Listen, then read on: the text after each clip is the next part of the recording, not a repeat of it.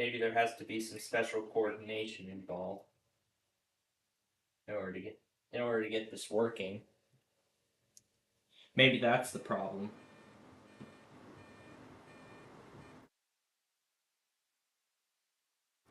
It's streaming to both. Ooh.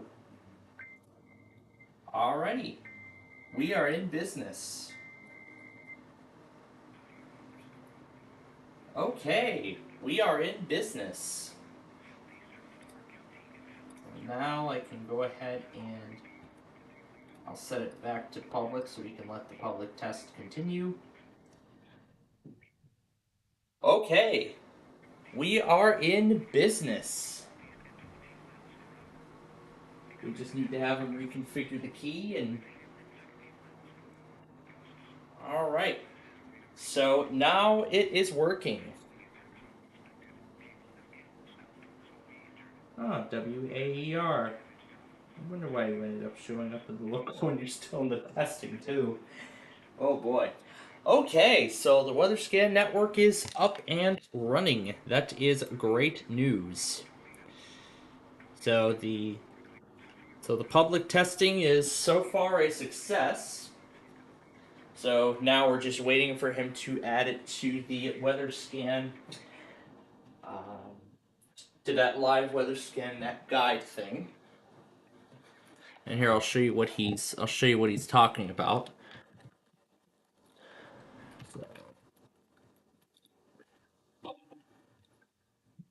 So there's my main network. However, my Weatherscan has not yet showed up. So here's a lot of stuff we got.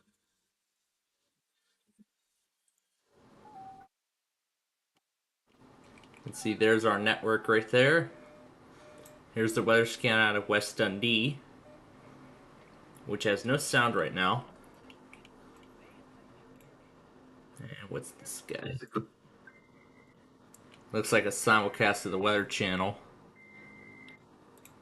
Here's ZachNet. This looks pretty cool. Wonder how he got the. I wonder how he got a hold of the emulation.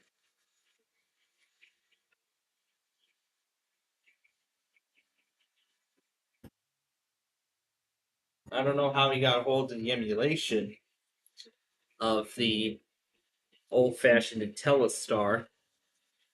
Well, the classic IntelliStar, that is. I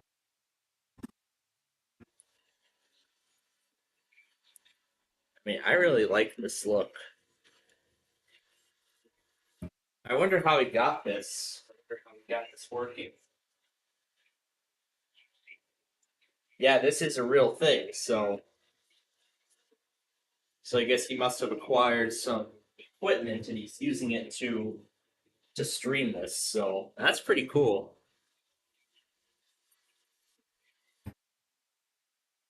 And I see they're looking to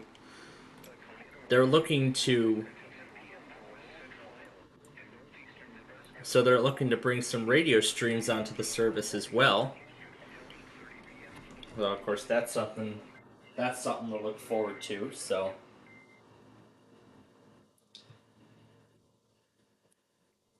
that's something I'm looking forward to. Maybe, hopefully, we can see some. Maybe, hopefully, at some point in the future, we can end up seeing some additional streams coming up from a few other places. Maybe we'll finally get Frostburg. Maybe we'll finally get. I don't know. Maybe we'll finally get a Goodland stream. But who knows? We'll have to wait and see what happens here. But until then, I guess only time will tell. So now we just wait for him to get the thing up onto the site. But let's just take a look further around the guide. So here's the WeatherStar 4000 and the main Weatherscan, both of which are offline right now. Here's this tiny thing. I don't know what this is, but this looks like a Weather Channel simulcast. This is the Highland Access Network he set up. And of course, here's Highland Weather.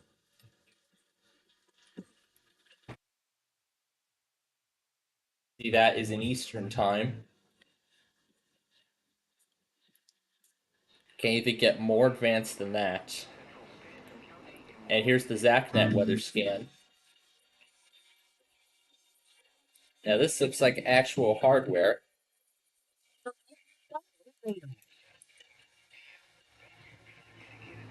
Now this looks like actual hardware to me, so yeah, this is absolutely actual hardware. There's this weather now thing. And here's them in MinWX showing Duluth. So it looks like it's mainly a traffic camera he's showing. See, there's just, you can see the live view of cars coming on through. There's the MNWX of the Twin Cities. What's this basketball thing?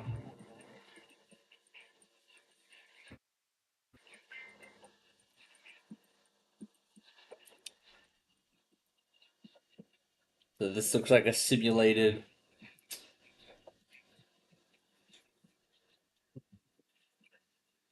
Yeah, it's. Yeah, so some of these things are emulators, the others are. And there's few of them that actually have obtained actual hardware and have modified their graphical environments for use. Then here's TMC.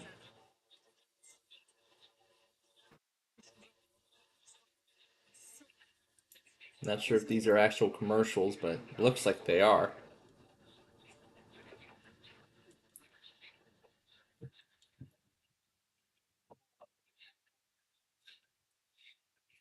So that's really all there is on here, which is interesting. And now we're going to get a second network on the network, and once on this site, and once everything's all ready to go, then our weather scan service will be clear to launch. And again, we're in the testing stage right now.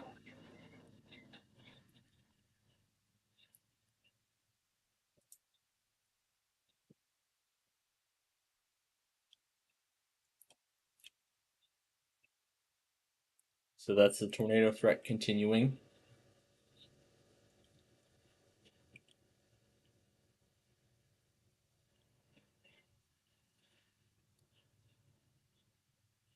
That says watch likely 80% for North Dakota. Yeah, especially as they move out of Montana.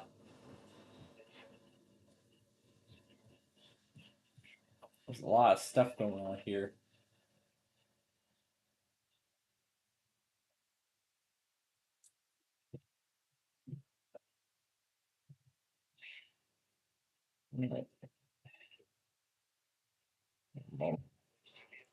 Here we go.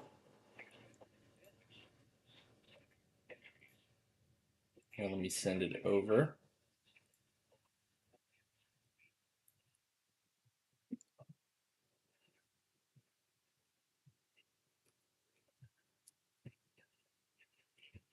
There we go. All right. We got the logo. So we got it on.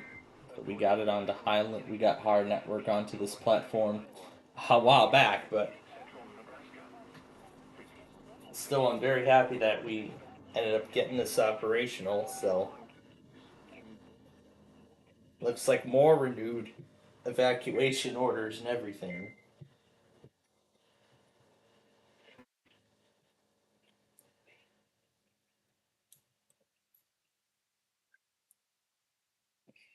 All right. Now I think it's time we begin that massive saga of Wheel of Fortune. Now it looks like the error is starting to come up again. But you know what? That's no big deal.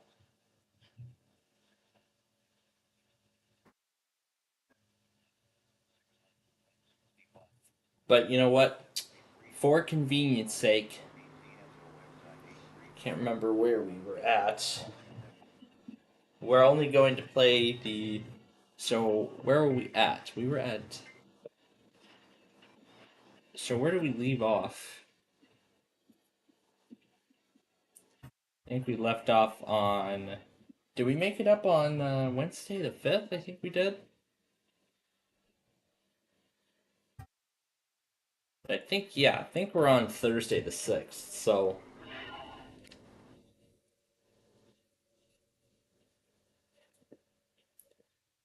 yeah, I think we're on Thursday the 6th. So, yeah, let's go ahead and start there.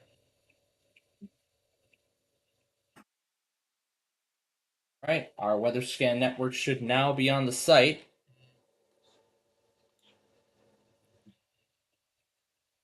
All right, now it should be added to the website.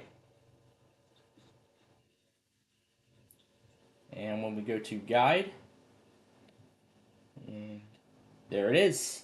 There is our Weatherscan broadcast.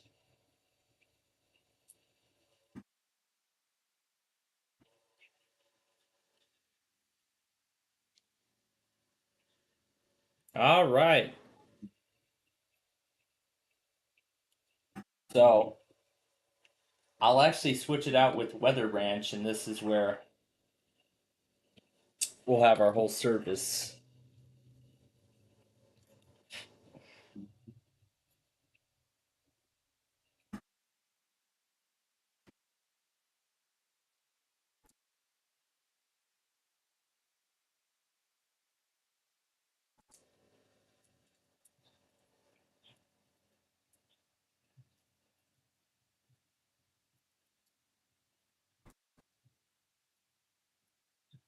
So I got one more thing I want, and that's that individual M3U8, and then this saga is complete.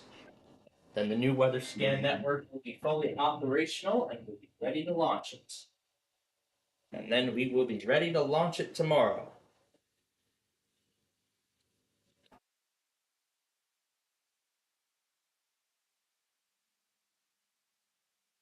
Wow, Edmonton is up 3-1 now. So it looks like they're really trying to stop the Oilers from. But yeah, for convenience sake, we're not going to play all those June puzzles. We're just going to. Right. Yep, that's our weather scan thing, and I will be adding that to the website.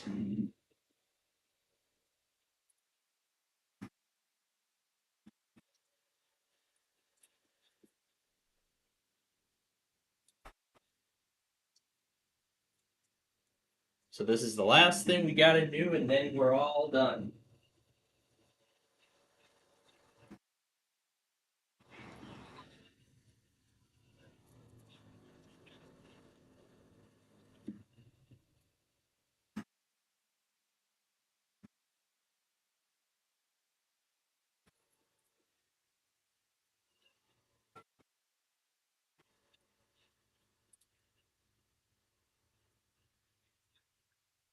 So I'll gather it by main channel and weather scan.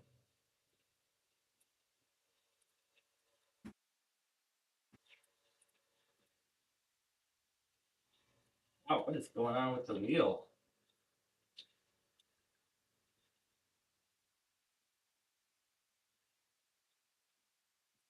Right.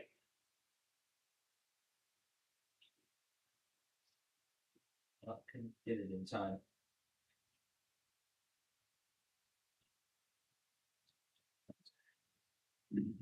Yes, I sure can. Let's.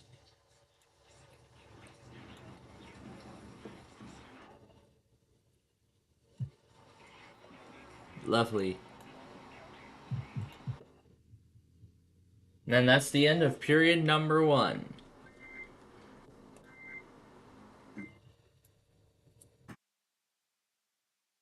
Here we go. Let's save it. Let's make sure. Doesn't have a logo. But you know what? I can manually add it back. But you know what I can just do? Go into Paint 3D and add it back. So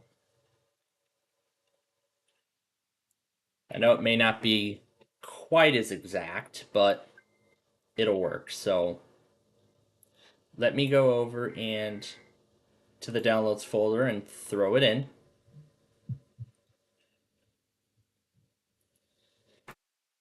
Okay, now I just set it to crop.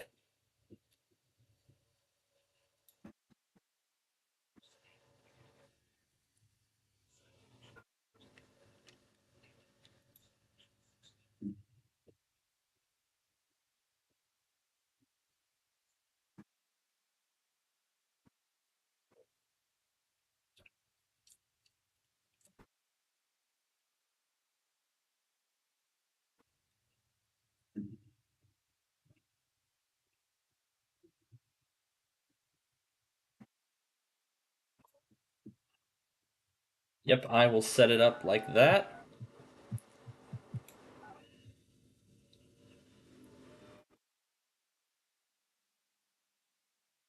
Yep, I will try to crop it down a little bit further.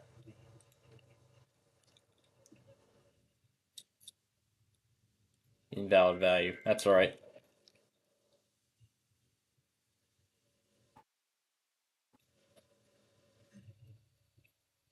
There we go. There's that much larger watch, and it's in effect.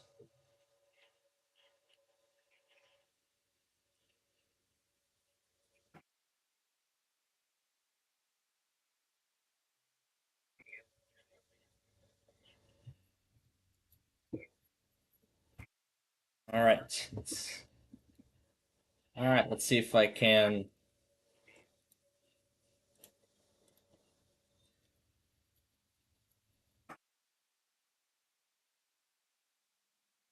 Wait, why are we opening it here?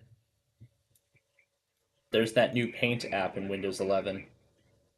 Let's try it in that. Yeah, there we go. Looks like we're going to get much better results with that. Let's see if I get the option to add text. Looks like I do. Should detect the font already on the system, and it looks like yes, it does. Yep, it already detected the font. And we can set it to white. Expand the size. That is too much, because it will not fit on the screen if I do that.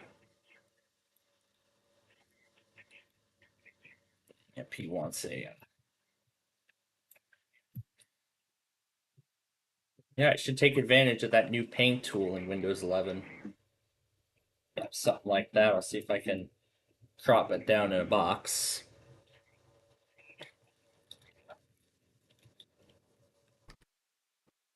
Here we go. Oh, maybe I have to. No background fill. How do I change the color? Or does it go black by default?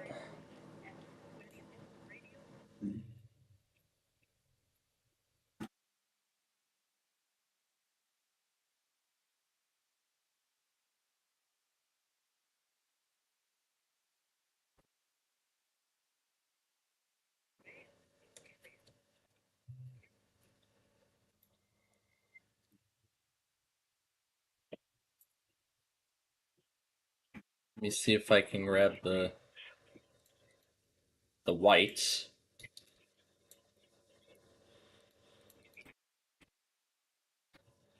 Doesn't look like it wants to change.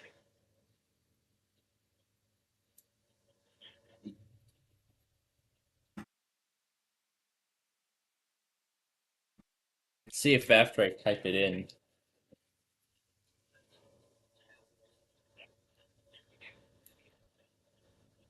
Let's see if after I type it in I can fill it.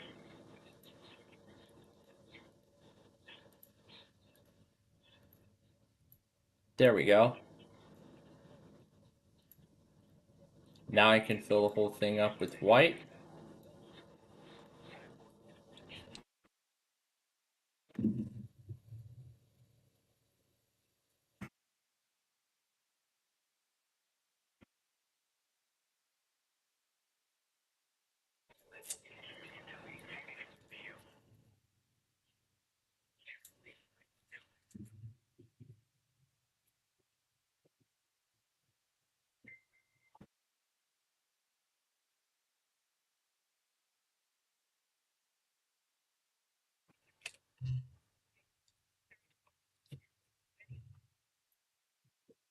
All right.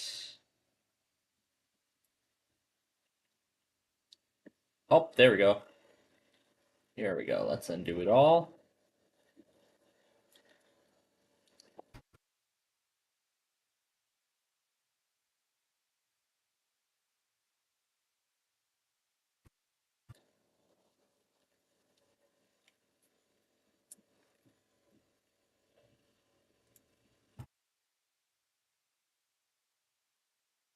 Perfect. Save it.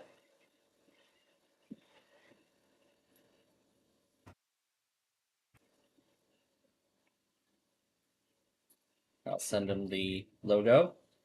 Lovely. That's a lovely background.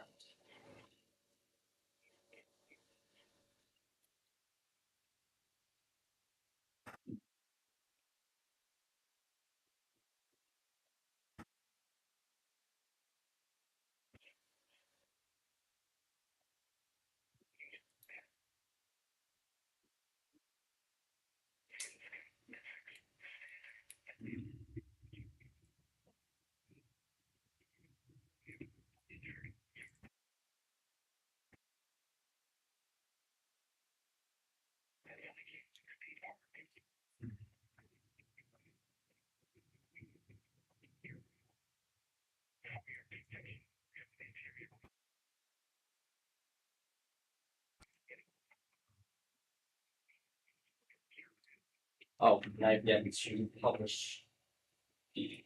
Oh yeah, I was going to add the thing. So let me add it. Add.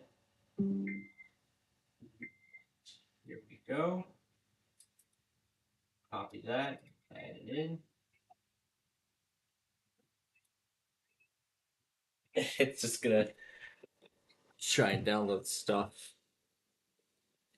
Now I gotta remember how this was originally set up.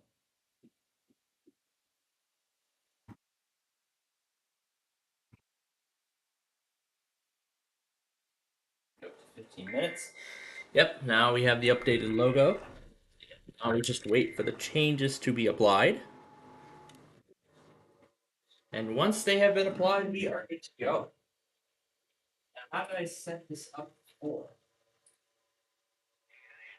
Embedding by URL, I'll just download this thing.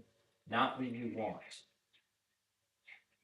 Does not allow for all embedding options. And there we go. Our Weatherscan has the updated logo, and now we are in business. I'm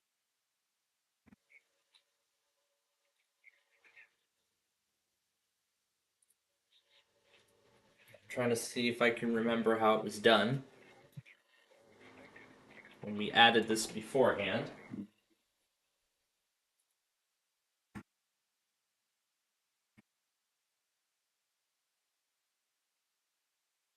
Changing this to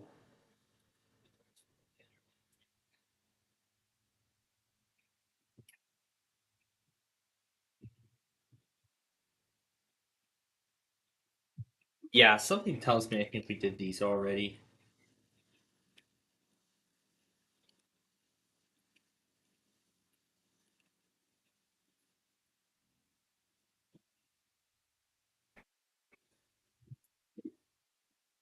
So how far did we go?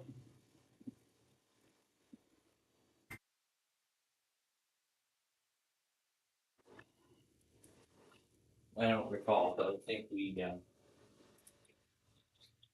time for others. All right, then. Otherwise, we are in business. We are absolutely in business. Otherwise,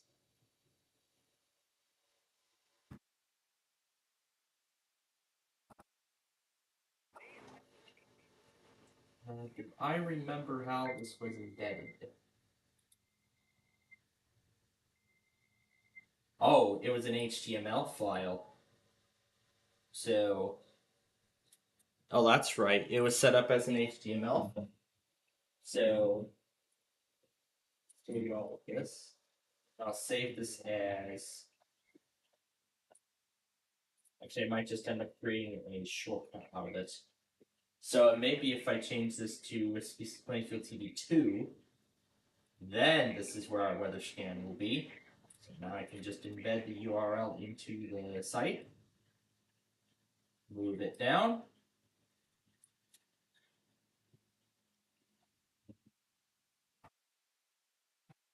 and we're done. We are done. Now we can go ahead and hit publish. That's it, folks. The Plainfield TV Weather Scan Network is officially ready to launch.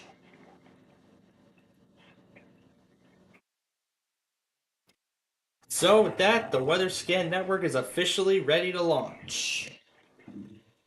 We are ready to launch it tomorrow.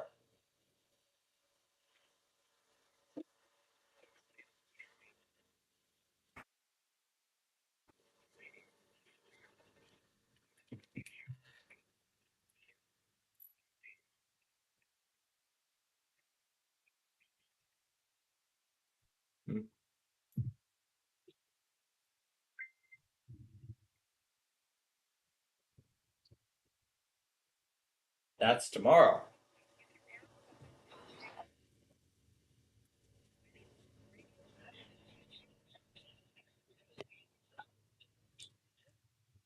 There's the Inside Out movie, now in theaters. Inside Out 2, that is.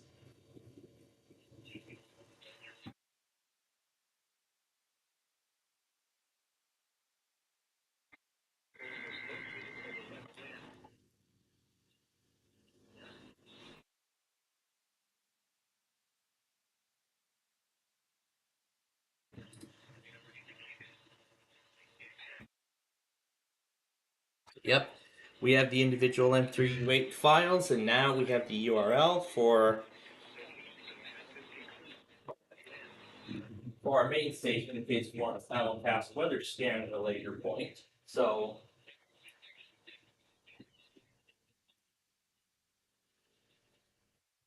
clean it up.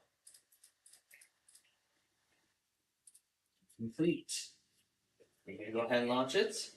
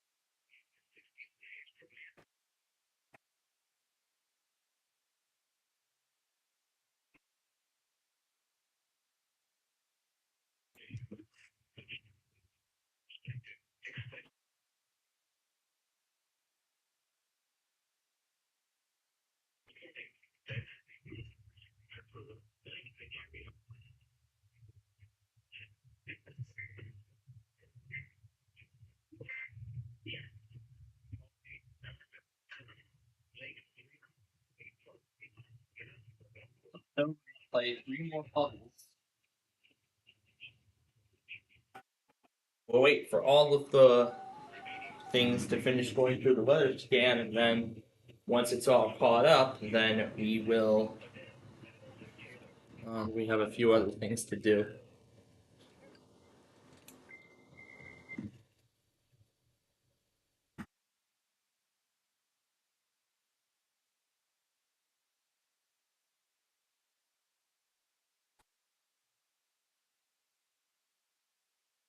And I'm not sure where that view is. Fort Lauderdale, or is that Edmonton? That looks like Edmonton, so. Yeah, 66 in Edmonton tonight, but more pleasant down there than it is here. It's a bit more pleasant. It's more pleasant up there than it is down here in Chicago. It's where, as I mentioned, highs have been in the 90s today. And for tomorrow's forecast, it looks like highs are supposed to end up in the mid 90s. So, oh boy, it's going to be a very unbearable. It's going to be a very hot Father's Day, let me tell you. Let me tell you, it is going to be a very hot Father's Day. but still, we have to give thanks to. We still got to give thanks to all the fathers.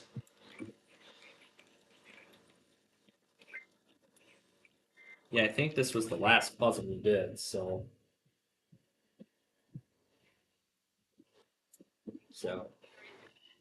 we're gonna play the remaining puzzles, and then that will be it. So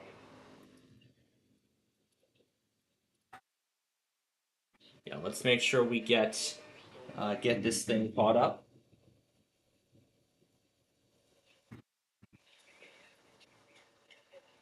In the meantime, I'll go ahead and start plugging in lights and getting ready as the sun goes down. Just getting everything ready. And the second period is now underway. 19 and 13 left because already 47 seconds are down in the second period.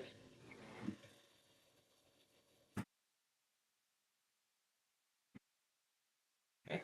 And here we go again.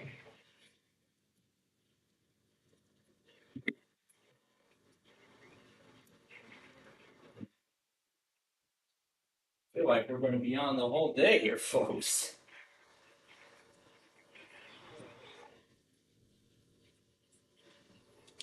Hopefully, I don't fall asleep again like I did last night, which is why I'm bringing KSL and all that other stuff. Yeah, the weather scan is now fully operational, and we have now entered the final stages of public testing in preparation for the network's launch tomorrow. In fact, the network has already partially launched. So the network has already mostly launched.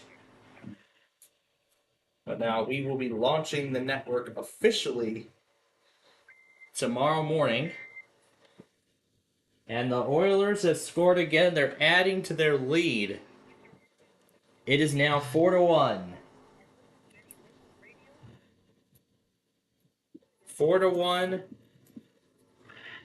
Already with 2:15 down in the second period of the game.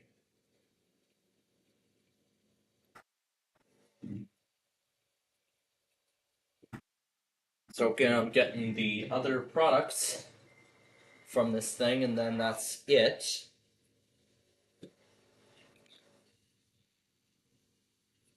All right. One moment here.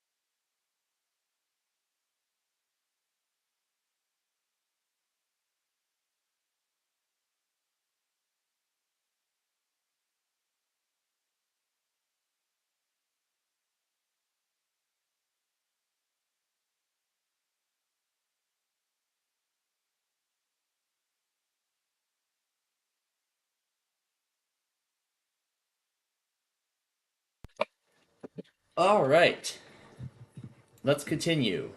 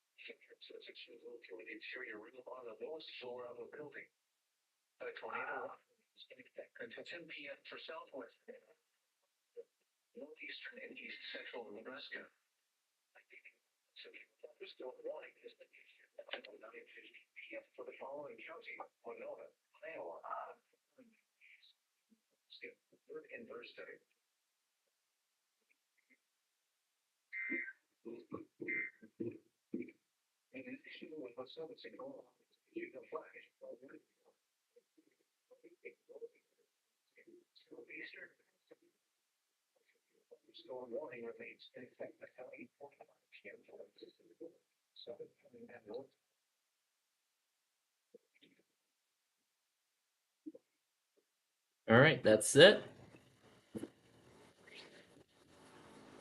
All right.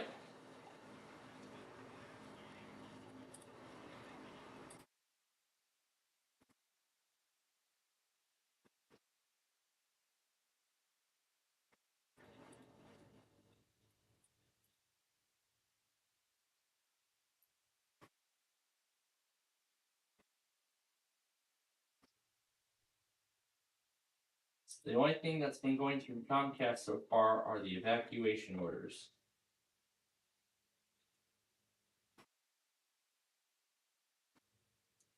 I don't see what else to add to WHC on the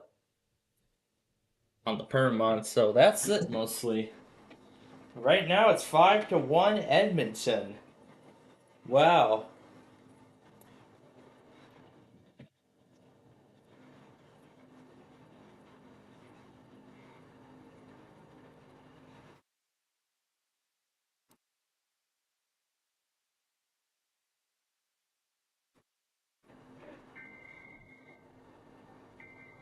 Alright. So we're done with Vista. Turn it off.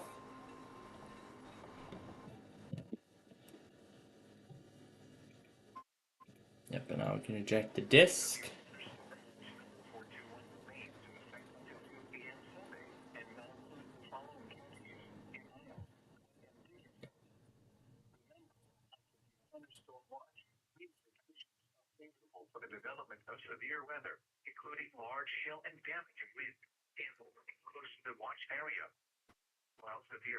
Now that's not all, because there's more after it.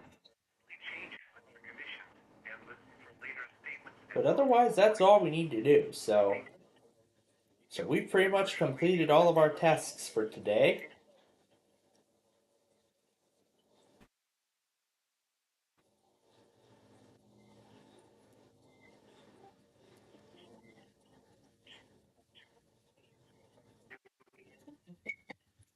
Episode 2 of Season 40 of Jeopardy. These are great logos. I legit didn't see this coming, but they finally went back to the bars.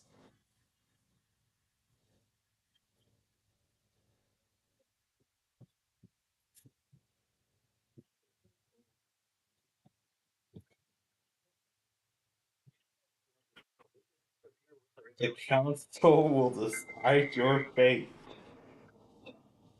The council will decide your fate from the purple place game.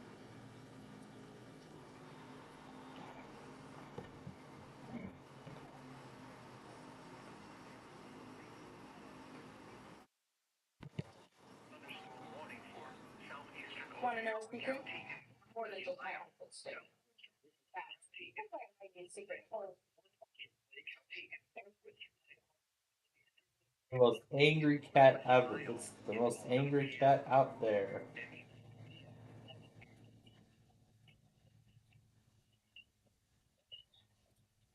It doesn't want something getting too close to it. It's like it wants to be alone.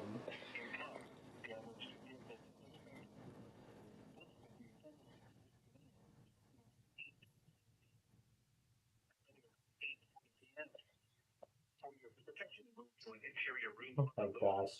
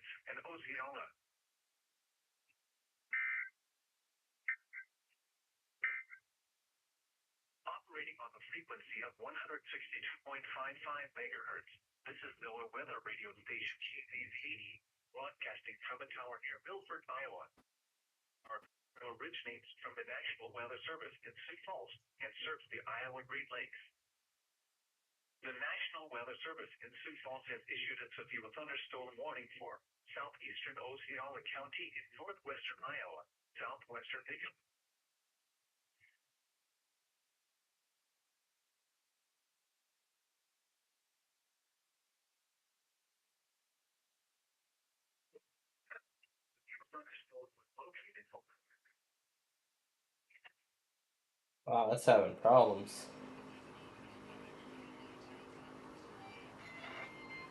Windows 8 startup on a violin. Sanchi and Zero 100 frequently asked questions.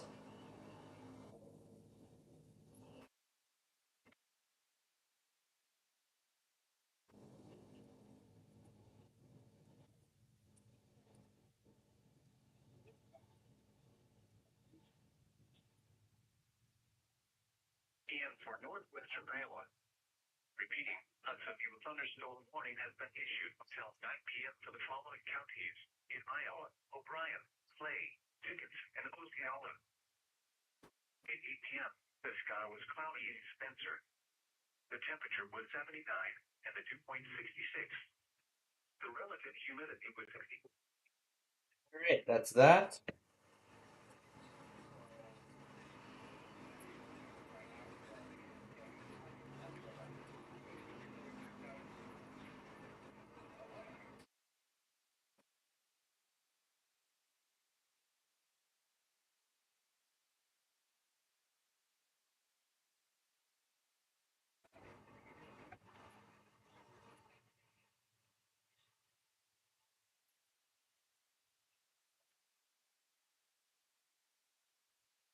It's the Windows 7 extended kernel.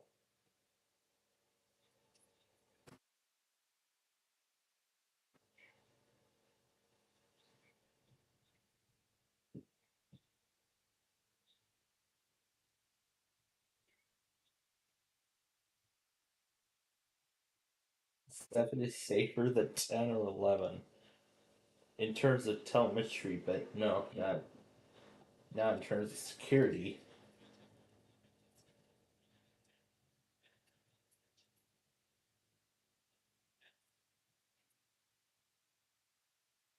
Old laptop. Toshiba Destruction Part 2.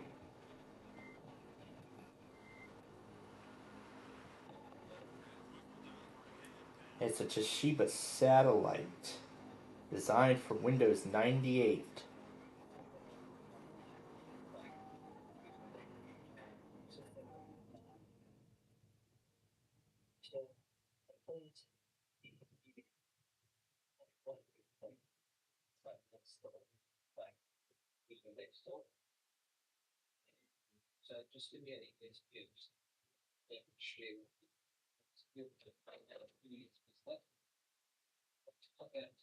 Terry and you'll come. I'm not sure if we can get that with those counties or not.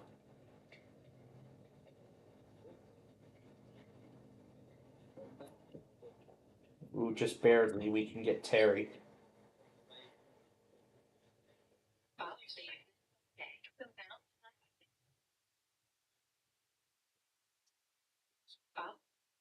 Blue screen.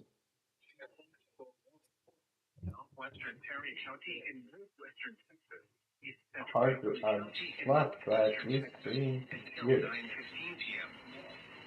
At 8:37 p.m., a severe thunderstorm was located 4 miles south of Tokyo, or 12 miles north of Seagraves, moving southeast at 15 miles per hour. It's various methods to make it unusable. Damage to vehicles is expected.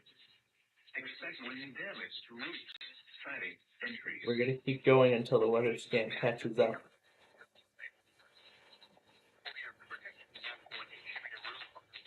Even that Toshiba had a track point at one point.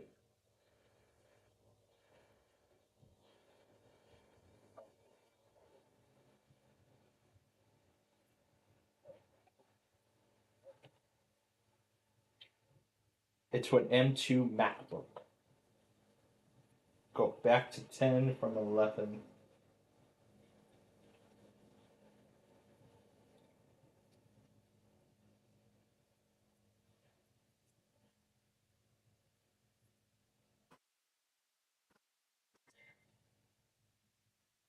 The same cat you fed yesterday.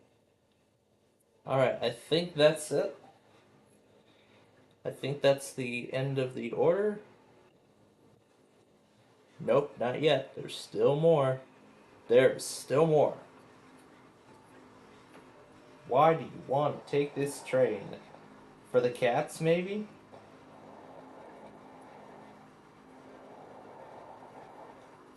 I don't know, maybe for the cats? Probably for the cats.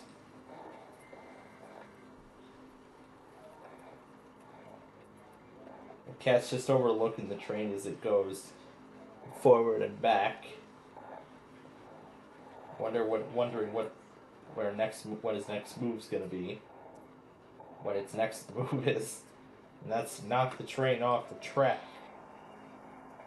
Yay, over a bridge.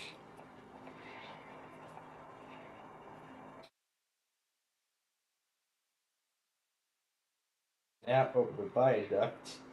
With the cat right on top of the tunnel. Still unsure about what to do. Whether to move forward or stay put. Right now it looks like the train is staying put. The cat's gonna try to get the train.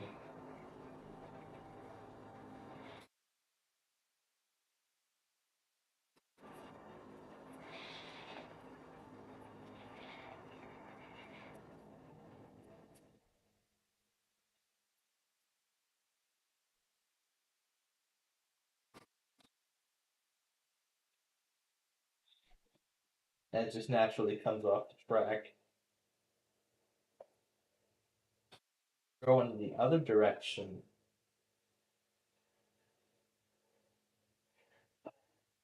Awaiting the cat's prey. Awaiting a cat right at the front. Almost knocking it down. Oh boy, let's see what the cat does next. And of course, after licking himself, he charges to the attack. He charges to the attack, knocking the train off the track.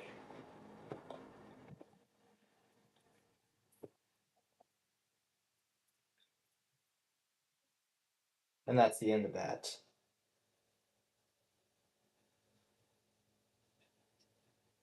Wasting your time.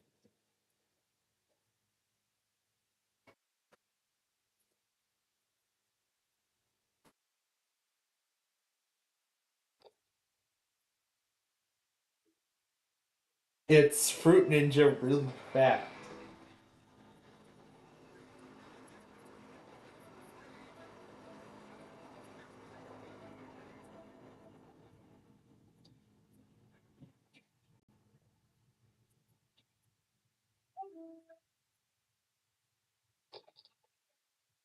It's really an entire game of Fruit Ninja sped up. So it's a whole 60-second arcade game slowed down to just 2 seconds. To just 2 seconds. So that's it. A whole 60-second Fruit Ninja game slowed down to 2 seconds.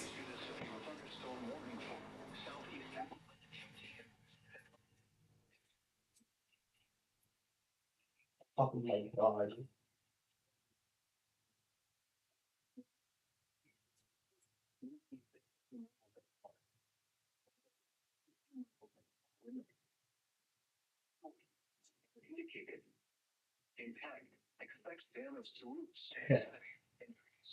Oh my god. I have not touched that game forever. Nor have I ever played the arcade version ever.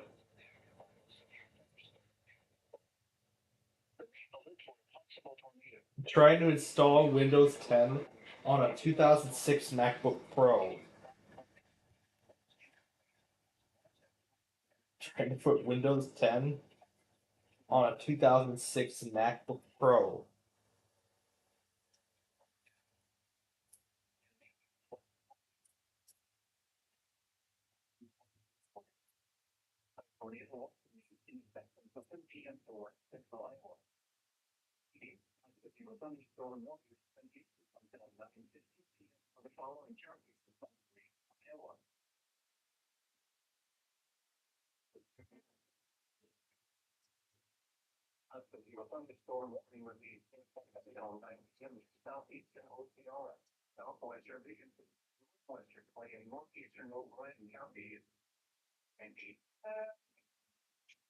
And this is for Brewster.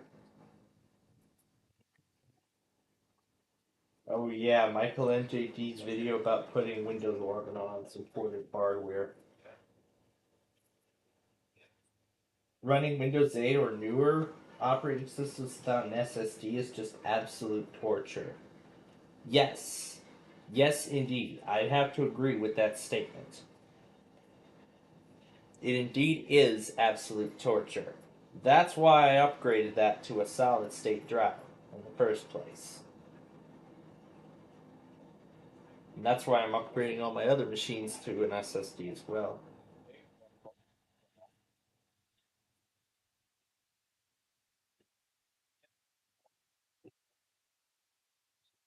Oh god.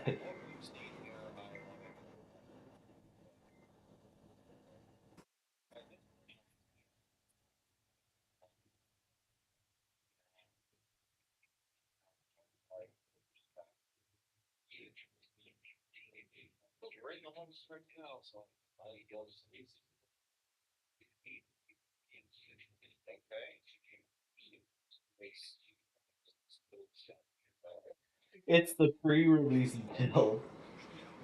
It's the pre-release build.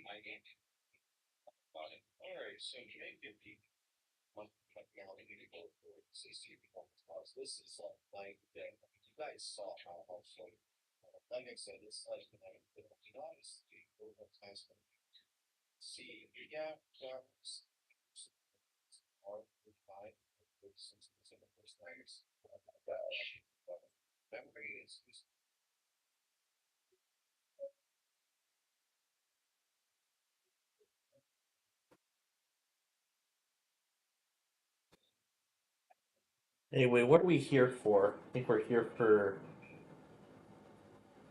Amtrak, aren't we? We're here to watch Amtrak 3.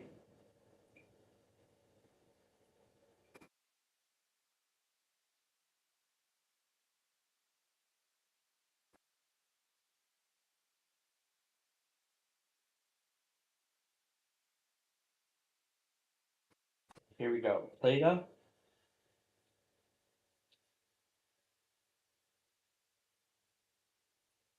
Ooh, the Chief's coming.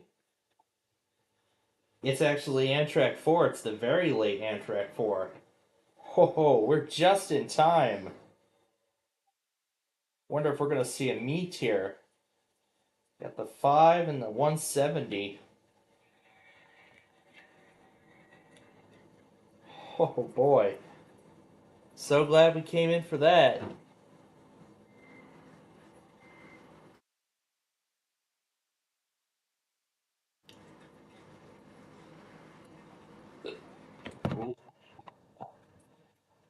I wonder if we're gonna see both Chiefs simultaneously.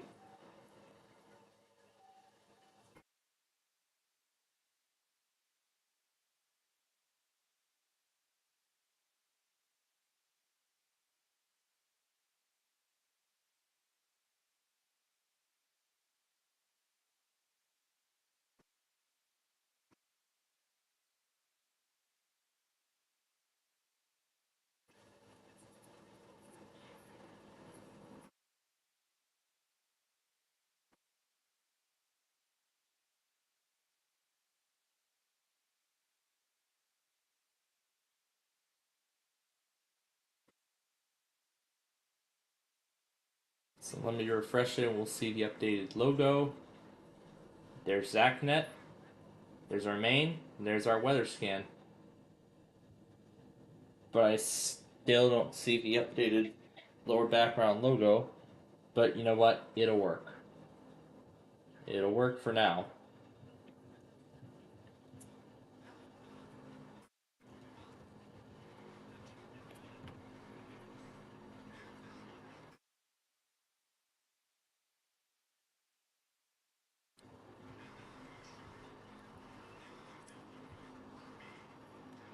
Here's the tracker with Google Maps.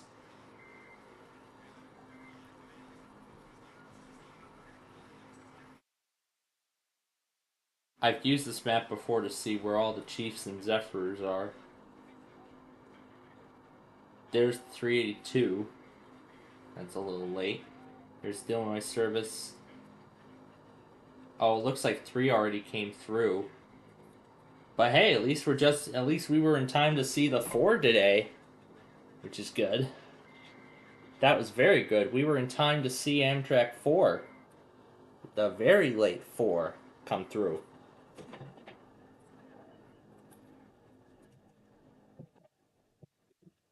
We were at least in time to see the 4 come through.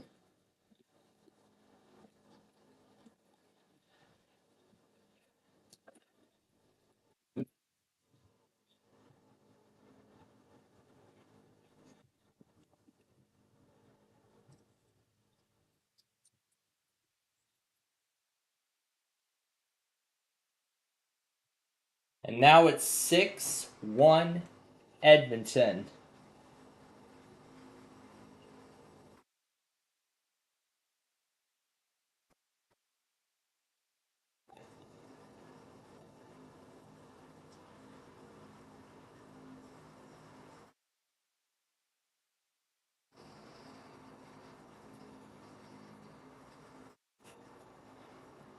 So at least we were in time to see 4.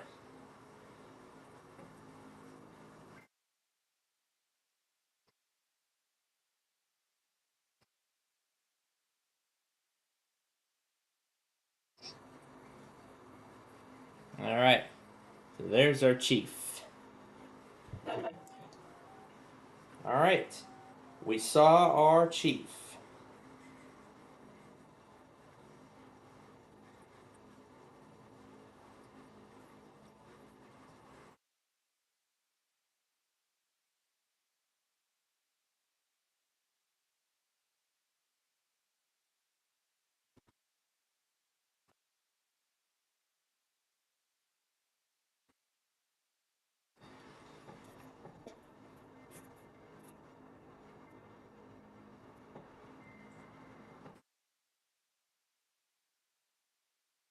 ESPN Bet.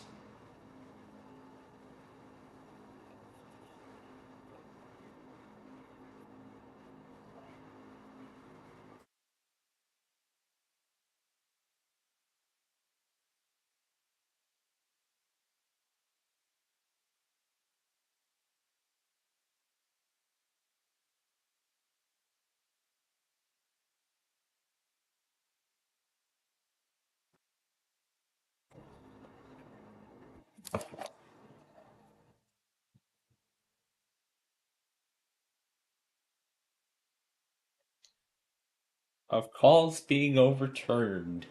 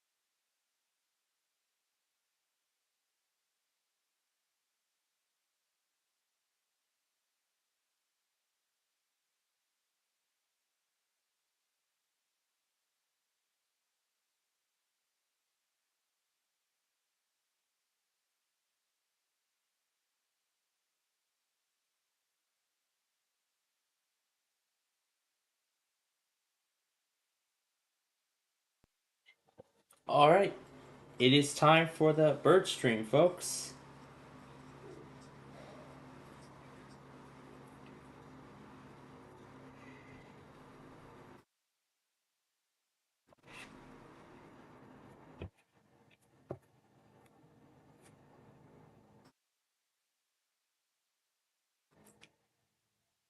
Says there was an error.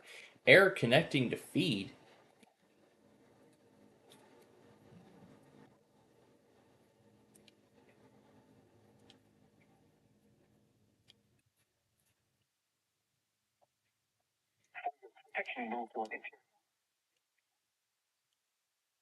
Yeah, I honestly recall getting that one, so.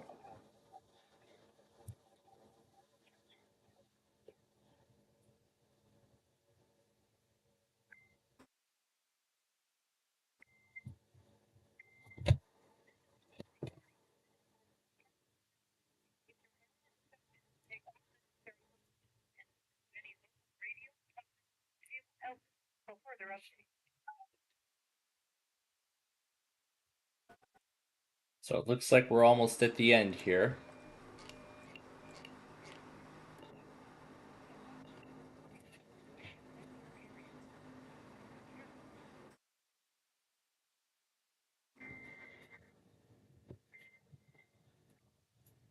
Fail.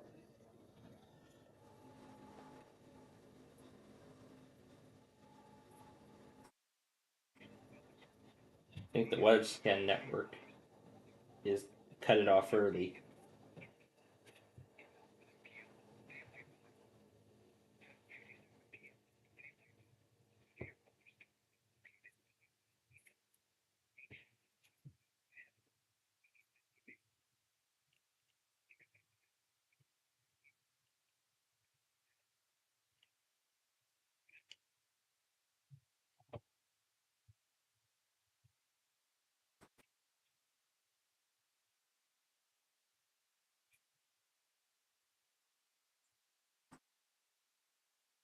And it just went down.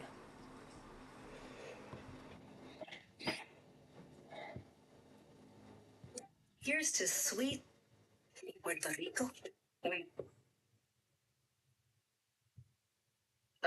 When is my allergy spray gonna kick in? There we go. Finally got control of the stream.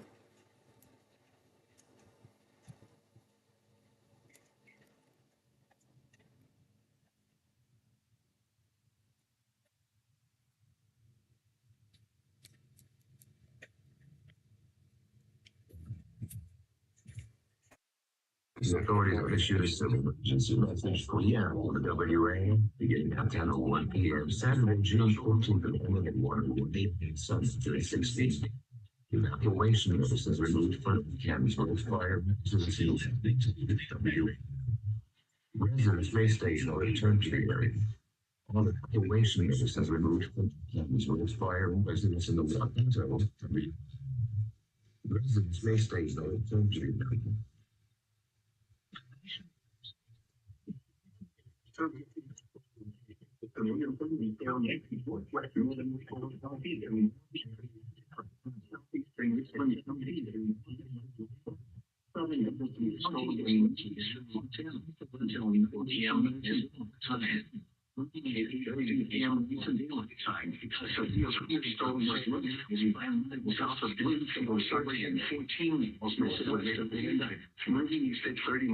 Opening calls of all time Park Rise. Speaking of which, the Sox game I think is about to start.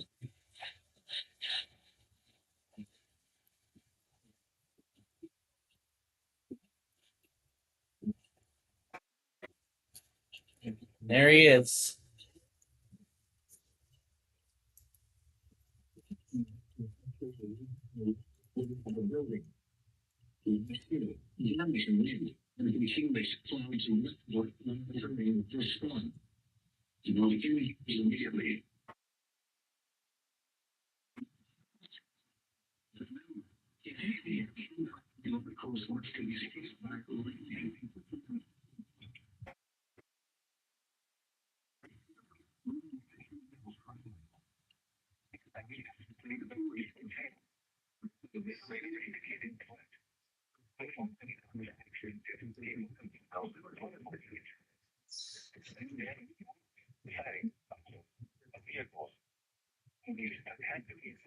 I have a massive set of videos to send over.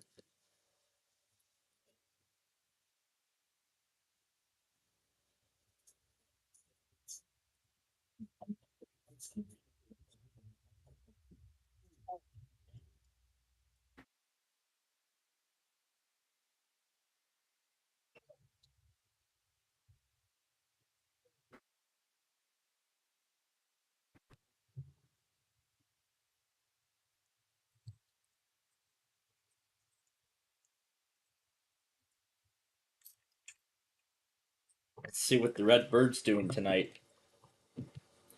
I wonder what it is doing.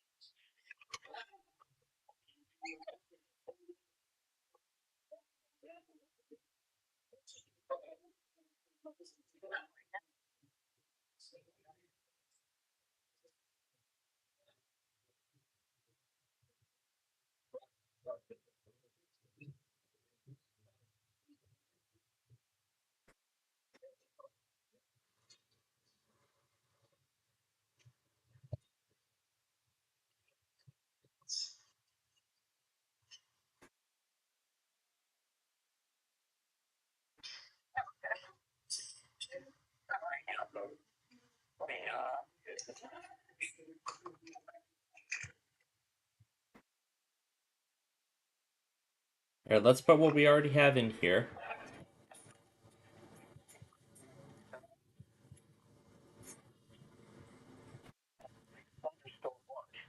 The commission sources for the latest severe weather information.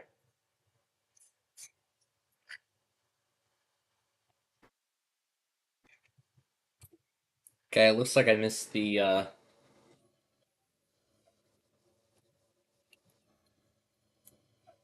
said patching live, but the thing went offline midway through the bulletin, so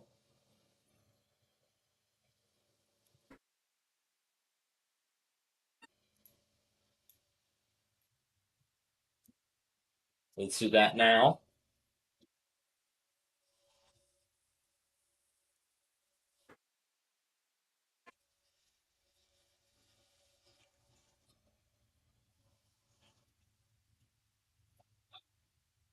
Good job.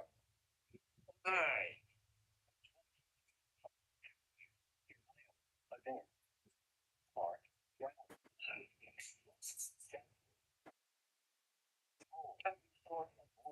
Does he even want to talk at the moment?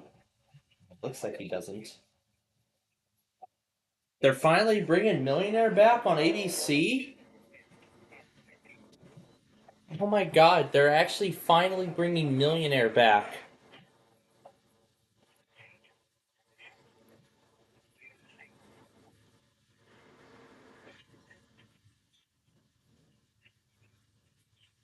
They're actually finally bringing back Millionaire, and it will be most likely with Jimmy Kimmel, and it will be with Mr. Kimmel as host.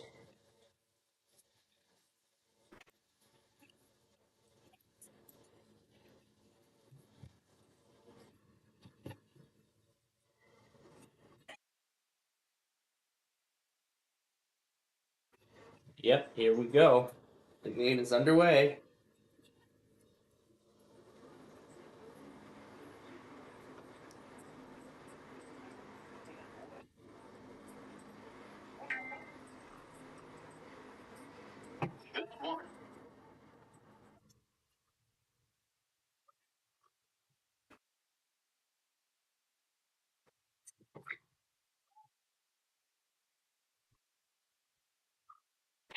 Deep. 10.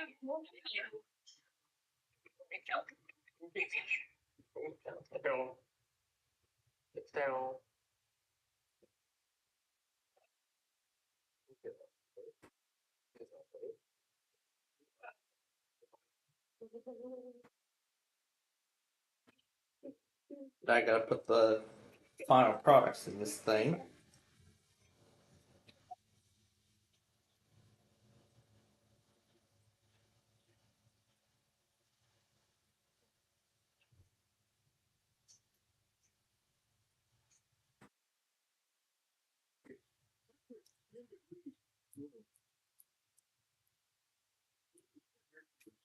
Yep.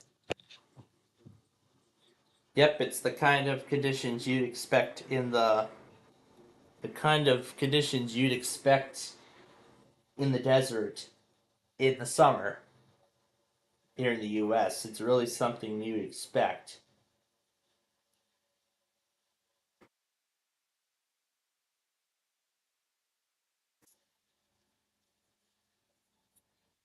So it looks like the Oilers are trying to are looks like they're succeeding in their goal of preventing the sweep. So then game 5, we would then have a game 5 in Florida, and then this would be the Panthers' opportunity to win it. Or the Oilers could make a spectacular comeback and win the cup. Would love to see the Panthers win the Stanley Cup at home. Maybe it could happen tomorrow. We will find out. We are going to find out for sure what happens.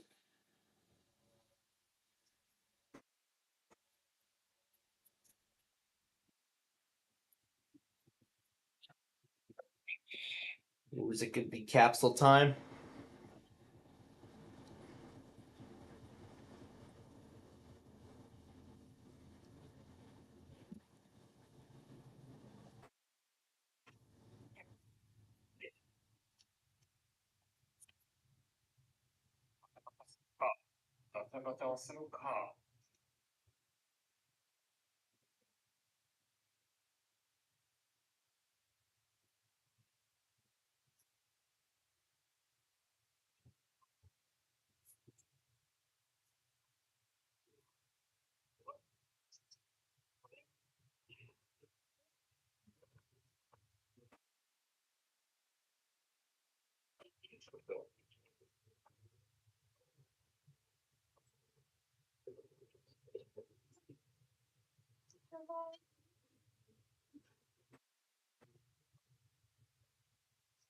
With all these birds.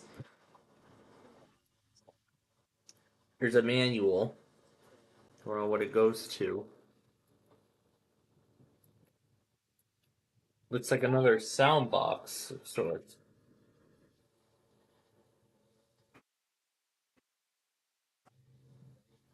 So what is it? Yeah, it looks like a sound box to me. Looks like there's a yeah, there's a sticker that goes onto it.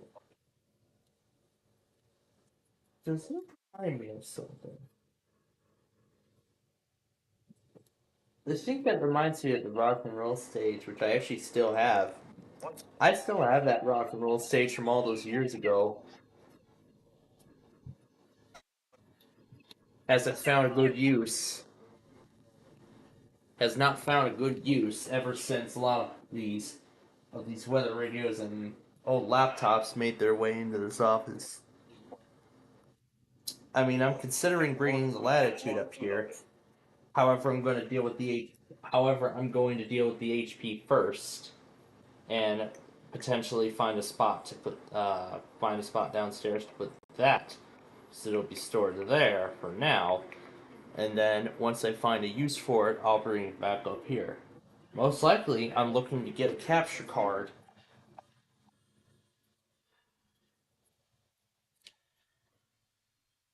Looks like it looks like a intercom. It looks like an intercom device of sorts.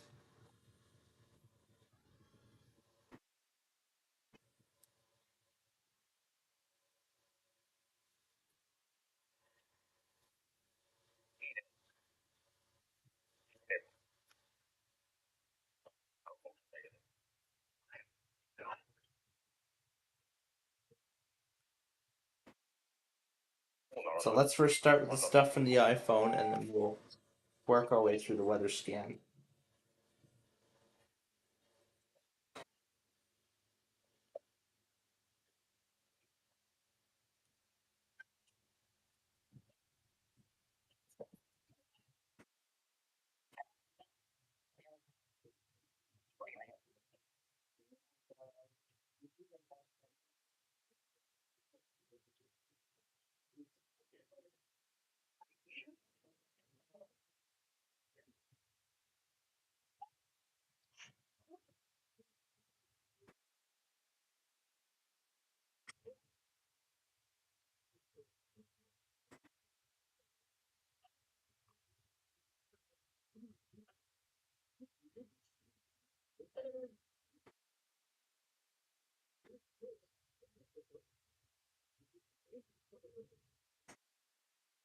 Like this guy's got multiple breeds of birds.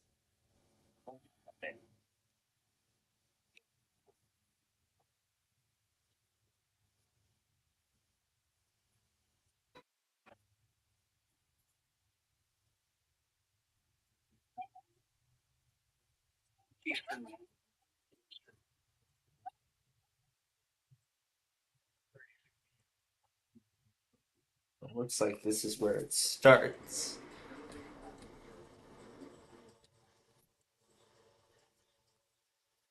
So it looks like this is where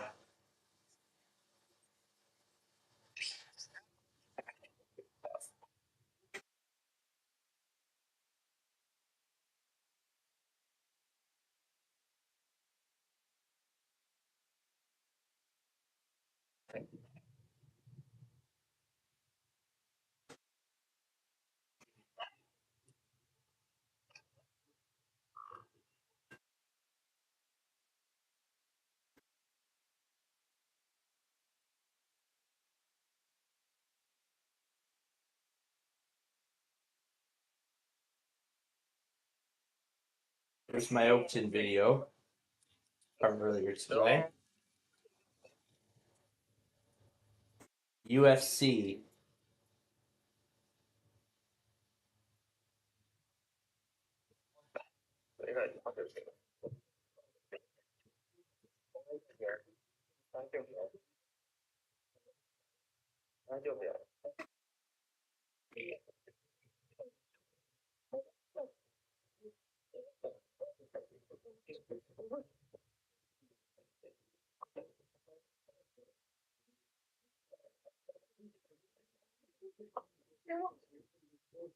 Phone ran out of space.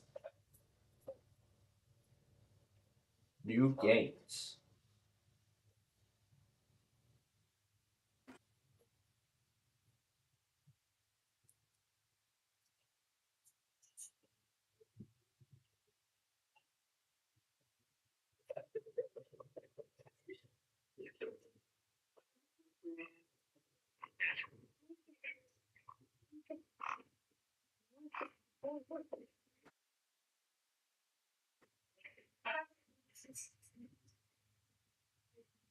That looks like the video kept rolling for a little while.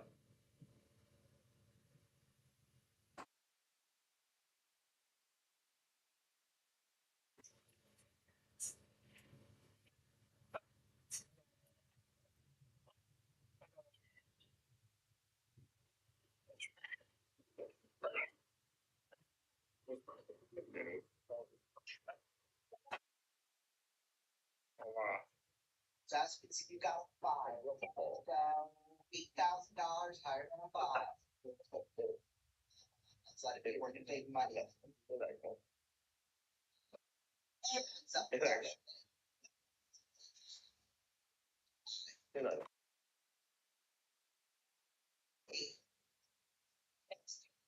Yes. 78,000.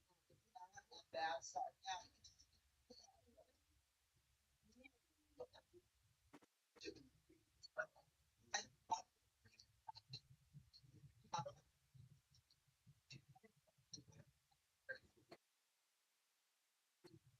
Man, yeah, this thing's set up really good.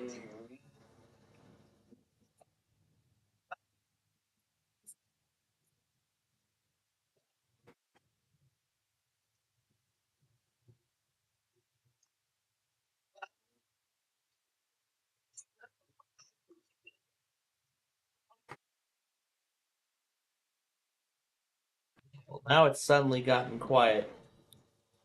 Hello, Max the Cockatoo, or Barney the Cockatoo, or Kwaku the Cockatoo. I don't know how to say it, but what? What was that? Yay! Kiwi saying hi. Hi.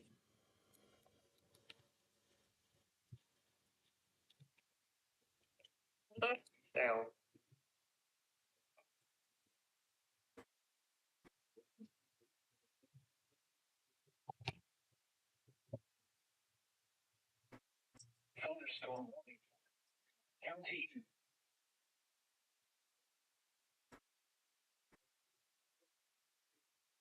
Has issued a tornado warning for Southern Dakota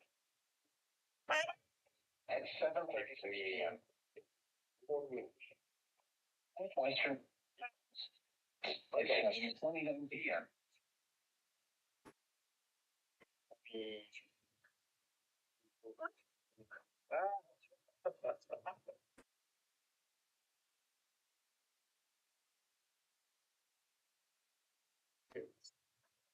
At 7:29 p.m.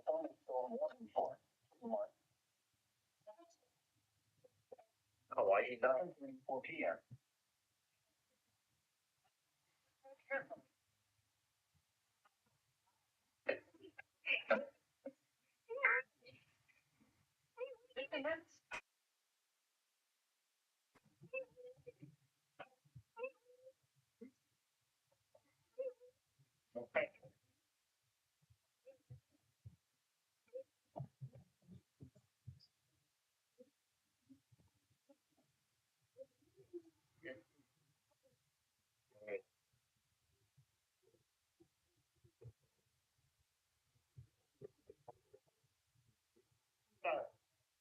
Stable.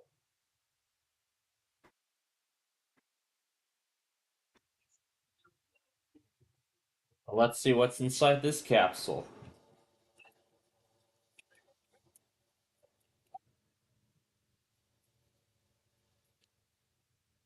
As the cover comes off,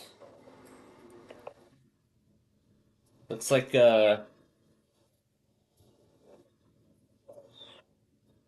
it's a miniature. It's a very small doll box. It looks like a box of, yeah. It looks like one of those. It's a smaller version of one of those boxes that these dolls come in. It's one of these small boxes. Yeah, for in which these dolls come in. All right, folks. So we're getting ready now for the third period. The Oilers have a 6-1 lead over Florida. Remember, their goal is to try to keep themselves alive. Their goal is to keep themselves alive in the series to try and prevent the sweep from Florida tonight. And it sure looks like they have done the job. And it sure looks like they've done the job so far, but the Panthers have an opportunity to come back. And yes, I have seen an NHL team come back down by 3 and then win it 4-3 in the end. Now, if it was, I think it was San Jose against, I can't remember what the other one was. Yeah, it was San Jose against Vegas. That's what it was when they were in the Stanley Cup final. So, so if San Jose can do it, then Florida can. Well, let's see if they can do it. As here we go in the third period of the game.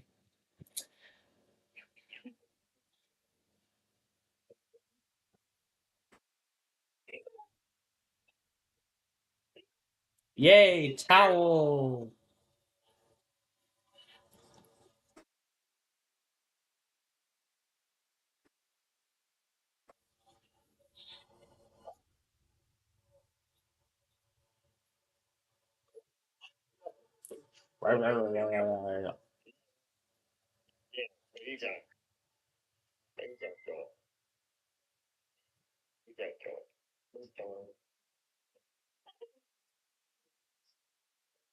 At 6:41 p.m.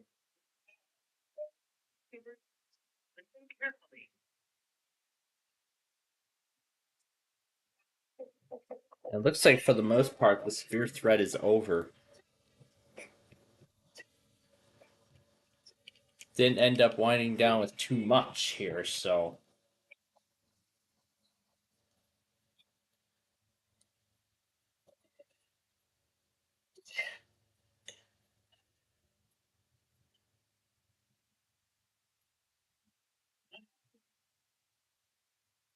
KXCV.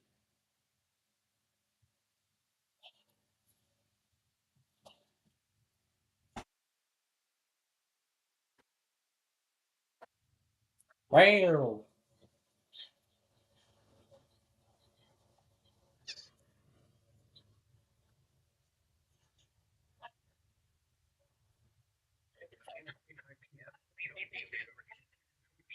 Producing heavy rain in 2 inches of rain have fallen in a short period of time. Additional rainfall to 1.9 inches or in the forest area. Ooh, it's a kid telephone. It's that Fisher Price phone.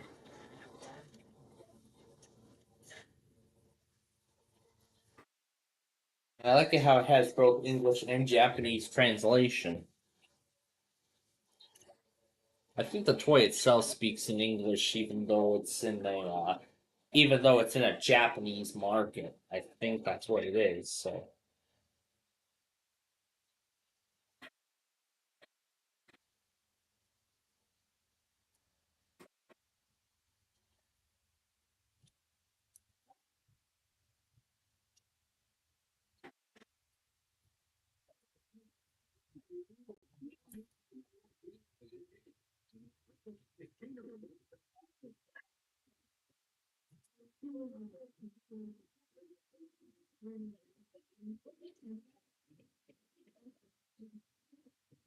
wait and see if that Montana station goes as well.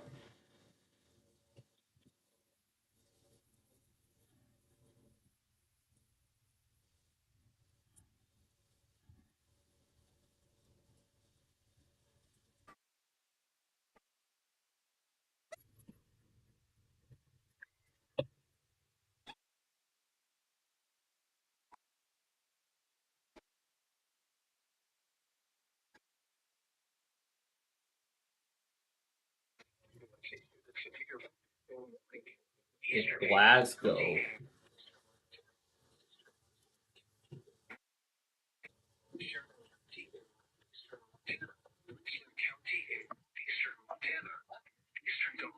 In Glasgow.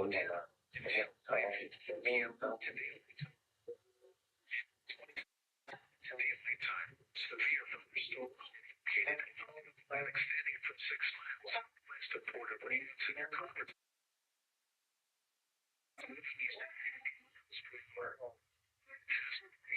miles per hour gusts 10-quarter size hail. Source radar indicated. In fact, that already gives me a criteria of what I'm gonna do tonight. Now for the 90 degree heat on the way tomorrow.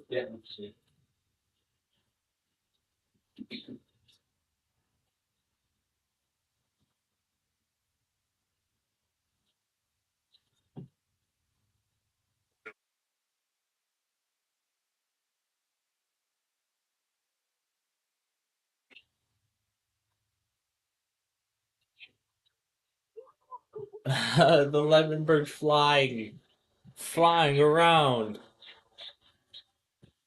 It's flying everywhere, all over the place. Trying to pick him up and he takes off. Trying to pick up the bird and he takes off. Yep. See, I figured the bird, just as soon as he grabs the bird, he just takes off. Like the Cascades train that's coming through right now.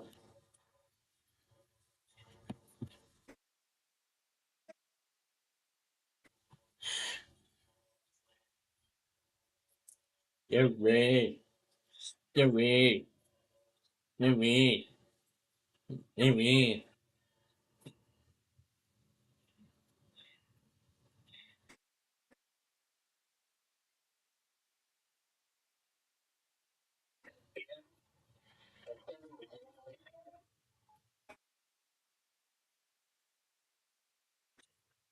Until 7:30 p.m. Mountain Morning. At 6:41 p.m. Mountain.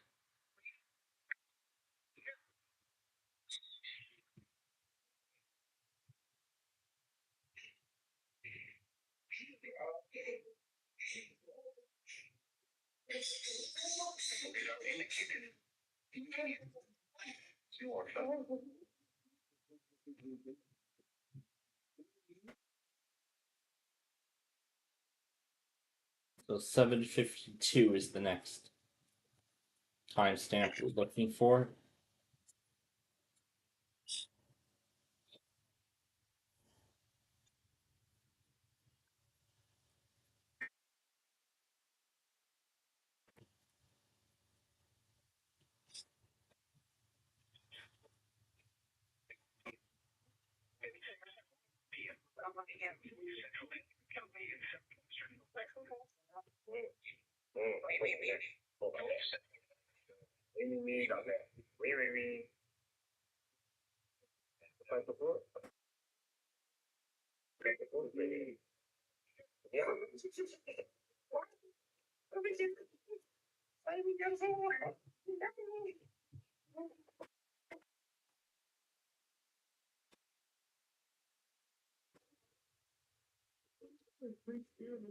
This mouse is starting to become a bit unreliable as well.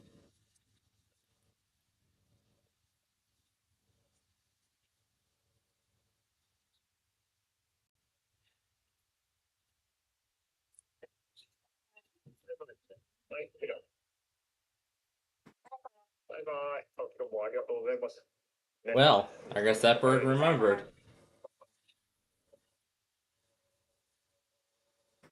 I guess that bird remembered that the stream is over.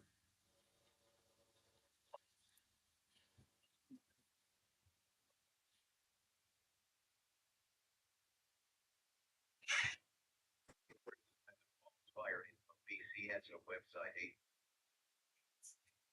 833-512-537.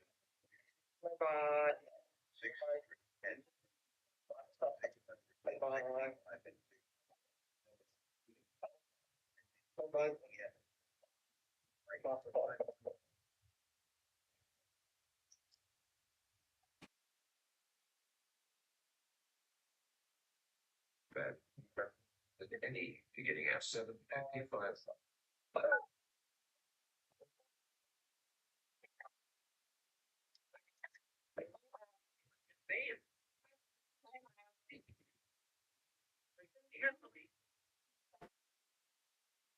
Now I know where to put this.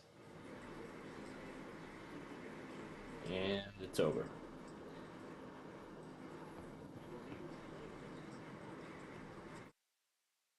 I'm gonna go get the Sioux Falls warning really quickly here. Am I on the right station? No, that's not right. It's supposed to be Milford. Doesn't serve Dickinson.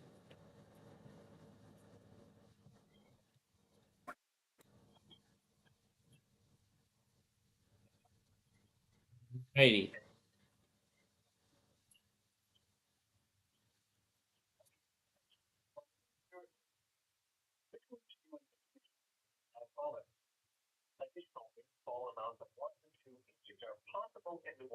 A little mischief and the new water fountains here.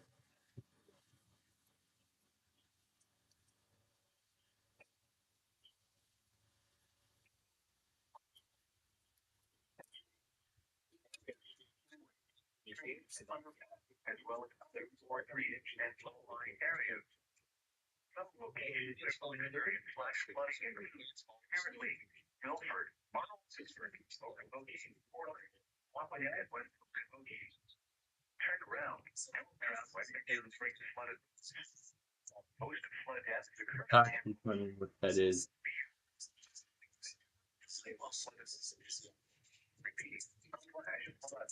Let me see where that video of Max is.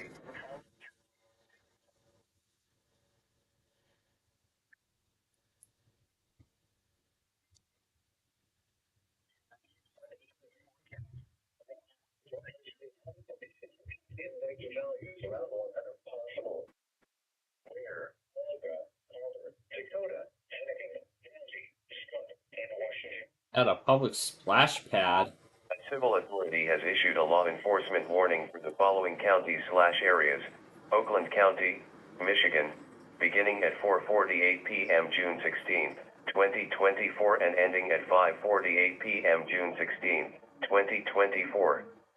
Oakland County Sheriff. Active shooter located near Spencer Park in Rochester Hills. Avoid area and seek shelter. Tune to local media for more information.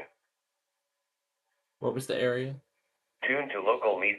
Shooter located near Spencer Park in That was WJR relaying the law enforcement bulletin. Now, I don't know what that area looks like, but you know what? I can actually show you. I can show you a bit of what it looks like. So, it was at Spencer Park. Yep, Spencer Park and Beach. Spencer Park and Beach. Rochester Hills, Michigan. This is where the law enforcement situation took place. It sure looks like that there is a beach to me, but it's not over a major lake, it's just over a local lake. And I think in the distance I can see that thing pad. So this is where that now let's see if we can find that splash pad. As Piggy Porkchop said, there was a splash pad in the area somewhere.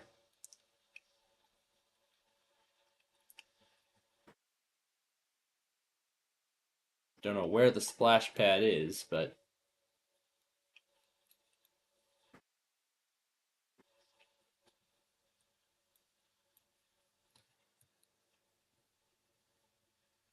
somewhere in this playground area.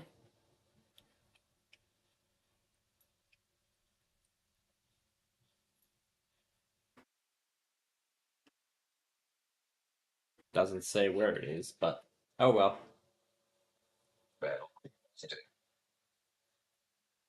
Rochester. Oakland County Sheriff. Active shooter located near Spencer Park in Rochester Hills. Avoid area and seek shelter. Tune to local media for more information.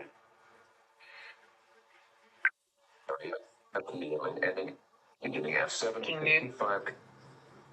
All necessary. He can tell. He's at 7:56. Listen carefully. But what's the next one after that?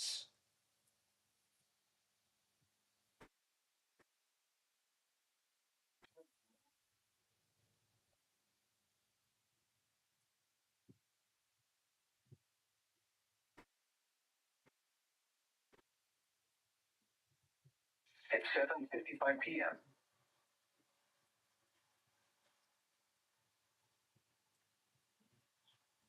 Leader watch number 422, effective until 2 a.m. And I think I remember that watch came before 8. Yeah, it came after 8, so this is where we'll continue. At 7:56 p.m. Iowa, Western Wyoming. National warning for Western County in east central Nebraska, eastern Truman County in northeastern Nebraska, southeastern Thurston County in northeastern Nebraska until 8:45 p.m. At 7:55 p.m.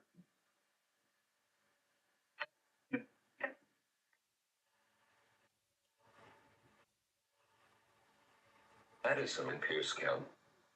Look, ME. Madison, ME. At 8:59 p.m. Area. Listen carefully. Man, there were so many 59.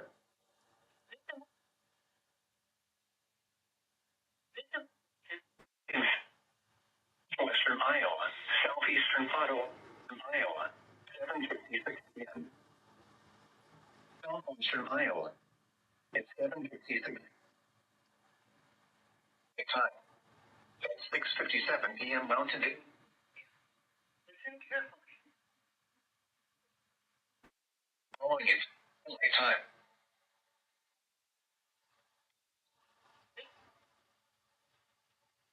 Listen.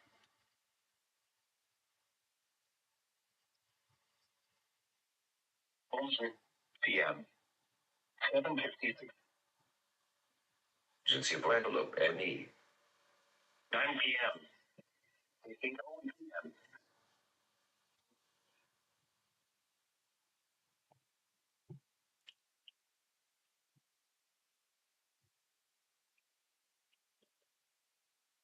Apparently, there's two things going over at once.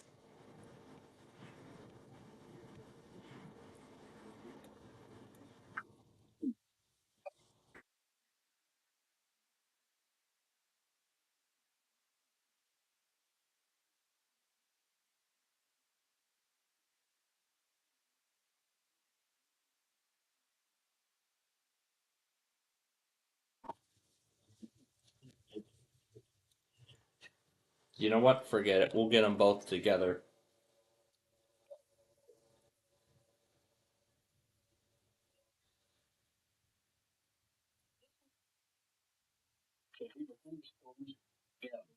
Yeah. 8:01 p.m. have issued the National Weather Service only. National Weather Service only.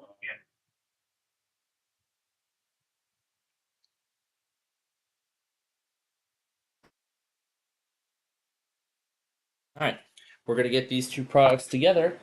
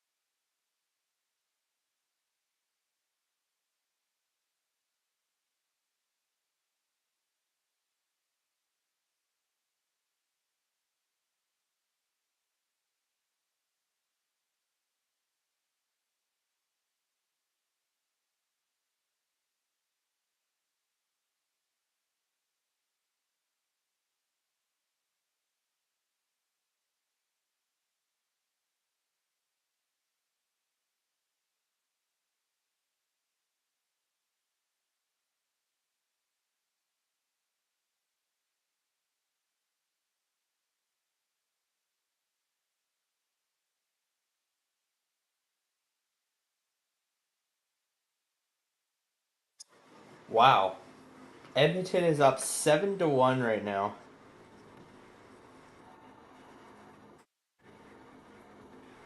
Wow. I cannot believe how far up Edmonton is at the moment. Oh my goodness. 7-1. They're up 7-1 at the moment. And there's only less than 5 minutes left in the game.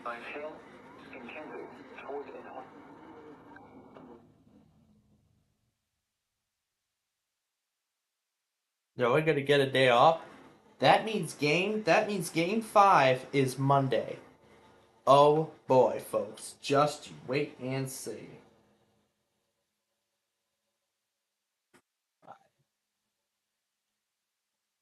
Okay.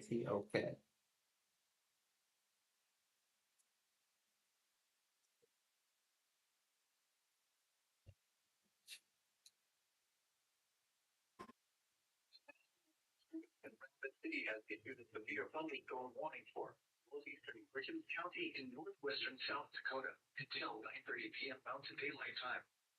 At 8:48 p.m. Mountain Daylight Time, a severe thunderstorm. The 3:20 left in the game. Now it's 8-1 Edmonton. Wow. 8-1. 3 1/4 minutes left. With just under 3 1/4 minutes to go in the third period. Oh my goodness. Edmonton is killing it. They are killing it and they are getting redemption. They are absolutely getting redemption here. My gosh.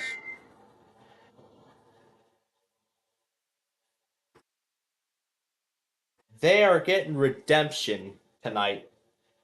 Oh my goodness.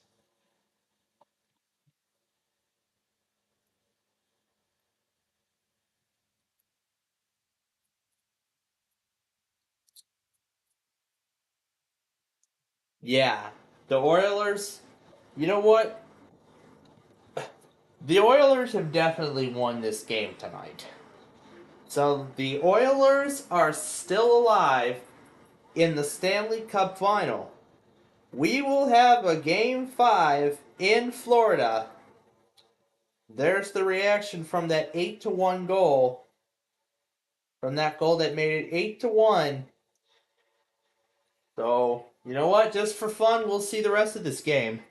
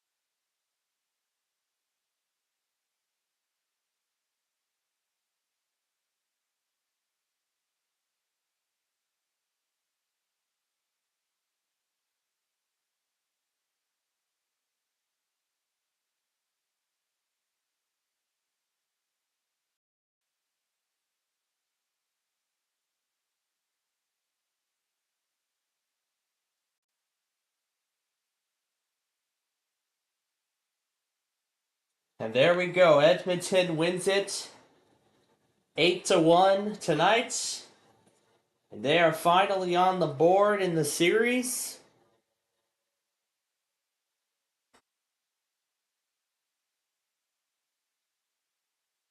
So they're at long last on the board in the Stanley Cup final. So that means we will have a game 5. We will have a game 5 in Florida on Tuesday night, it looks like, because it said Tuesday night at 8.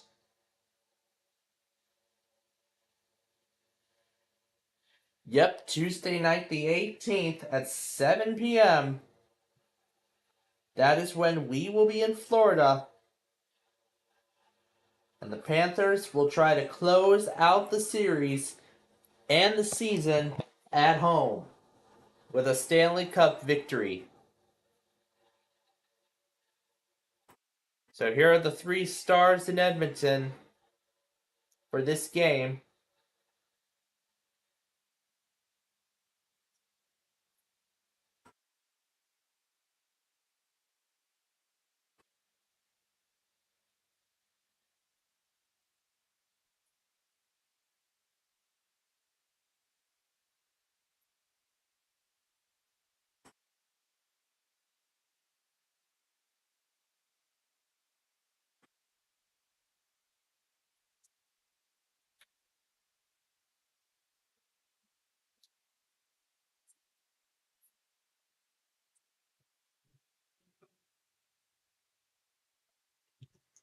So that's it, folks. So that is it. The Oilers win it 8-1. An incredible performance by them tonight. They are. Oh, okay, I forgot what I was going to say. I was going to say that they are continuing their run in the Stanley Cup final. We will have a game 5. Yes, a game 5 in Florida on Tuesday night.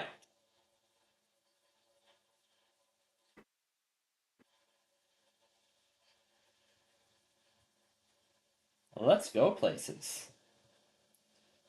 Yeah, we'll be going places, all right. If we can only dream, but then again. All right, well, in terms of the Guppies Marathon this evening, not going to be as big exciting. Why did I miss out on the other one? But again. All right, we'll shut that off because we're done with it. We're not done with our Weatherscan coverage just yet.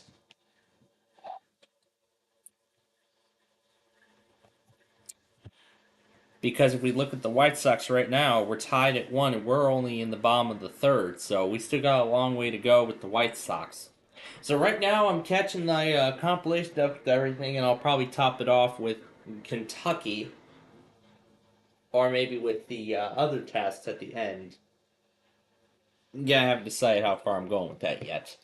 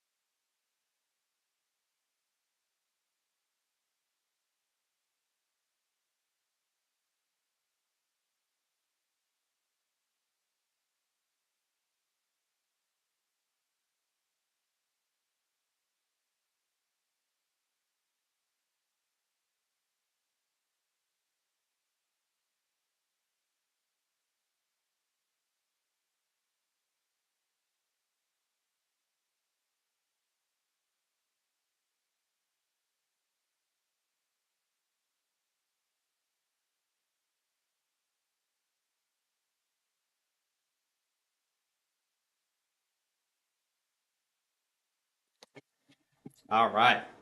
So our compilation is now up to date. All of the missing products have been added. Oh boy, what a day it has been today. What a day it has been. I gotta say. We got all our streams up to date. Despite me putting the wrong stay in El Dorado, like I did before, I'll fix it. I will correct the information next week. Yeah, I think we got a lot. I think we pretty much took care of all of our weekend stuff. So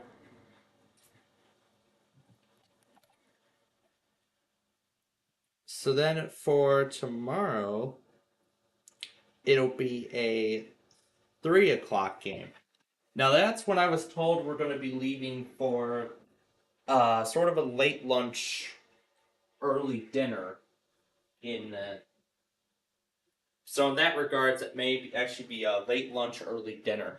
So if that's going to be the case, then um, then I don't know what to say. But okay, somebody is setting fireworks off. I don't know where it is, but all I know from it is I can hear the bangs. So, the week is over, and of course, our weather scan testing is, well, pretty much complete. So, we've pretty much finalized it, and now it has been added to the networks, and now it is ready. It is now ready for an official launch.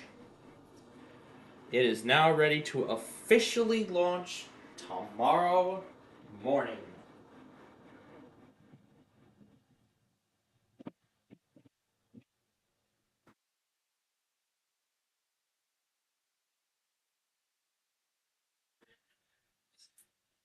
In fact, really, I don't even think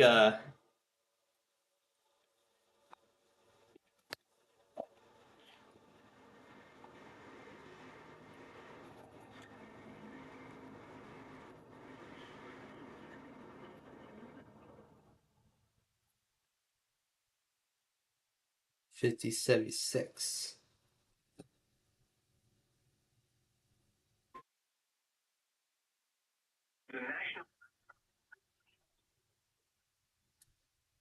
So yeah, we're gonna launch the network first thing tomorrow morning. First thing tomorrow morning. First thing tomorrow morning at 11 a.m.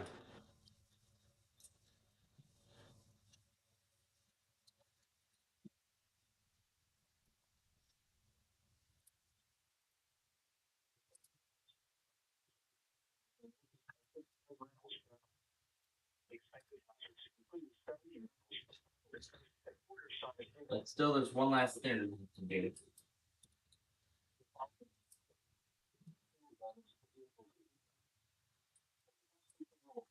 Guys, copied over the deal and ordeal unfortunate episodes.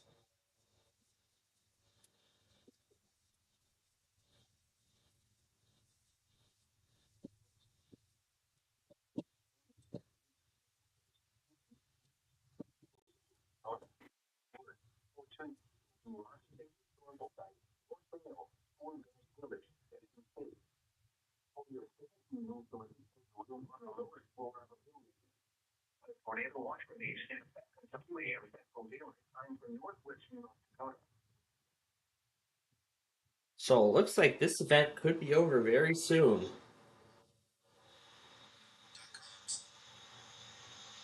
So yeah, it looks like this event might be over very, very soon.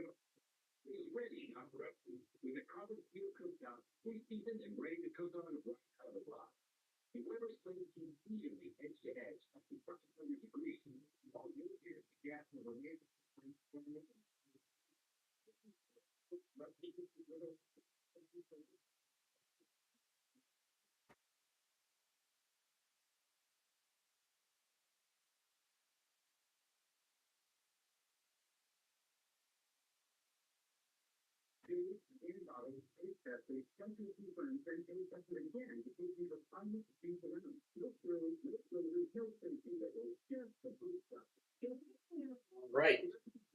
All brushed up for the night. That city is going crazy yet again. Michael Kopech from the White Sox.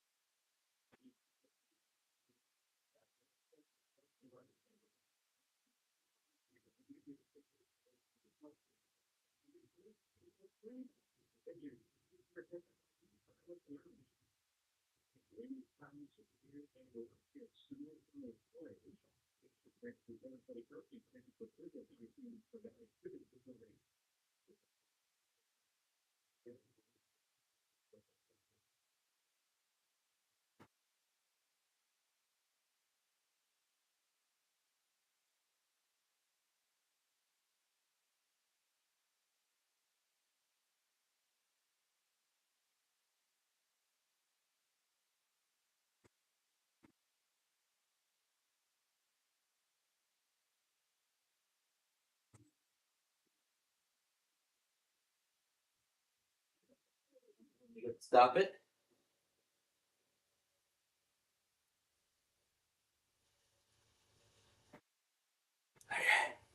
All right, so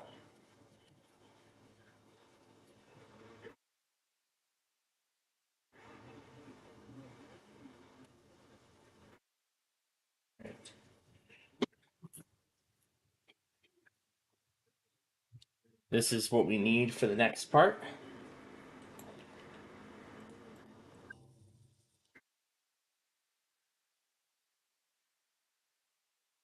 Let's take care of this thing, and then that should be it.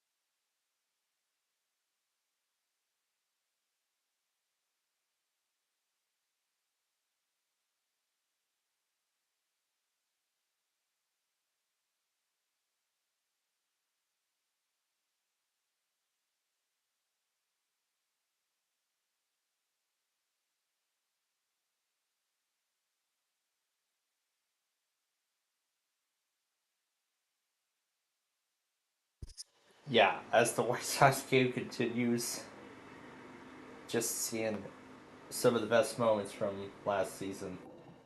But no, anyway, in terms of the event, as I expected, those 4 watches all ended at once.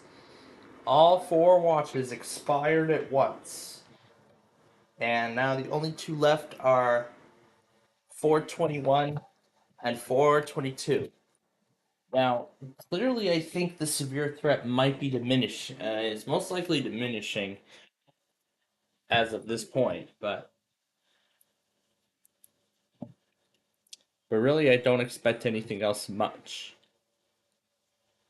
at the end of all this. So, those are the only 2 watches still active as of this time. Here's the mesoscale.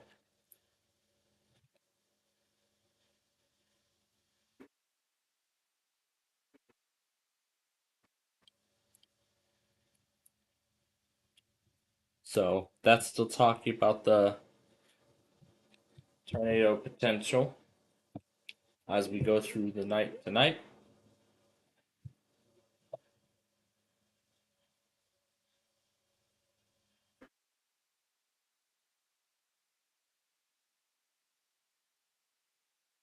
I mean, I've already taken a look at the details regarding the severe weather event for tomorrow.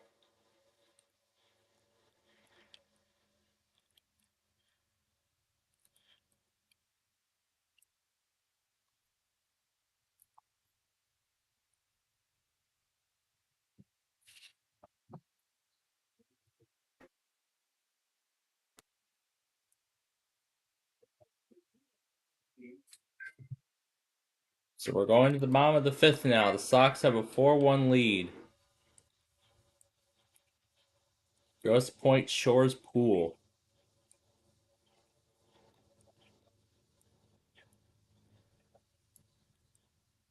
That's the pool.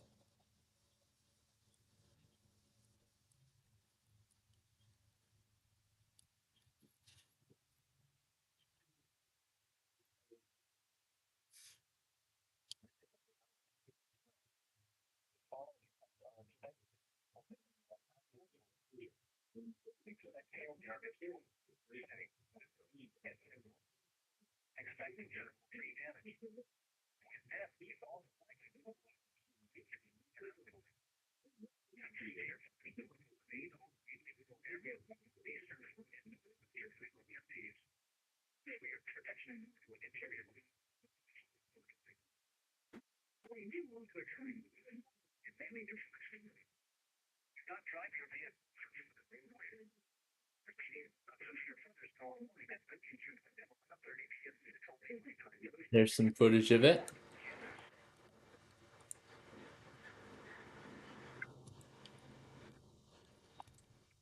There's some footage of the pool with Lake Erie in the background. And it looks like more areas are canceling the watch.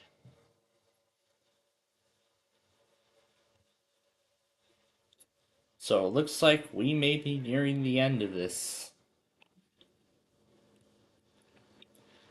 So it looks like we may be nearing the end of this event after all, so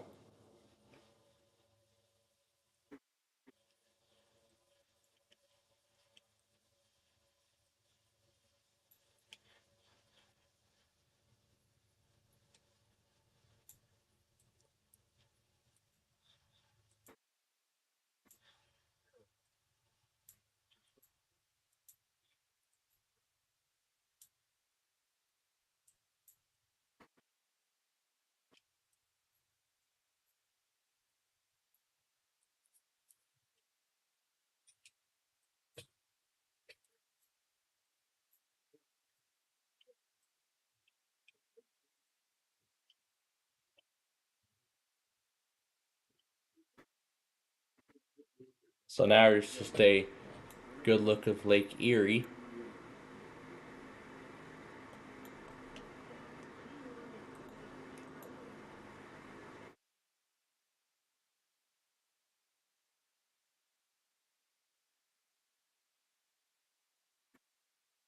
Hazard deep water. Swim at your own risk in designated areas only.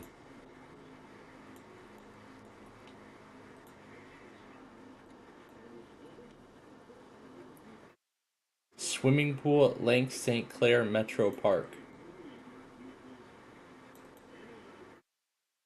There's one of those little water playgrounds. There's another sign.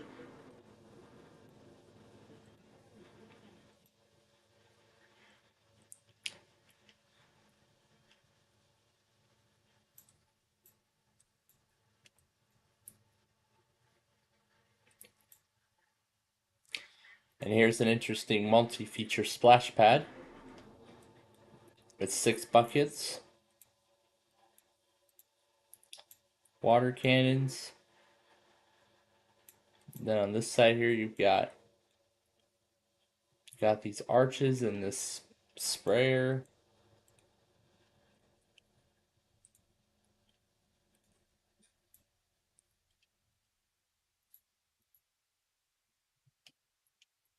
And it looks like it looks like it's been here for a while.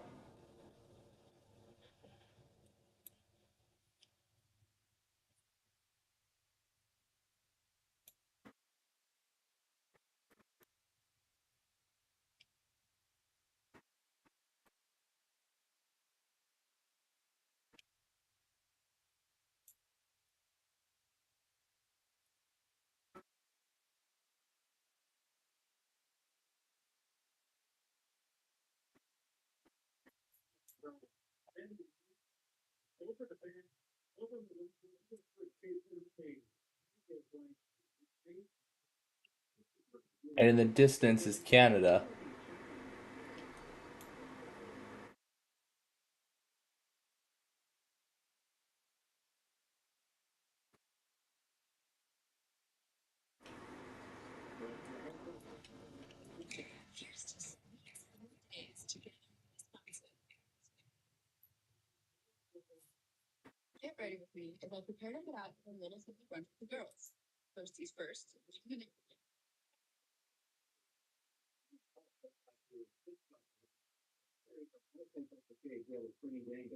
How they decorate for Christmas.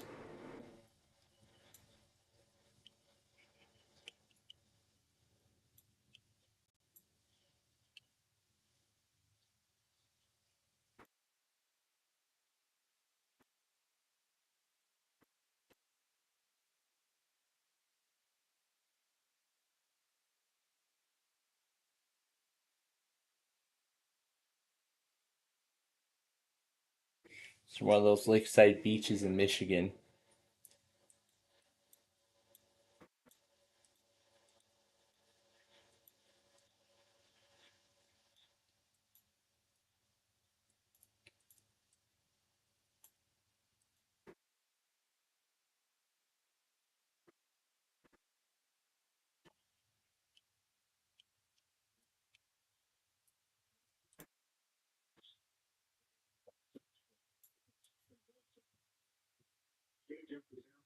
There's the US and Canada flag.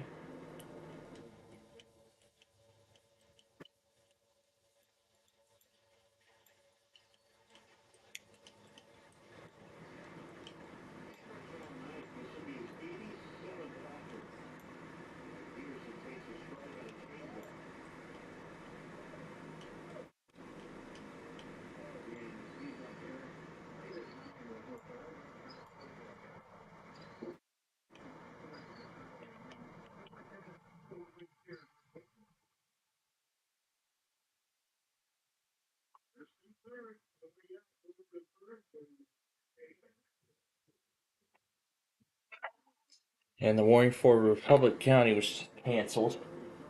It's likely that these things are already beginning to weaken, so yeah, that's because the sun has gone down and the sun went down and now we're without all that daytime heating. So yeah, all the heating that these storms need to intensify. So at this point, this event is pretty much over, and there is the Kentucky IPOS test we've been waiting for. So to WZXI.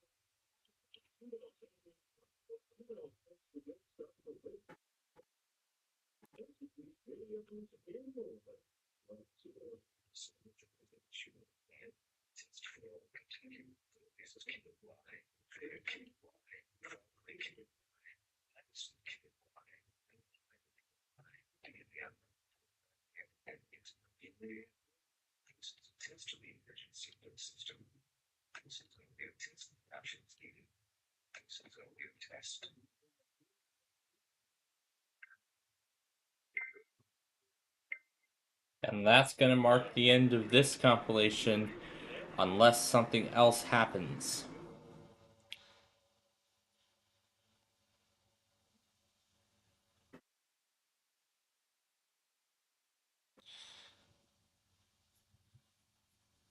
Now, let me get the name right, because this is going to be Midwest Madness 88 now. I have decided the final name. So we'll go ahead and we'll add that in. Rename this one Madness number 88.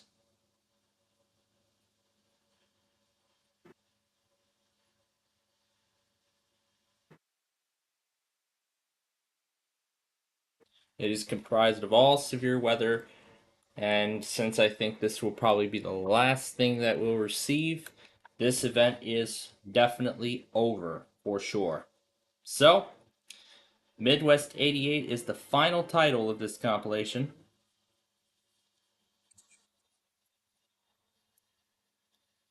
Already? It's already number one? I wonder how Inside Out 2 is already number one. Because the movie just came out yesterday. So something tells me it's already doing well in the box office. Yay, cats playing around with trains again.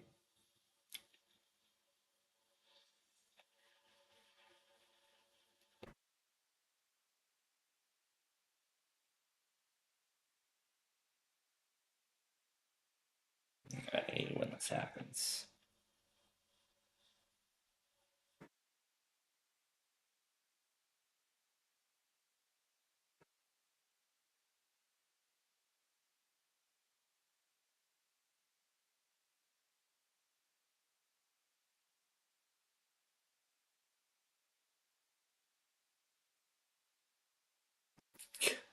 That's all. That's all we get. Let's try this one.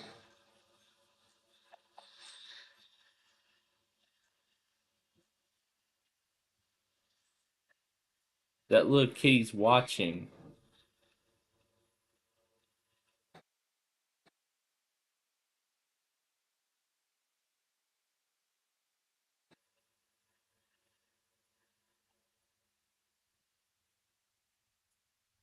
Meanwhile, other people are trying to distract the cats from the train. And yet they're all watching. With those with his paws ready for the attack.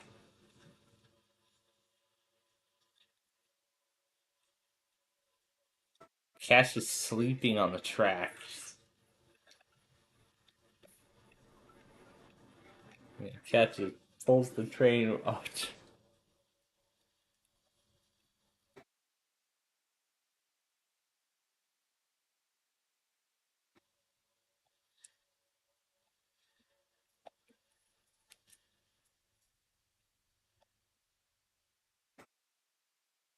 See if I can find that restaurant.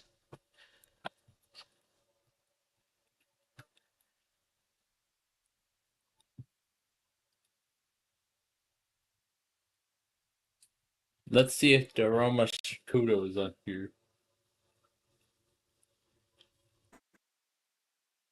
Yep, this is it right here. Railway Cats. This is the layout. This is all those cats. This is the layout that's been featured in those videos. They've even got some custom designed plates.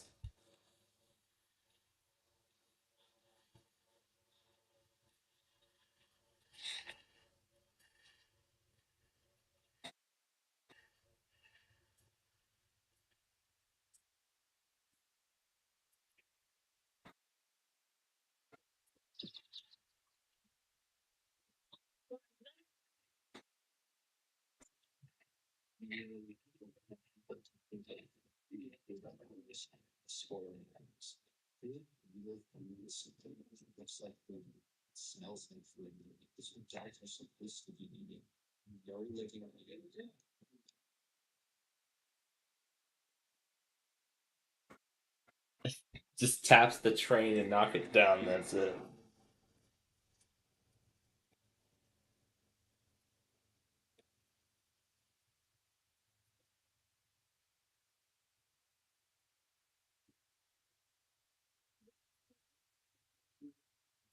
And they're stuck on the bridge.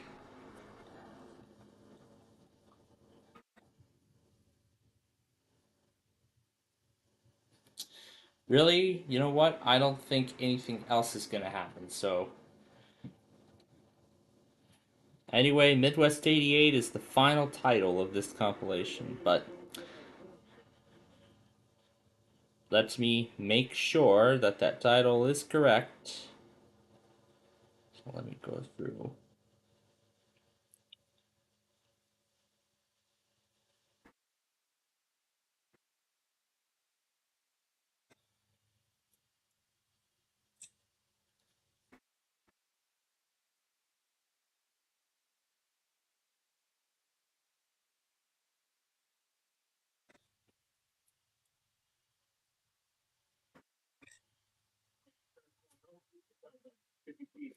They're still airing those old Thomas and Friends episodes in 2024?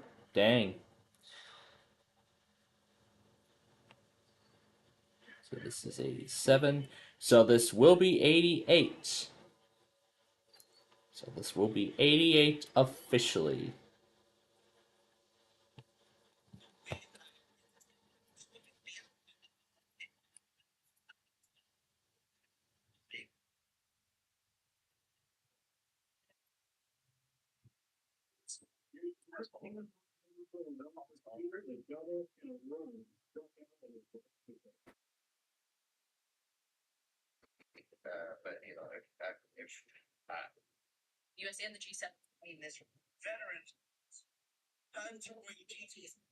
Yeah, they've been talking about what's been going on at that splash pad. I don't know, splash pad beach. I don't know what to call it. I'll probably just say it's a beach. When cockatoos attack, he's got the keys in his mouth, shakes, and comes right over.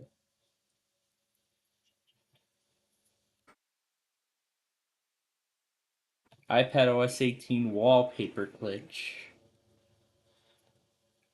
Yeah, I suppose he's trying out the iPad OS 18 preview.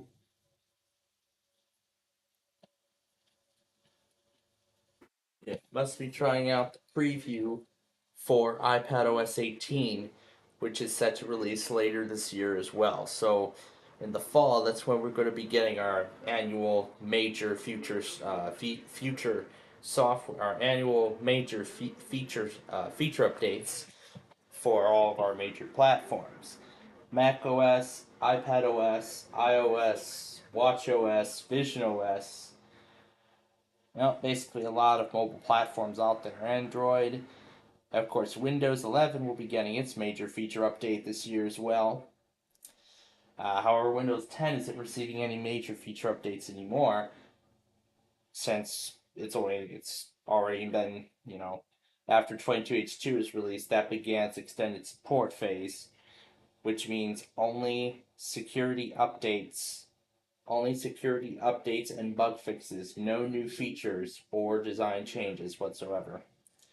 And this will be the same story for the paid extended update program. Microsoft again is yet to address consumer pricing for as of this time. We only know the education and business side of the extended support, but I'm surprised at what Microsoft decided for the education edition of Windows 10. They're going to give it at a very massive discount. I mean, just $7.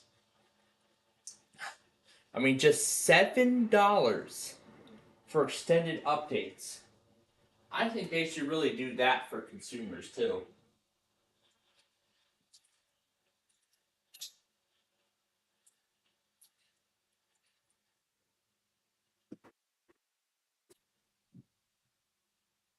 I think that's what Microsoft should really do with the consumer side of things. That's what they should really do. All right, so we set back up Vista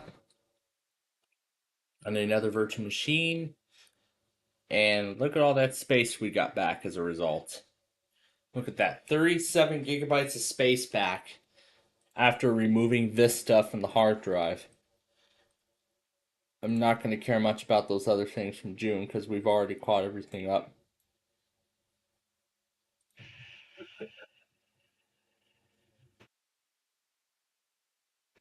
Here's just the layout operating normally.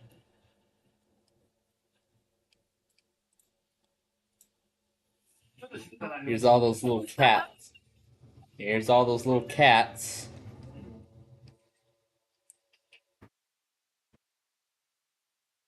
All those cute little critters. Let's see if this is one of those videos of the cats while there's no trains running.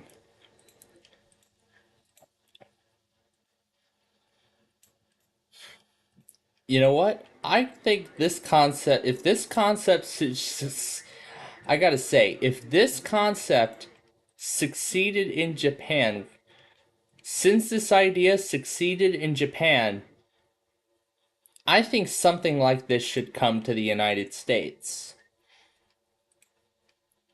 Oh look, here's their own version of the angry white cat.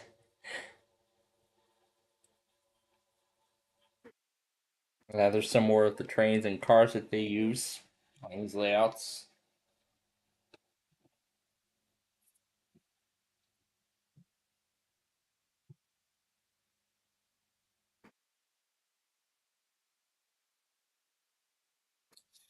But yeah, honestly, I think that, if this thing succeeds in Japan, I think a model like this would definitely succeed here in the States. It really should.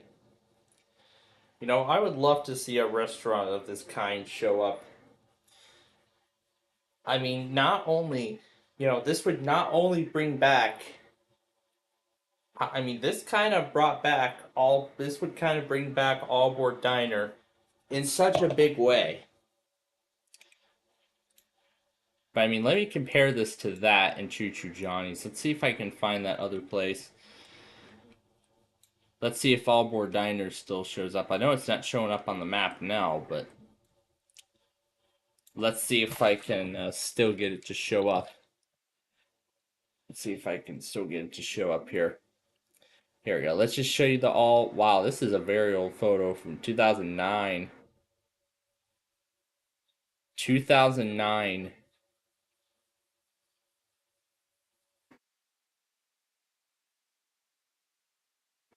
This, I think, is the controller for this train right here. I think this is like, what, the morning, afternoon? I don't know.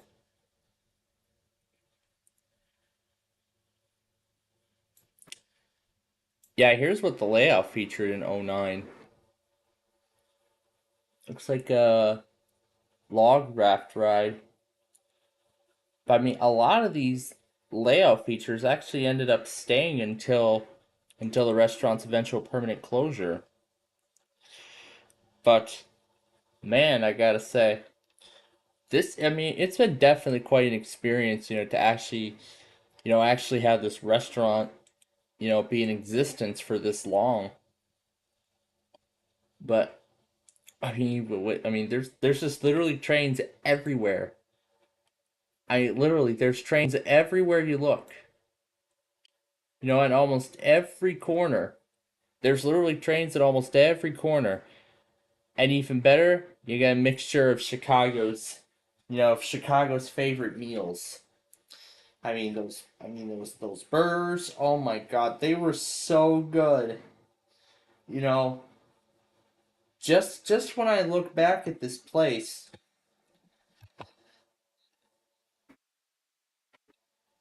now when I think about All Board Diner now, I kind of get tears knowing that I used to go to this place when I was a kid.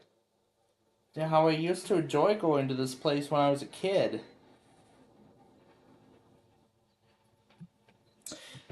This was one of the go-to restaurants for this was one of the go-to places for train enthusiasts alike. Train enthusiast myself, but really, here's where I am today. You know, Here I am. All these years later, after I found out about All Board permanently, after All Aboard Diner was leaving the station, after All Aboard Diner left the station for heaven, I should say, as the place permanently, as the owners had retired, and as the owners have left the station and decided to close the place rather than giving it to a new owner. Honestly, that's what I think should have happened. Once the original owners have retired, I think they should have just handed the restaurant down to a new owner. But maybe nobody was interested in, taking over the restaurant. Maybe considering I was 19, maybe I could have taken over, honestly. But then again, oh my god, that skee ball game. I did not know All Board Diner had that. Yeah, it was like a miniature skee ball game. Oh my god. I mean, February 2020, this was like one of its last years in operation.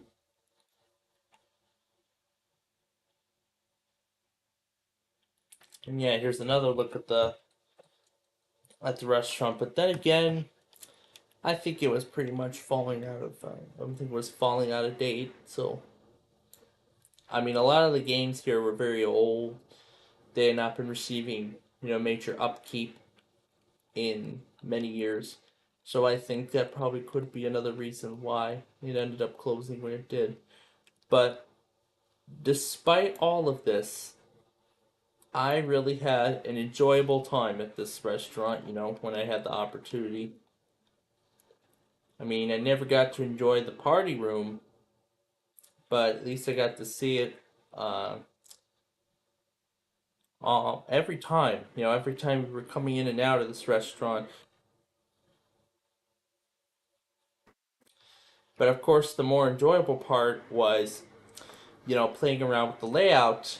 This little layout they had set up while waiting for the food to come. And of course, all of it was served by this model train here.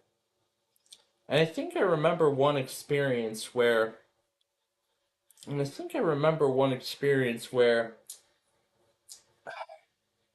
I think I tried recreating like a crossing gate, like using my arm as a crossing gate.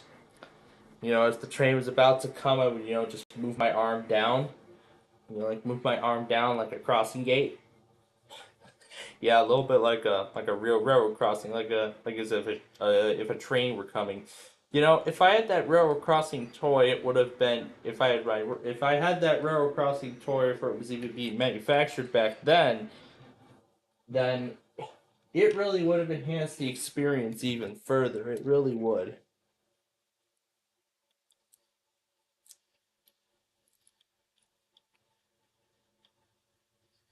Yeah, there's some more elements. That crossing piece was moved.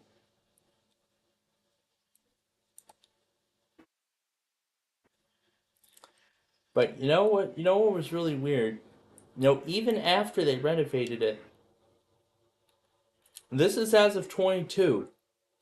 Look at it. There is still traces left of all aboard Diner.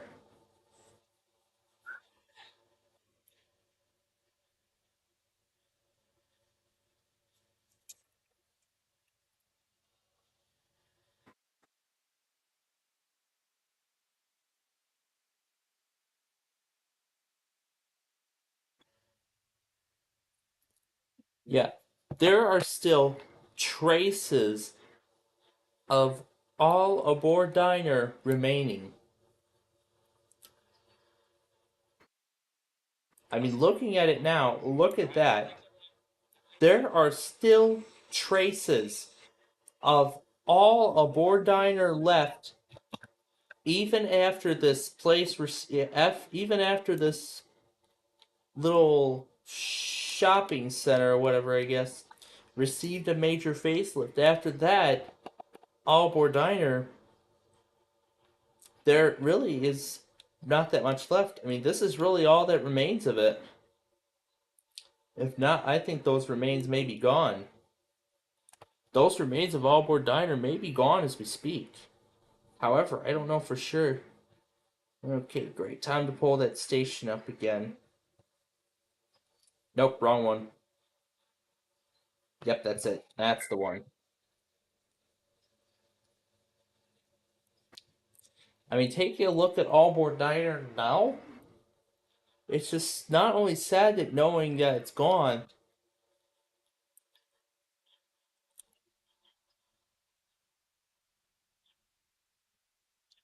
knowing that All Aboard Diner is gone, and is now a relic of the past.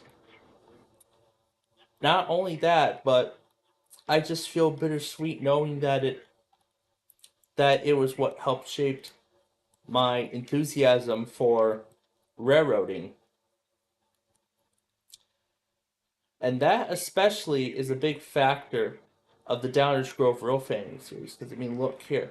This shopping center is not too far from downtown Downers Grove and the racetrack.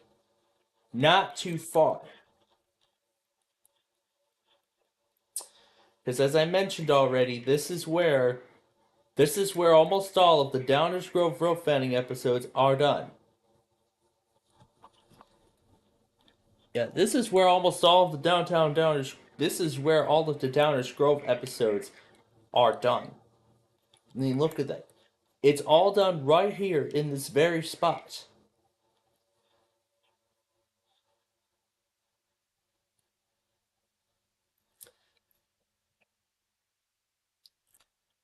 I mean, right here. This is where all the work is done. That's where all the magic happens, right over here.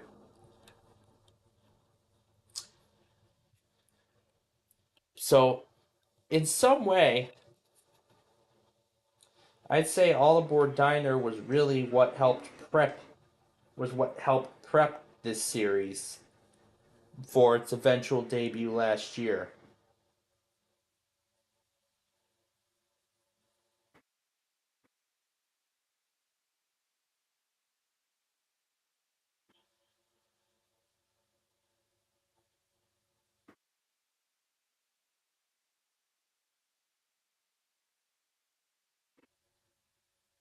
All right, we're going to try again and end this compilation. I pull that thing back out.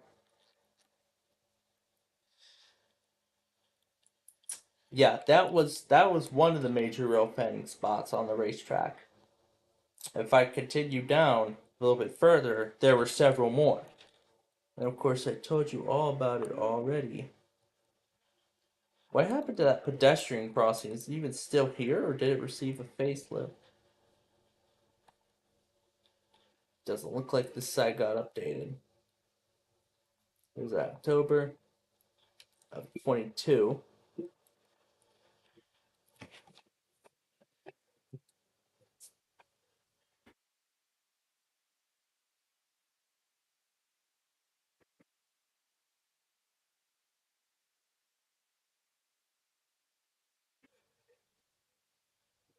Can't really see them, but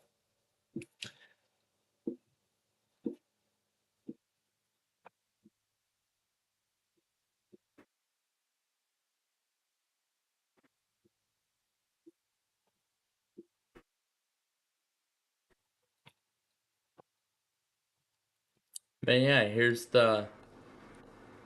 I think around then, I think they were getting ready to convert this to a. They were getting ready to decommission this crossing in favor of a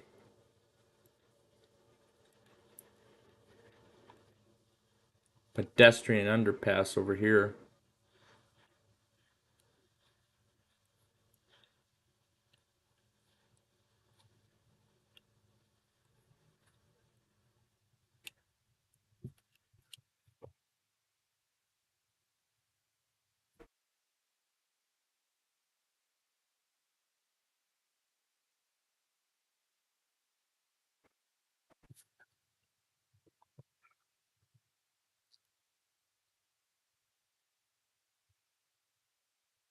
Here's the Western Springs pool.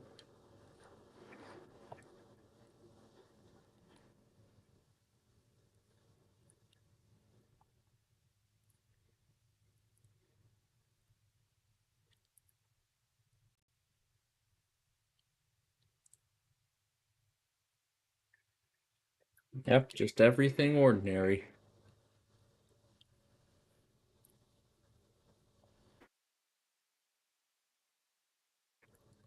But yeah, this here was a major spot. Over here was another major spot, although it was only once. Major spot, another one right here. I've talked about it many times. This thing on Brainerd Avenue, Stone, only once. And this spot over here, I believe also only once. And then this side over here, multiple times. I think once for each.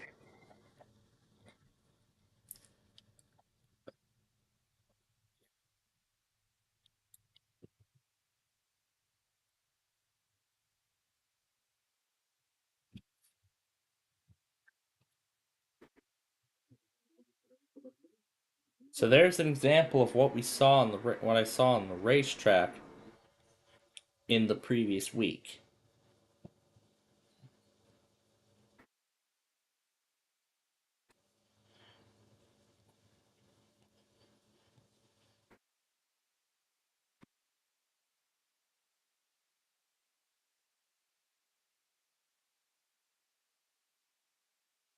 Right, trying again.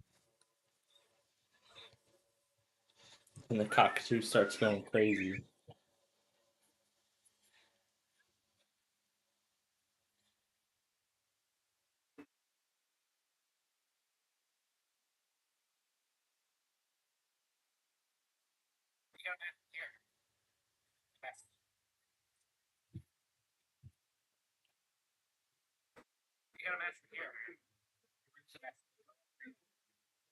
Gosh. Gee, cockatoo, I can't get enough of it. I like how this light's partial. There's no red turn, just there's a drain, and then there's a green light there, so right turn is only on right arrow, no turn on red.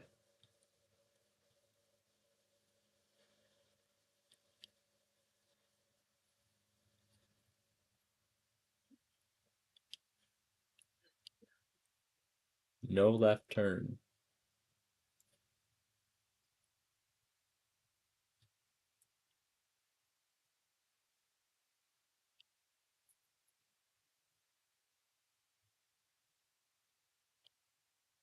Can't even see the beginning of it.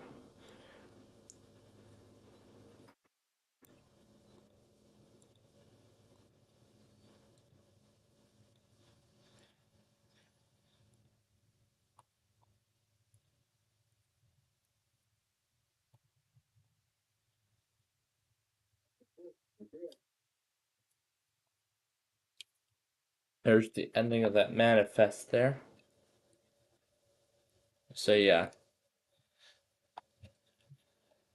But honestly, yeah, I've had quite an experience on the, it's still a very awesome privilege to be able to rail fan the racetrack and get these nearly daily videos with you all. So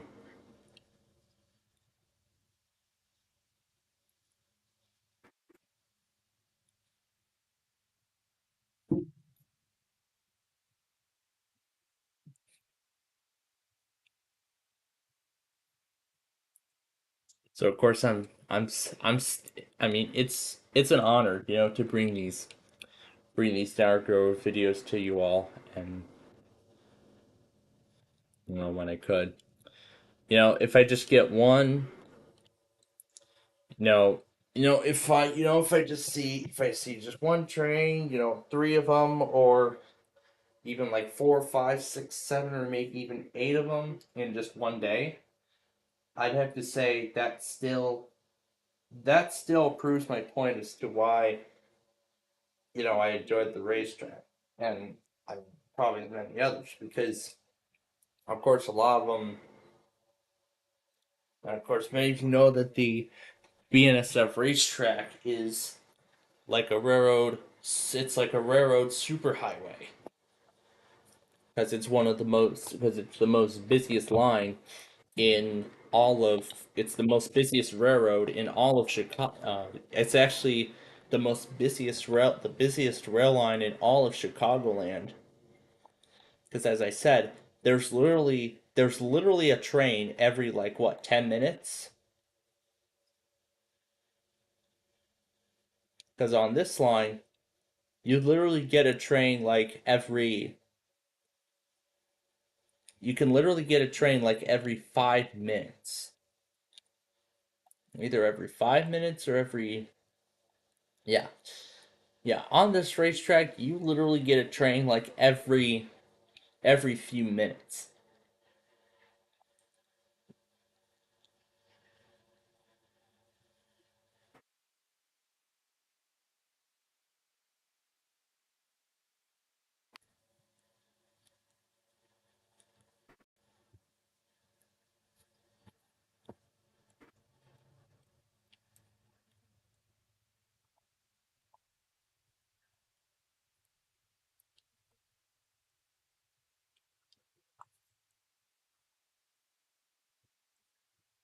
So they've also redesigned the Clarendon Hill station, I can see. That's what it looked like before. This is what it looks like now.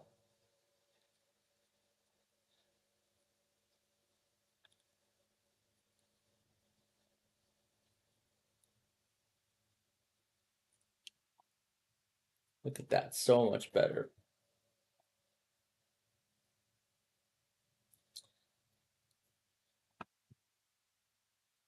Oh, did they just run a weekly? Okay, well, in that case then, thank you for telling me. I will go ahead and go back on that now. And this will be the final addition to this compilation before it is topped off.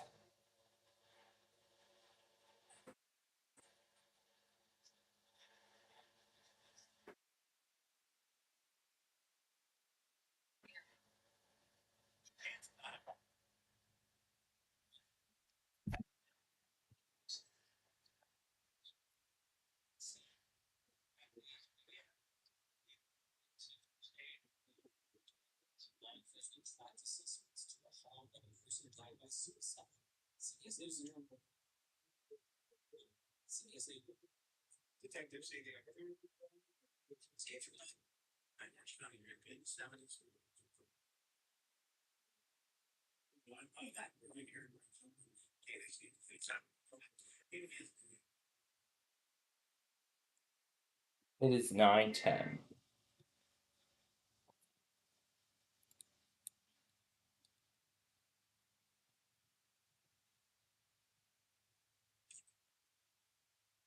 Okay. Alright, we're making the final additions and adjustments. This is the last change we're making, and then the video is officially final.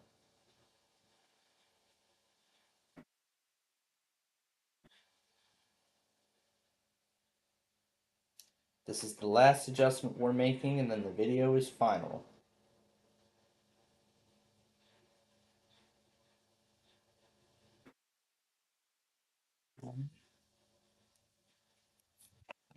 There we are.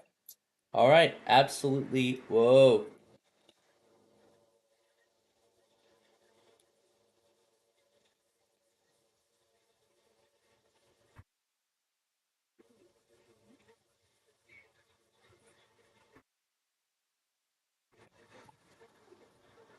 I think I was too late, wasn't I? Yep, too late.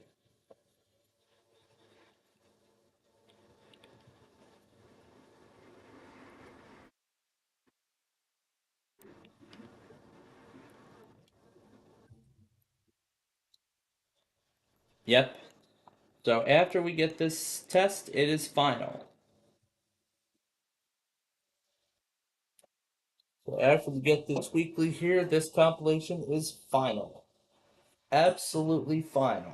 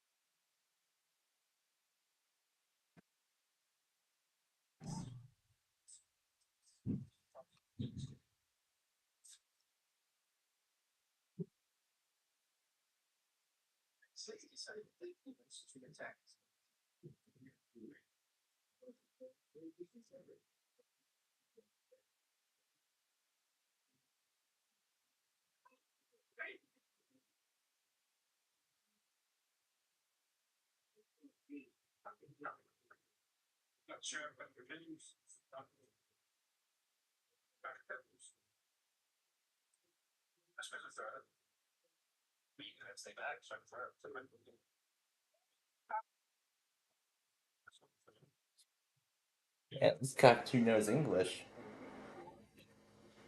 How does this cockatoo know English? He does?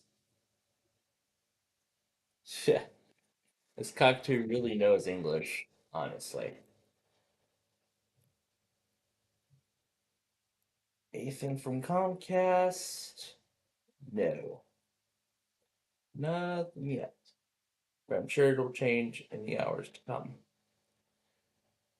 But yeah, as I mentioned earlier, yeah, All Aboard Diner and Choo Choo Johnny's were both the setup for what would eventually fuel my passion for railroading as a whole.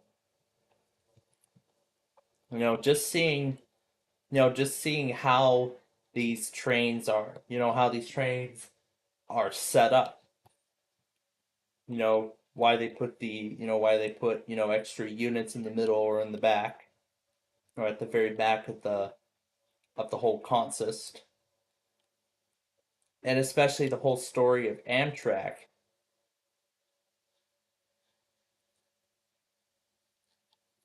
And just recently seeing those Metrolink cars, the Metrolinks, in and out of the, you know, if I actually ended up at the racetrack one day and I saw those Metrolink cars go by, that would just be an absolutely rare spectacle because those Metrolink cars are from Los Angeles, and that's where Amtrak 3, the Chief, usually comes out of. It comes out of LA Union Station in the California coast, on the California coast, and then it ends up here in the Windy City.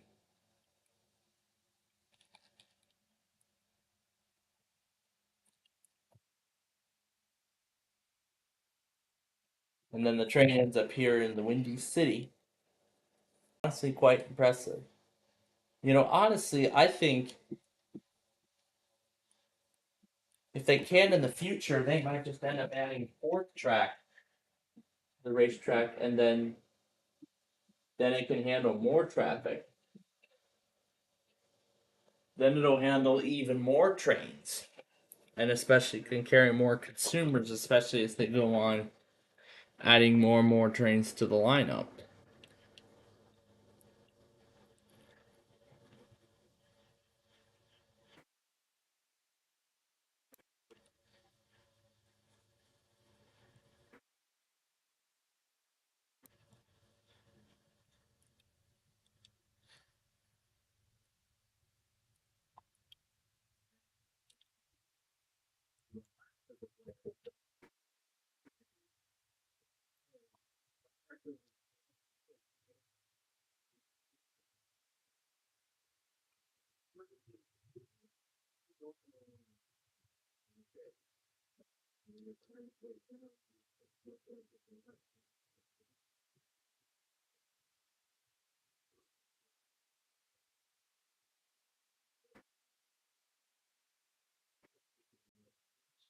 But I mean, honestly, I miss going down to I honestly miss going down to the racetrack. And we lost the picture. But honestly, I really miss going down to the racetrack. At this particular spot, I miss going to the racetrack too. Yeah, I mean, I miss going down to the racetrack here.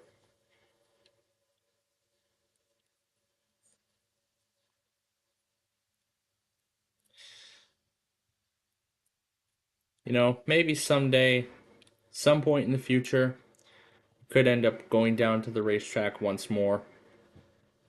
But it's a far walk. It's a really far walk from there. Here, I'll show you. So I'll put a pin there. And I'll show you right here. So it's a really far walk. I mean, look at this. 3 minutes. No, not by car. Not by car, by walk. I mean, look at it. It's a half-hour walk. It's a half-hour walk just to get from here to there. Half an hour.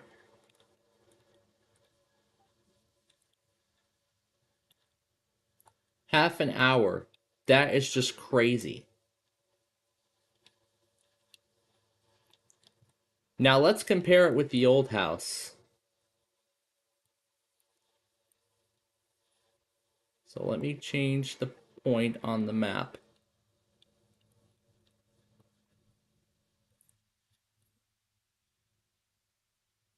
Well, that can't be right.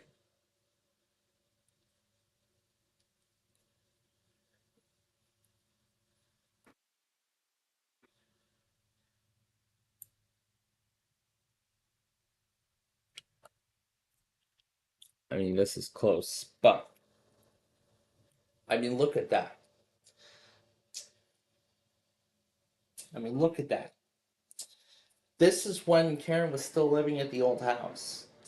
It was just 7 minutes, only 0.3 miles. That's how far she was from the racetrack. Honestly, on those warm days, we would just go down to the crossing and watch the trains go by. But then again, let's do the math. I mean, look at this. I mean, let's do the math. Considering now going from her new house to here, it's 26 minutes. And then if we divide by 7, look at that. It's now almost 4 times as long to get there. It's almost 4 times as long. So now it's 3.7 times longer just to walk from there to the racetrack. Honestly, I think that is just absolutely unbelievable. That's in terms of walking. But I mean by car, it only takes like what, 3 minutes. Yeah. It takes about half an hour to walk from there. When it'll only take 3 minutes to get there by car. Well, at this specific spot right here. But honestly, that's just insane. I would have loved to do a Lagrange row fanning series as well.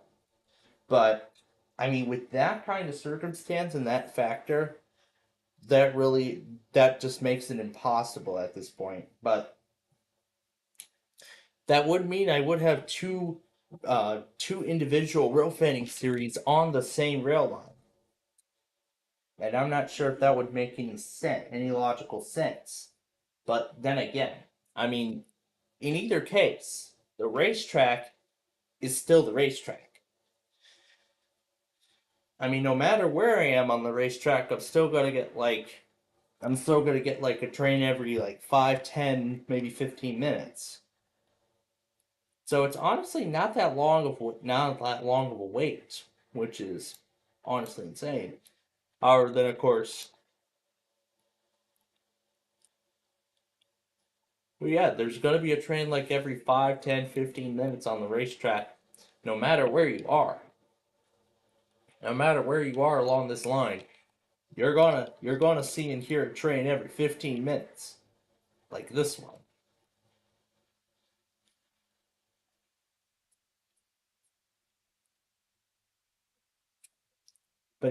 But furthermore, I find it amazing that in Downers Grove, when they updated the signals, they left the cantilevers as they are. Here, let me show you.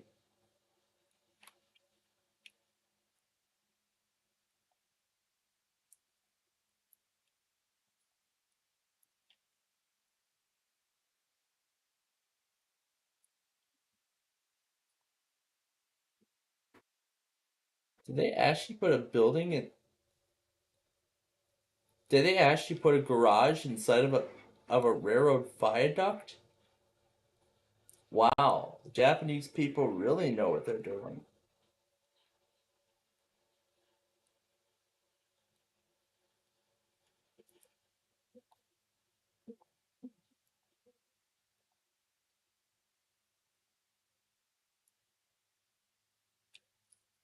This is in Osaka, Japan.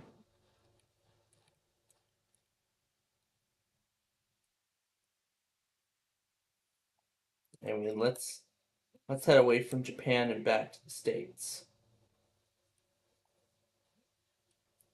There it is, the good old U.S. of A.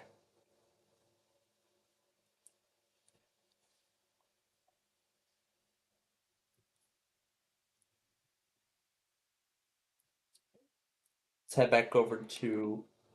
No, that's not it. No, I don't want that. Yes.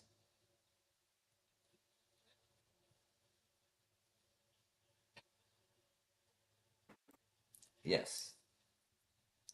That is so I can click that thing and it'll. But I'll have to refresh in order for the changes to take effect.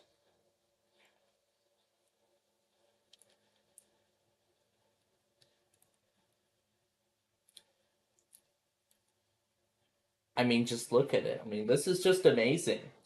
They literally left the cantilevers as they are, entirely unchanged. These are the exact same cantilevers, but at two different locations.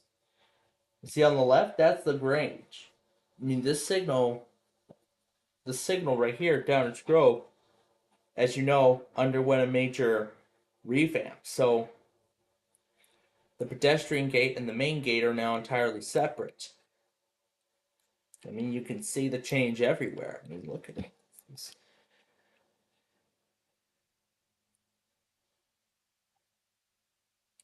And then if we move a little bit further, and then I zoom in on the picture, this is literally the only light I see when I'm on this side here. On this side, this is the only light I see, and that's the only signal that tells me when the crossing is active. And this light on this cantilever here is also another sign as well. But that is when I'm on this side.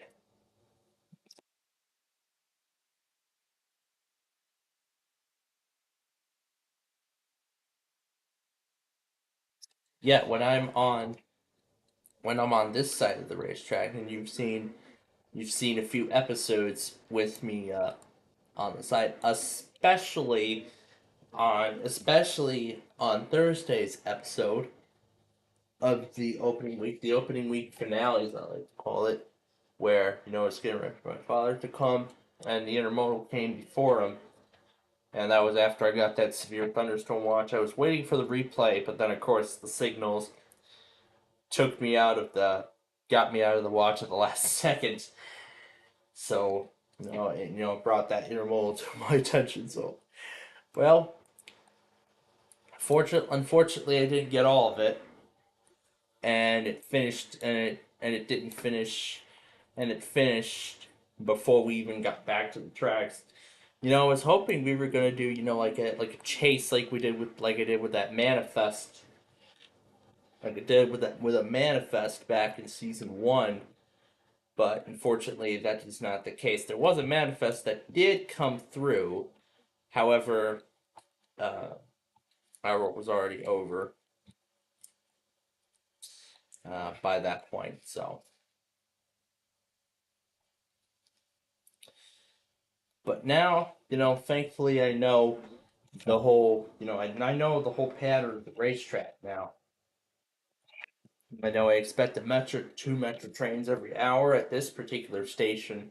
However, at all other stations along the line, the patterns may be very different for each station. For the Grange, there might be 4 metros in an hour, or there might be 5.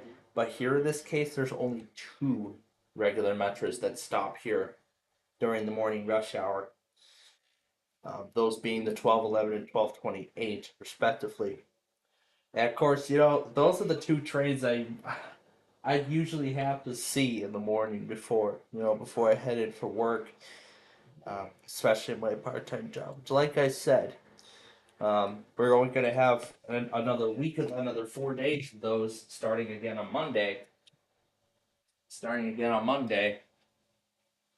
And then after that, and then after that, it's a done deal for the next 2 weeks. Um, one for Mike's sort of trip, and another for 4th of July. Now, the final thing to do is sort the Deal or No Deal episodes, sort all the reruns into their proper folders. There should now be 19 in here, 21. Wait, why is Saturday Test in here? It shouldn't be in here. Let me move that to the proper folder. There we go. And now we're down to 20. And the county requests don't belong here either. And now we're down to 19. Now we're down to the correct number. So, Deal or No Deal goes here. And Wheel of Fortune goes here. Now all those sets of folders are now occupied. There was an unoccupied spot for Millionaire. I had canceled that.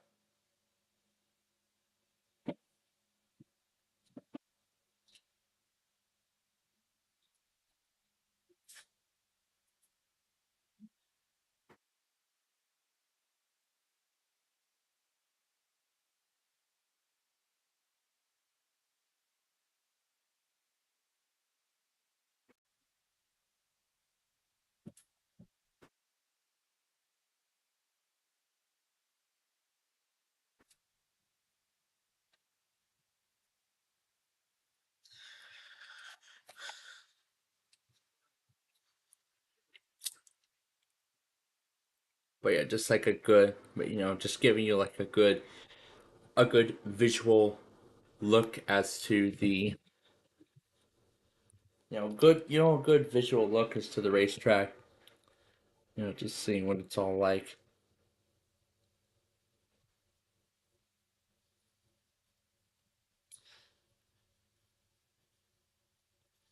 Well, wait a minute. I don't remember those other things being there.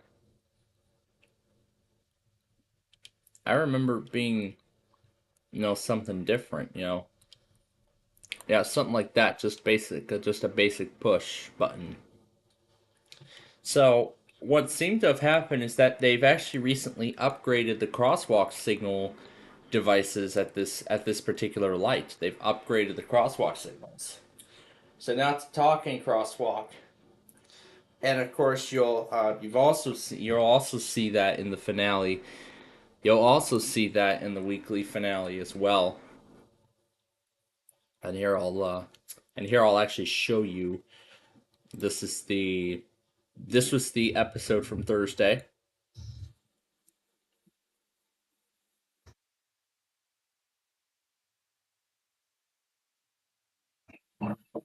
They show off the signals.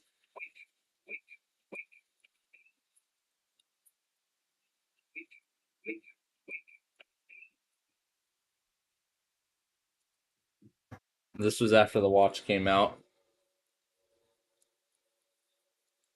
Yeah, this was after the manifest. We were getting ready to cross.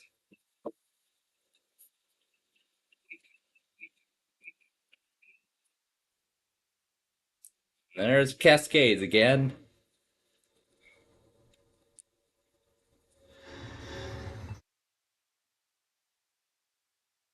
To basically show off the new crosswalk signals.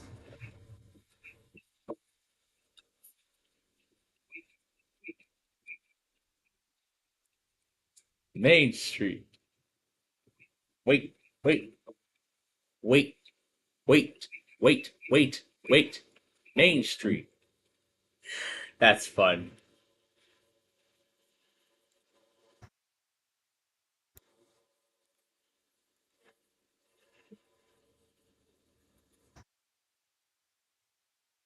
That's when the intermodal appeared.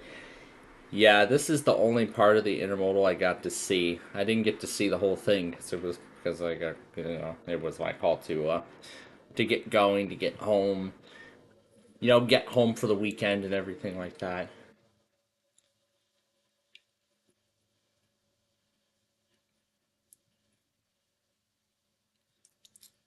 Yeah, and in regards to that barbecue, I mean, I gotta give you all, like a good sort of, idea as to how these barbecues at the school are done now. I was expecting this barbecue to be like an outdoor thing, but but now that I asked Omar about asked him a little bit of some got some information regarding this barbecue. Now I feel confident on actually are when they actually do this barbecue. I mean, I really like what they served. Of course, the burgers, yes, those were good. Those were good, but of course, the burgers I'm gonna have tomorrow are going to be even better. Oh boy, they are going to be really, really good. So, so now we got to think about tomorrow. So, since let's see, so since Game Five of the Cup final is not going to be until Tuesday, and that the White Sox are going to be playing are going to get started by the time I head out for that late lunch, early dinner tomorrow. I really think Wait, Don't Tell Me is going to be the only program we're going to be able to do. So that's what we're going to do. Maybe we're just going to do Wait, Don't Tell Me and then just start the info center. And then we'll just start the info center, and then of course we'll start the weather scan up and all that stuff. So of course the weather scan streams will run the entire week, beginning Sunday morning and concluding on Friday night. Saturday will be an on, and then into Saturday it'll be an on off. So there will be two on offs going into the week. So then there will be a Weatherscan weekend stream where it'll run for the entire Saturday, and then after that we'll be ending it, and then just repeating the whole cycle. However, the only exception to this is that, of course, the 24/7 info center mode. When we're in that mode, away mode, that's when only the info center will run and the weather scan will not. However, both soundtracks will be together. Now, again, as I said, I've yet to take the stream key from both. Now I have to take the stream key from all of these. Take the stream key from the main Plainfield TV and carry that over to the other computer and get that one reconfigured.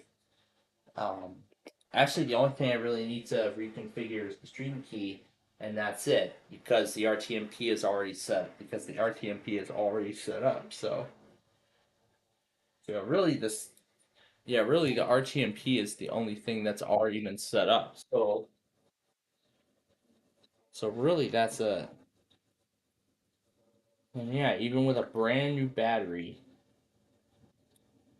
this mouse is definitely.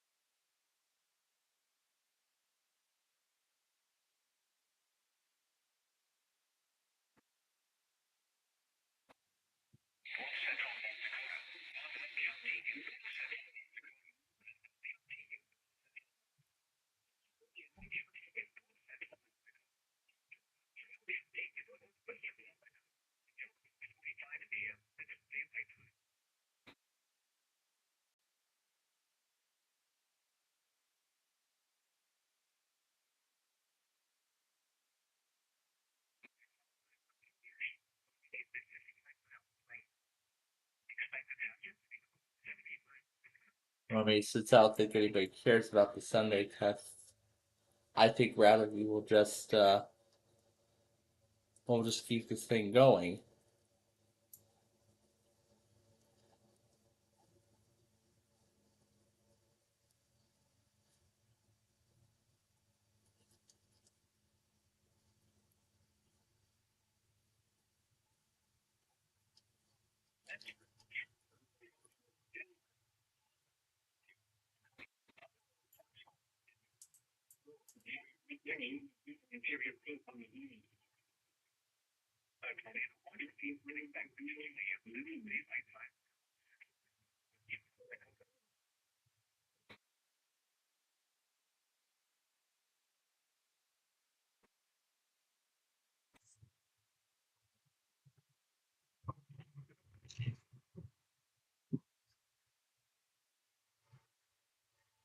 It's always these little damn critters that keep coming into the house.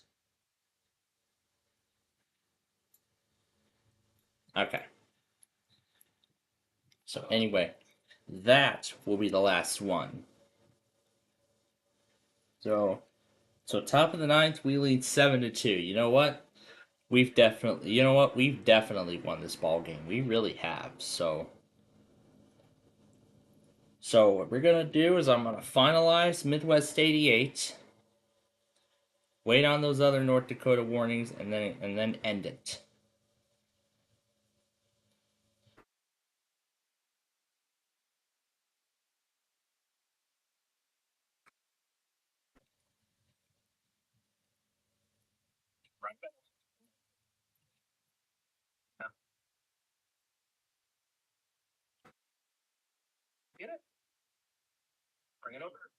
Wow.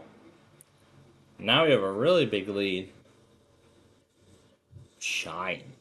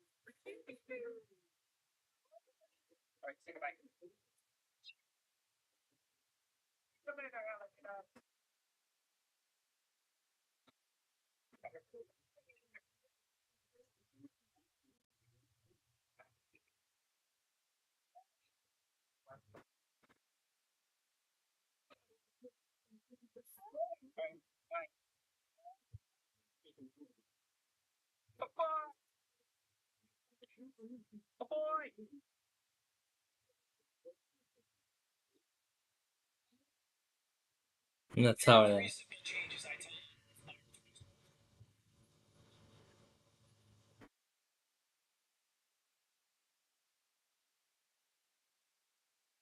So that's how it ends.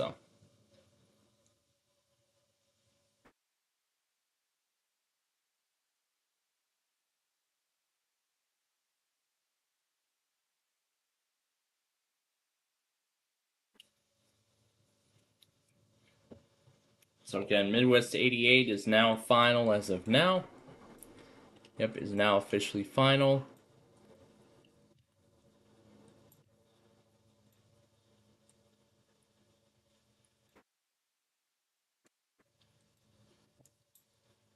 So now we'll complete this with a.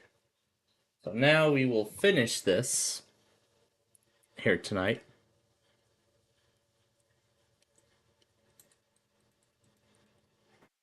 Oh my god, it's already close to 12 midnight. So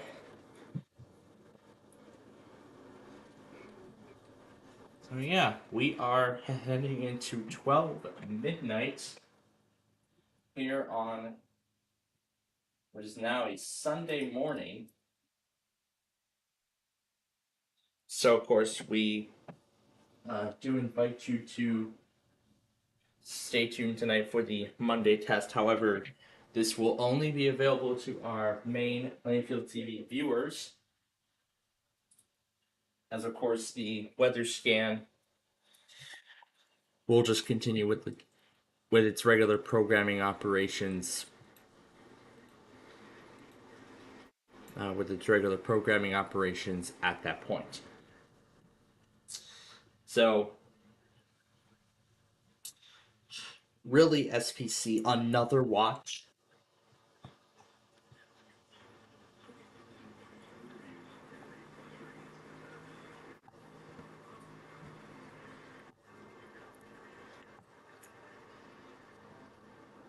Well, actually, thankfully, it looks like it's just outside of our range. But still, Midwest 88 is officially final as of now.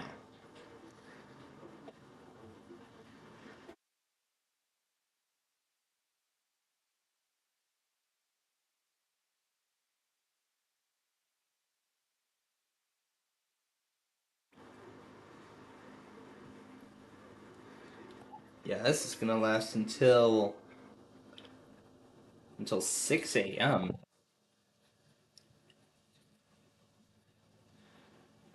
Well, that's the good news. And it's a small watch too, even better. So, and I think everybody's gonna start canceling the watch very soon.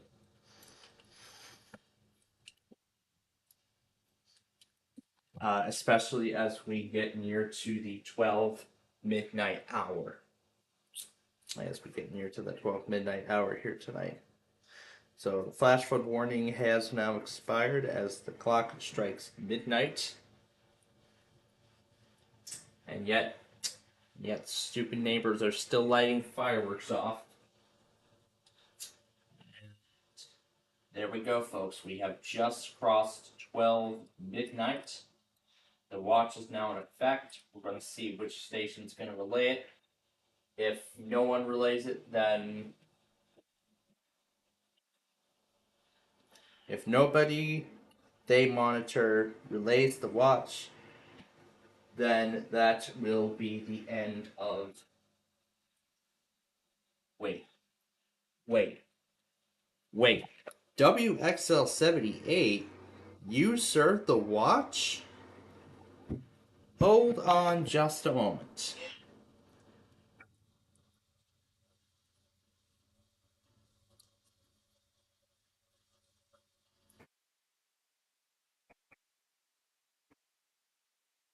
Oh, that's right. It serves Wells County.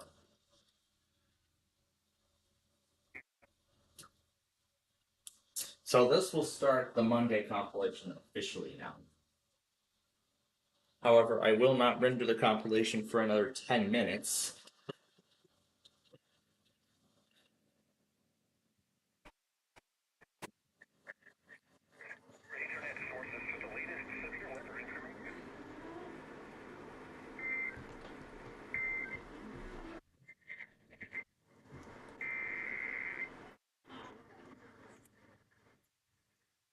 So this will officially start, again, this will start the Sunday compilation officially as of now. So here we go. Top of the bottom of the ninth.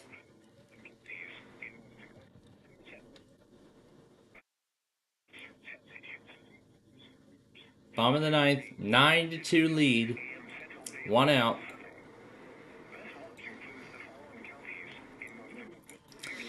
And you know what? Considering that this game is almost over, we're going to go ahead and we're going to return our Weatherscan viewers to normal operations. So, thank you all for joining us here today for, all the Saturday stuff that we brought you through.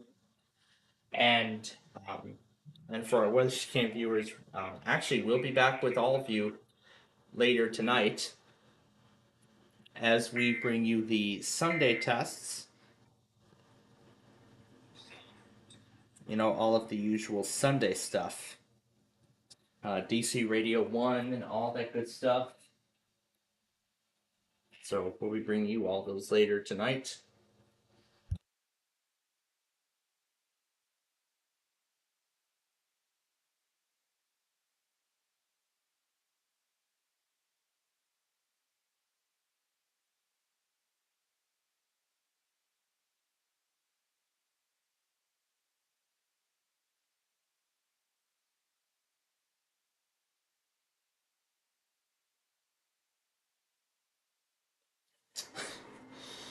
Yep, our usual business must go on Father's Day, no matter the holiday.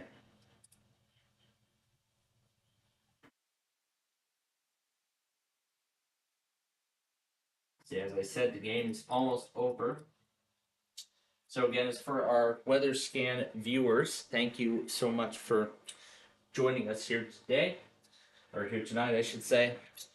And we're going to go ahead now and return you to the... Yes, we're going to go ahead and return you now to the usual Weatherscan layout. Well, essentially our usual Weatherscan operation.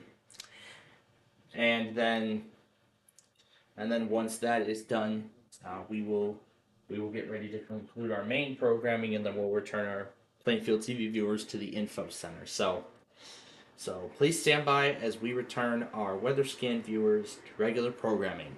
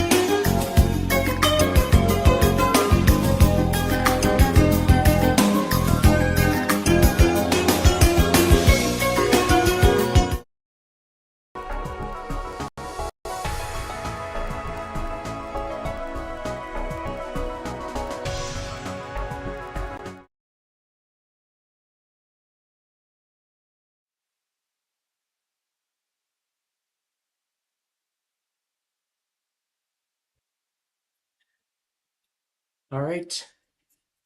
Okay, there we go. All right, hello, folks.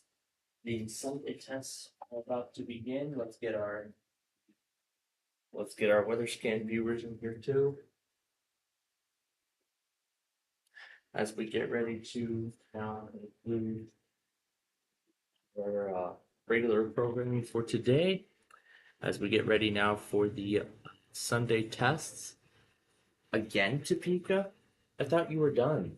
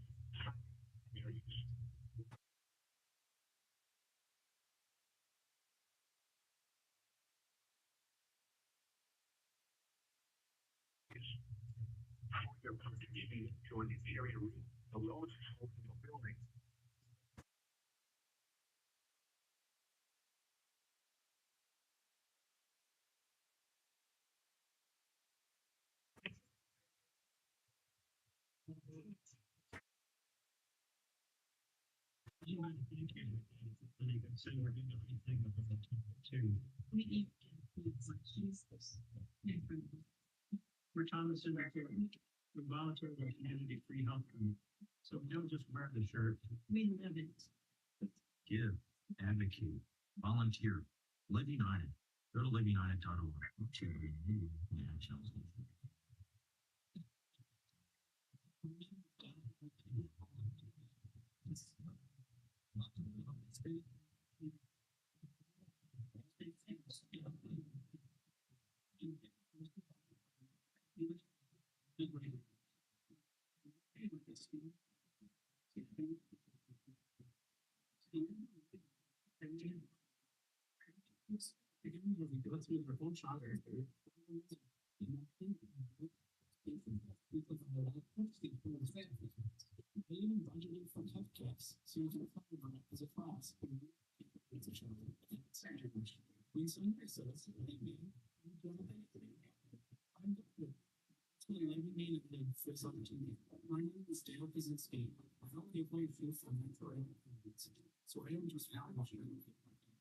Give, advocate, volunteer, Live United. Go to liveunited.org. Brought to you by United Way Land Council.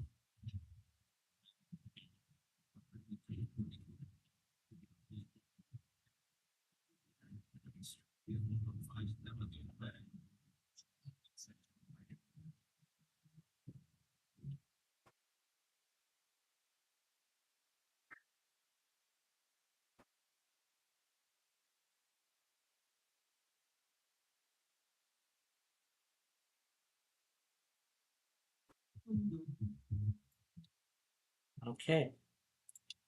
So there we go. There is the opening to the Sunday test here, as we can start to see the remaining watches begin to expire.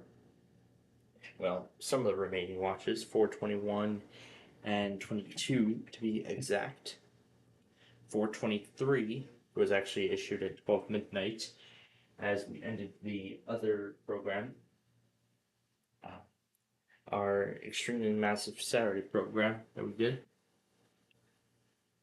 Oh, we gotta get BZI started. I don't want to miss that.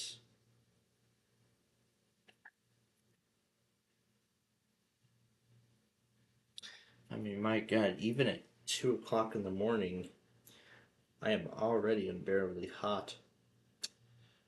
In fact, There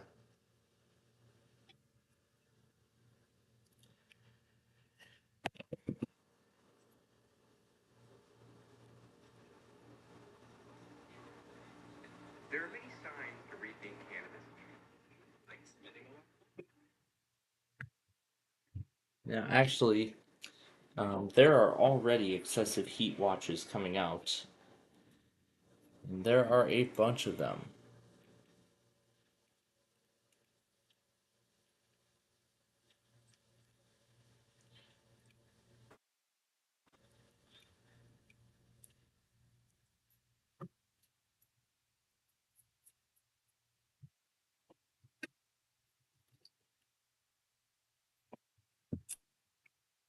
So if we open weather.gov, I'll show you now that there are a large amount of excessive heat watches that are already in effect, with heat index values in excess of 100 degrees possible.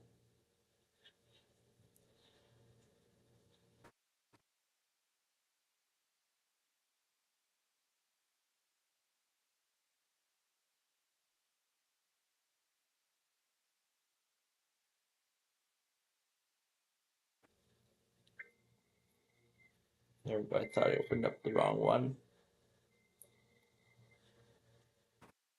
Well, yeah, this is going to continue for quite a while. Excessive heat in Ohio. Now, I think it's mainly far up north that all this is going to be happening. Surprised Chicago has not put one down yet.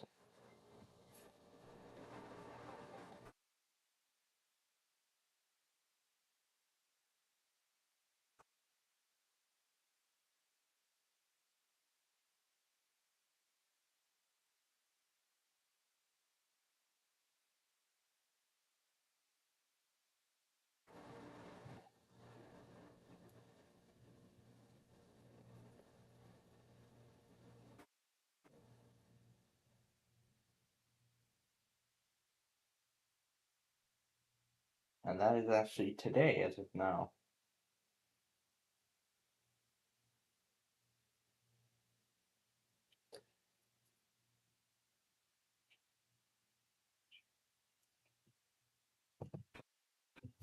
Thankfully, Lubbock abbreviates their forecasts when severe weather is occurring. Yes, thankfully that they abbreviate their forecasts like that. But as I've mentioned already, this has been a very, very big day in terms of, new stuff. When it comes to counting extremes and everything like that.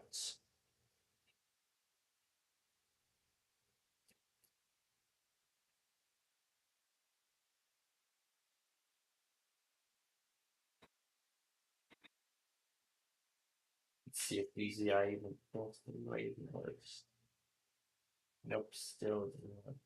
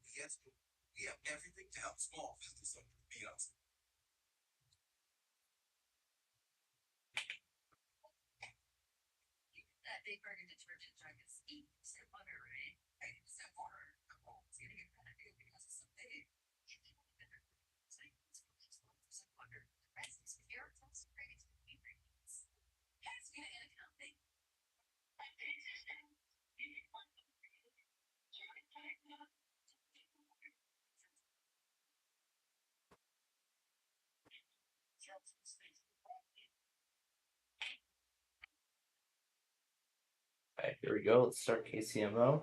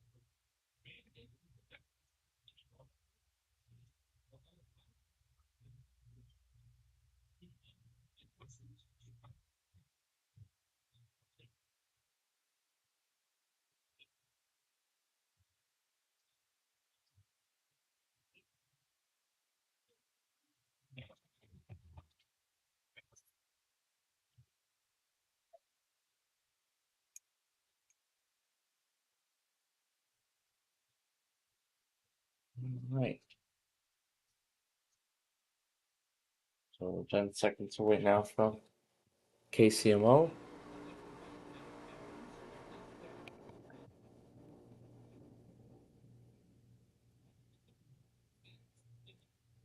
So yeah, here's the excessive heat watch. There's a lot of excessive heat watches in effect. This one has values of up to 106.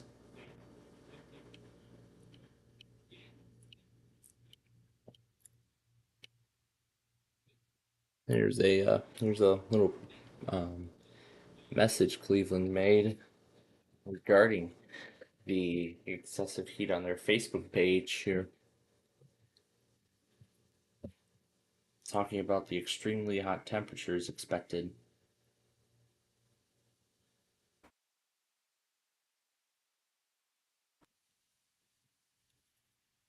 Yeah, let's get it off the sound frequency.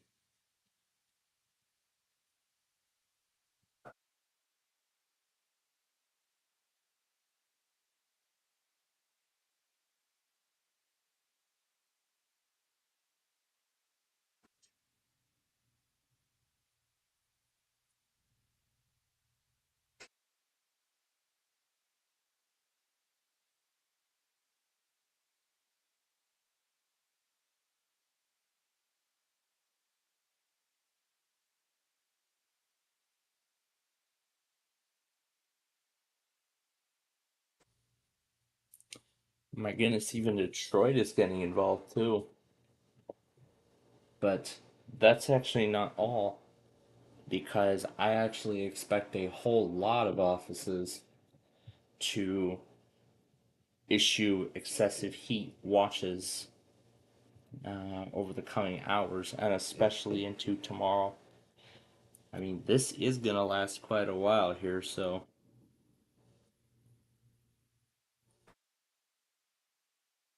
But I guess now the big question to everybody is, are they ready for it? And more importantly, am I ready for it? Am I ready for the excessive heat? I mean, we've been waiting for it all summer, but as I said, I like the weather warm, but not too warm, not too hot either. And this is certainly one of those unbearable times, but then again, this is really what summer is about. I mean, the splash parks are already open.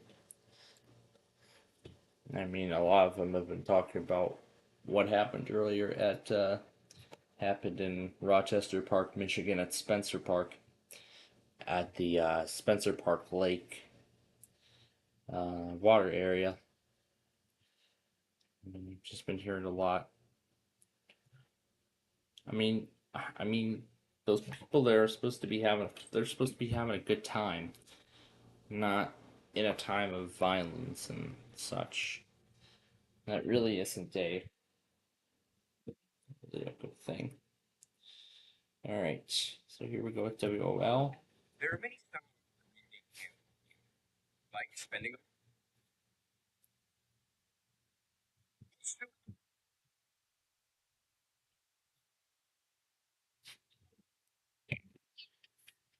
There are many. There are many.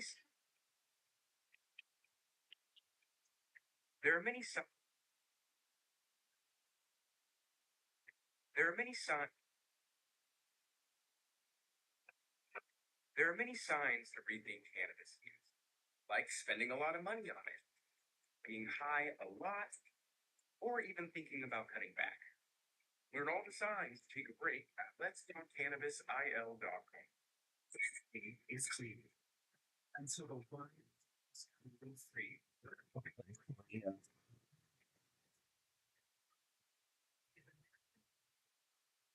Defending the planet and its people for nearly 50 years. Earth Justice is 150 full-time lawyers fighting in court farms and Sweden and representing all clients free of fights more cases of the environment than Earth Justice. Because these are fights we cannot lose. Let's see, Grand Rapids is getting involved. A lot of areas are actually getting involved now. Let's refresh the map and you can see.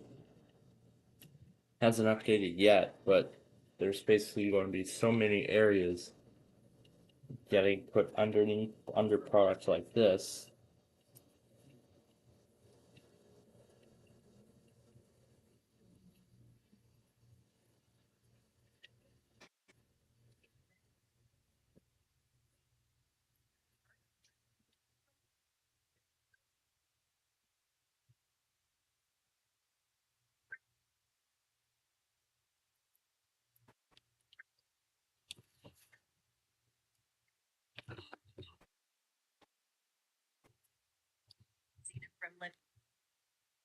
Now, Chicago hasn't actually released any excessive heat products as of yet, as of this moment, but I do expect that to change in the coming hours. Because if we pull up the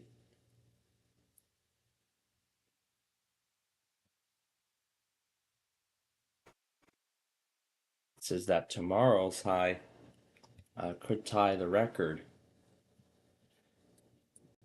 It could tie the record.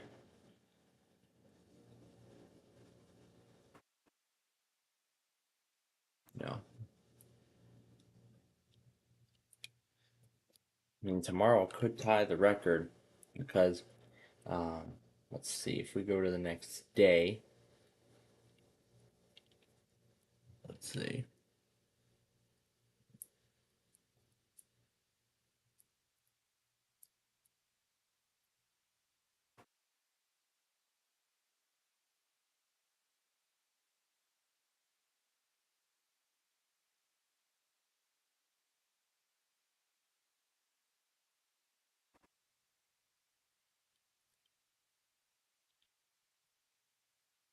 Looks like the thing is not as detailed.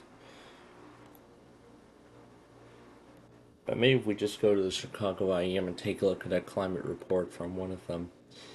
See, the high today only reached 85, but let's pull the DuPage climate summary as an example. The record high, yeah, is 96, which was actually set last year. Not last year, but rather it was set a couple years ago, a couple years back. The record high was 96. And then the record low was 43. That's for today. If we go down to tomorrow's report, oh no, this is the 1 a.m. report. This was yesterday. This is today's climate report. This is for today. The record high here is 94, which was set back in 2022, and then 47 was the record low, which was set back last year actually. Taking a look at the forecast for the next several days, it looks like it is going to be unbearably hot all week. And so far, it looks like Monday is actually going to be the hottest of them all, as temperatures look to be in the mid to upper 90s throughout the day, with lows actually ranging from the mid to upper 70s. So this is definitely going to be quite a heat wave, and it's going to be the first major heat wave of the summer season.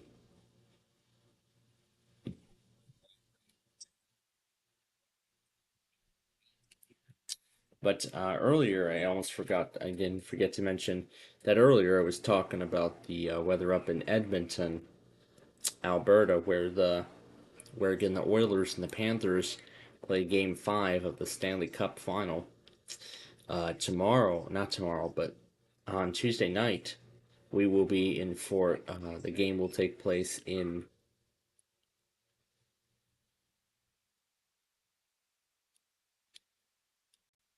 We'll end up in Fort Lauderdale.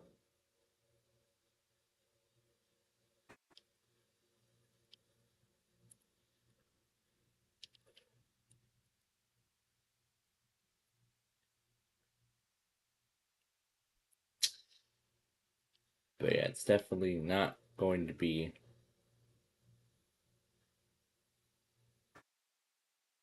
But really, I don't expect it to be that. I don't really expect the heat to get any better. Even there's the temperature outlook. Will be hot much of the U.S. and then comes a dangerous heat wave. Yeah, dangerous heat wave is definitely on the way. We'll wait for the YAB auto to. We'll wait for the YCP auto to happen.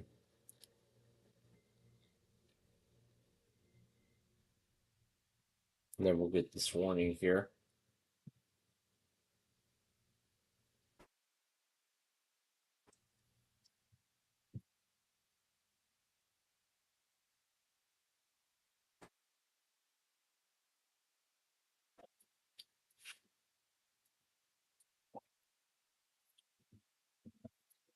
There we go. So anyway, if we let's switch the location over to Fort Lauderdale, which is where Game 5 will be taking place on Tuesday. The weather there actually looks to be a bit more pleasant, but still equally very hot in the upper 80s. But here, in terms of the heat, we're going to get the worst of it. We're going to be in the upper 90s for much of the week. And then they're talking about the heat indices into the 100s. So I definitely expect a lot of offices here in the north to end up issuing excessive heat watches.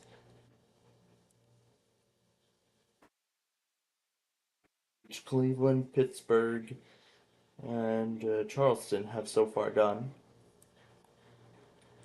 I'm surprised Wilmington, Ohio, um, Northern Indiana, or even my office potentially haven't even issued excessive heat watches yet.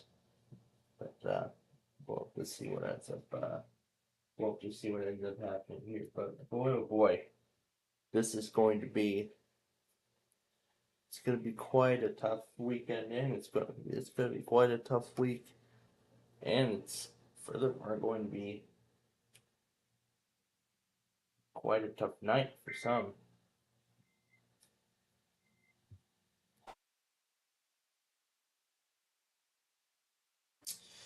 You know, with the weather getting this hot, I really do not think doing rough fanning the racetrack in the afternoon is going to be that good of an idea.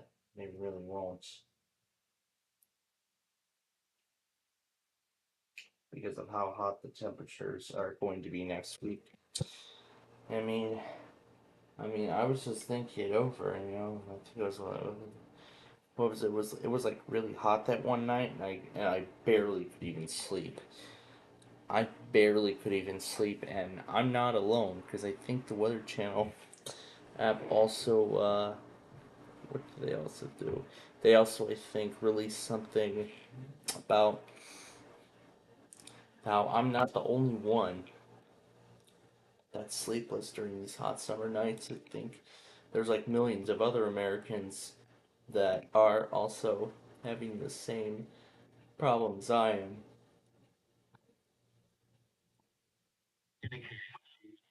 I think I already accepted the notification, but it said something like, "Here's some tips to help you rest easy during during hot summer nights, especially nights like this. And I've already got my fan on now. It's on. Now it's on. Now the fan is on. Speed 2 out of 3. So on 2 out of 3 speed, unit speed, call it. I've already got my water bottle filled up, and I'm gonna keep filling it up for a while. And I think the success of the heat may have been another reason as to why I ended up falling asleep early. I don't know when. Maybe sleep without a blanket. I don't know. I don't really know because of how hot it is. It's like so hot. Like I don't even know if I could even sleep tonight.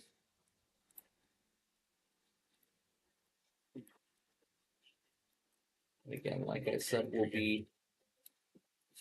get my stuff. But either way, we got a lot of stuff to talk about here. Minutes to come. Let's get these first.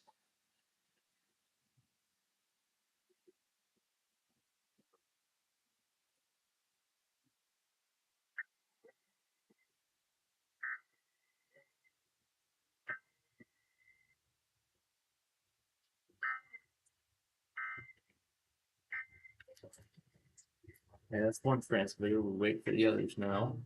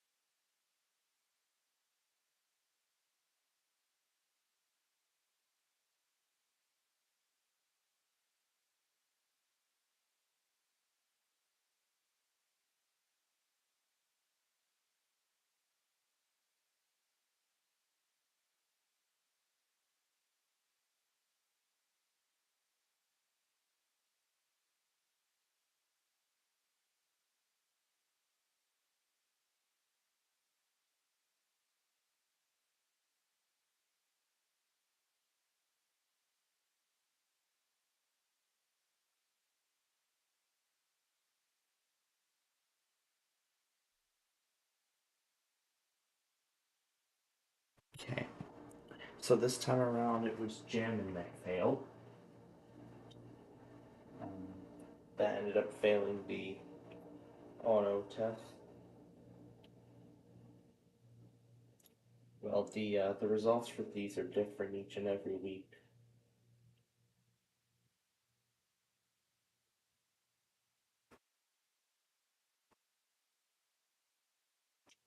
Next up is MAS and SLU. These two are next up on the list.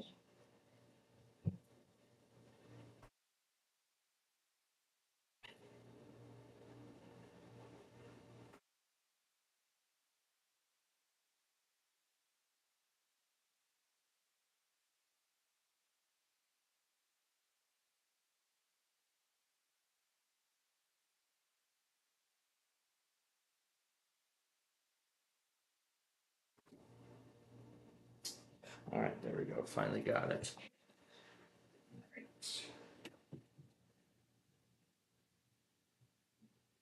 Yeah.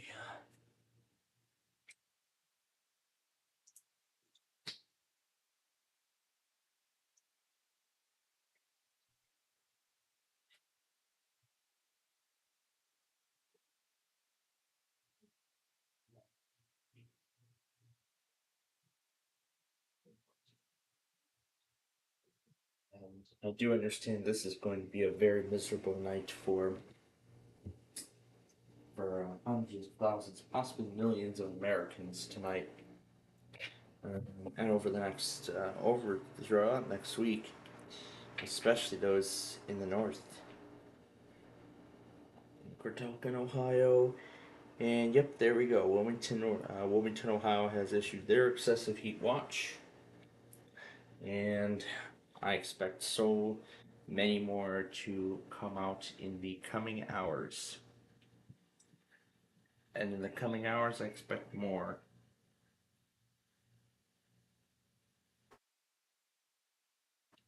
in the coming hours, I expect more and more to issue their excessive heat watches. So,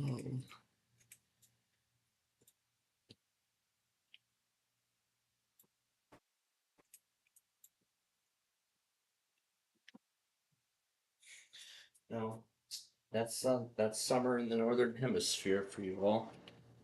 I mean, it's summer up here, and then down south, it's winter in south. Or like in the south, southern hemisphere, it's in the winter. Up here in the north, this is our summer. And yet, equally, we're dealing with the same, the same conditions. Ooh, it's outcast out of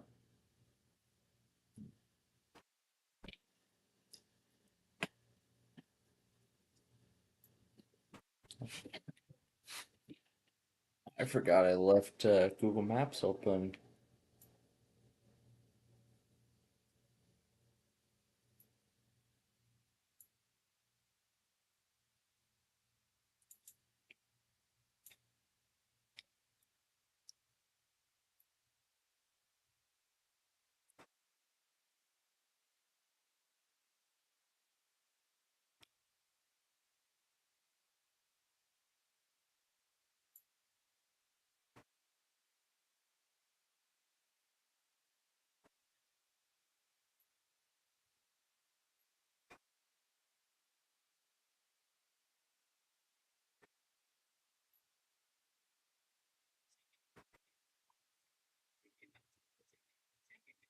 I mean, I was talking a lot about downtown Downers Grove and being the star of the Grofang series. Yeah, I've been talking a lot about it pretty much, during the towards the end of our other little show.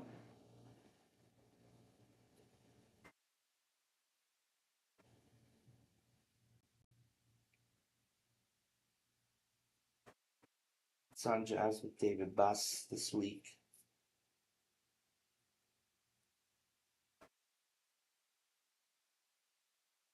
Wow, right away. Right away as I come.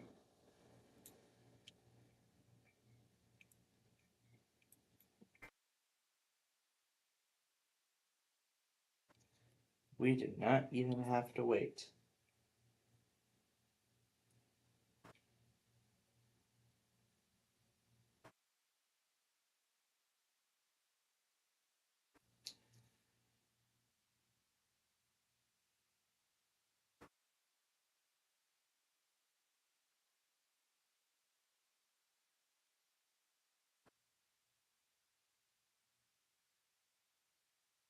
Okay, so we're all set and done with that. So let me go ahead and get the sign off sequence ready.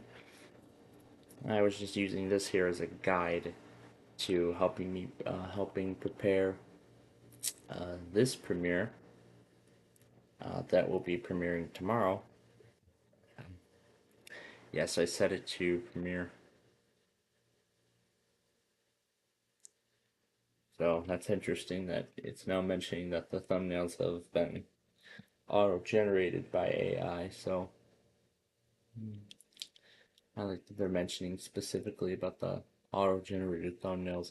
That reminds me, I've never made any sort of custom thumbnails in a long time, and it feels like I'm never ever going to get back to that at any point in the future. So, oh, that flash drive is still connected with those copies of Wheel of Fortune and Deal or No Deal, which I have already taken off the taken off of it and moved over to the proper location. Now, anyway, why are we here? We are here to set the sign off sequence up. Oh my god. Man, even after all that heat today, now it's really giving it off.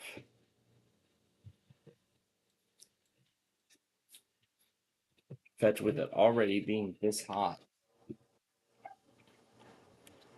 with it already being this hot, that's why I literally had no interest in, I was gonna, how normally around this point I would play around with I would just let a whole bunch of bubble guppies clips all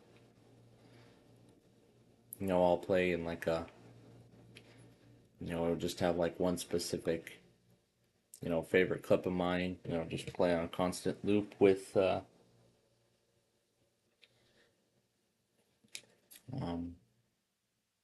what was I gonna say? Yeah, with other things in the background. To me, it kind of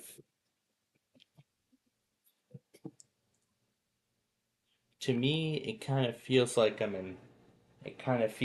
I'm in Happy Valley in their world, or I should say, I feel like I'm in the Happy Valley of their universe, and it seems like that feeling's coming to me. And honestly, I don't know why. But like I said, it could be related to the incredible heat that's going on as of this moment. But thankfully, it's not as hot as Phoenix is. It's literally like 100 degrees. It was literally 100 degrees when the Sox and the White Sox and the Diamondbacks were starting their game. At Denver, it's already 68 degrees. So it's already down to 70 over there. And I'll show you a couple of other areas up north. And I'll show you a few more areas. Here's Riverton. See, it's already only 64. And then we'll keep going a little further up north. I'll show you Edmonton right here. This is what we were talking about earlier.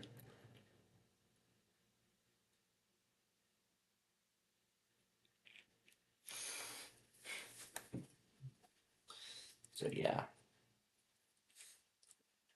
Edmonton is actually a bit more of a pleasant place. You know,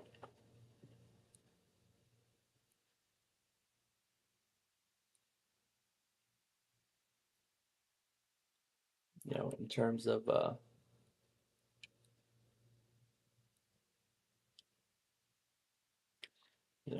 of weather, it's not too it's not too hot, it's not too cold, it's just right. Reminds me of something already. It already reminds me of something, but then again, but then again. So I could just go ahead and show you what a few areas are looking like right now. Here, I'll pick a few areas. Like here's Flagstaff. It's only 60 there right now. Let's go down to Payson. It's already like 65. Yeah.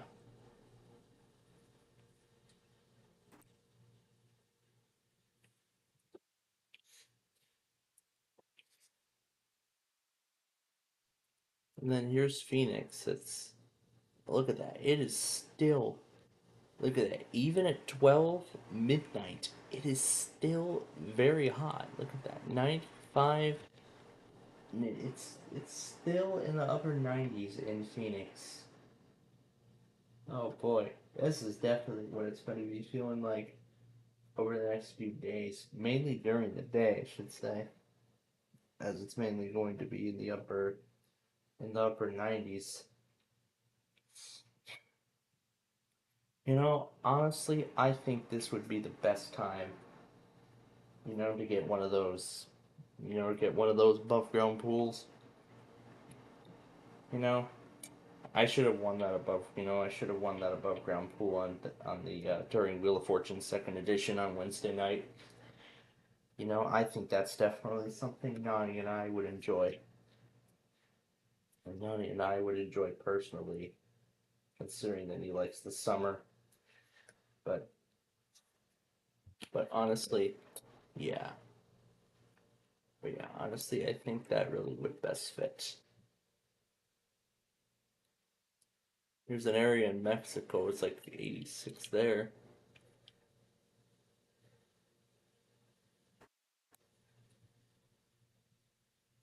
It's only 72 up in Albuquerque right now.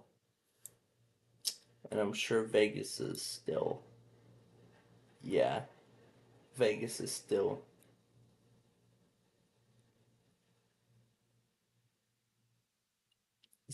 equally hot at 92. Now, let's just see what Death Valley's temperature looks like right now. Let's see, Death Valley National Park. Here, let's look at Furnace Creek.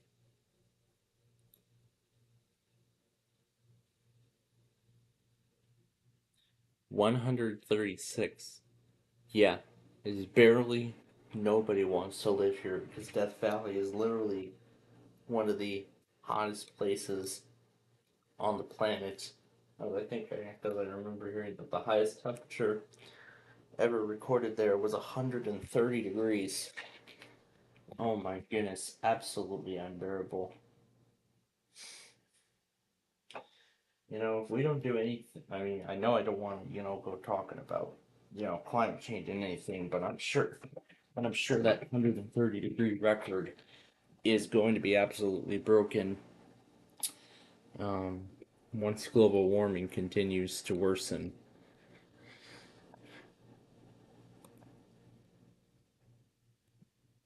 And not sure if this is going to be our, not sure if this is going to be one of our hottest summers yet, but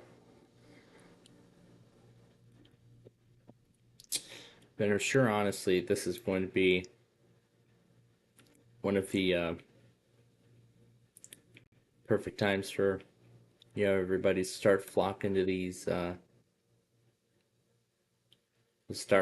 to Chicago beaches like this one here, Oakwood Beach. And then there's the lovely skyline right there. There's the and then there's the Hancock Tower. That of course is literally the star of my intro. Of course I put a little purple tint to it, make it look like a vaporwave. I was going to try to get the Willis Tower in there too, but then of course in a separate photo, right here, yeah, I've had some marginal success with that, but anyway, that's not the yeah, that's the only Comcast weekly that has happened so far. But I expect more as we continue through the night tonight and eventually into tomorrow morning. So, oh yeah, now what we got to do is talk about the programming that is going to get us in store for the next few days. In fact, we are actually coming to the end already of the NHL season. We'll talk about that in just a moment here.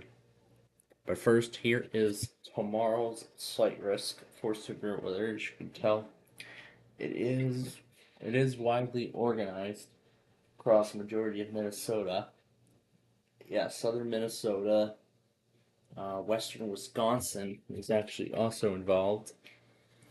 You can see western Wisconsin, southern Minnesota, majority of southern South Dakota, and then parts of northwestern, north central Nebraska.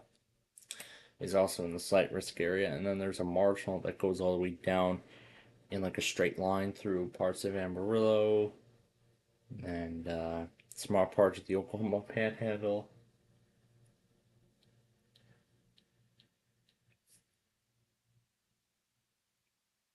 And then up there is the Kansas border.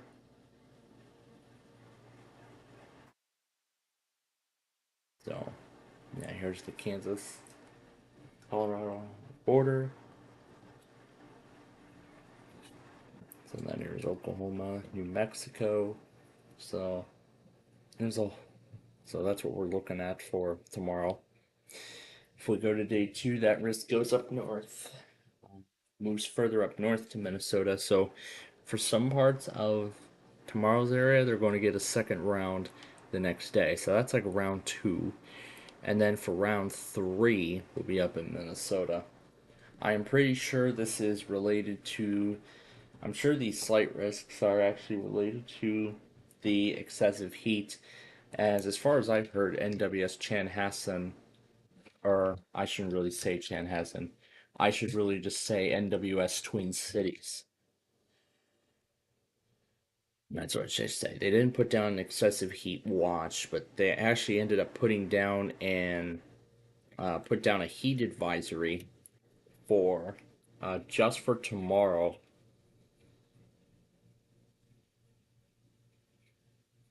Now this is like the heat wave before the before major severe weather event unfolds.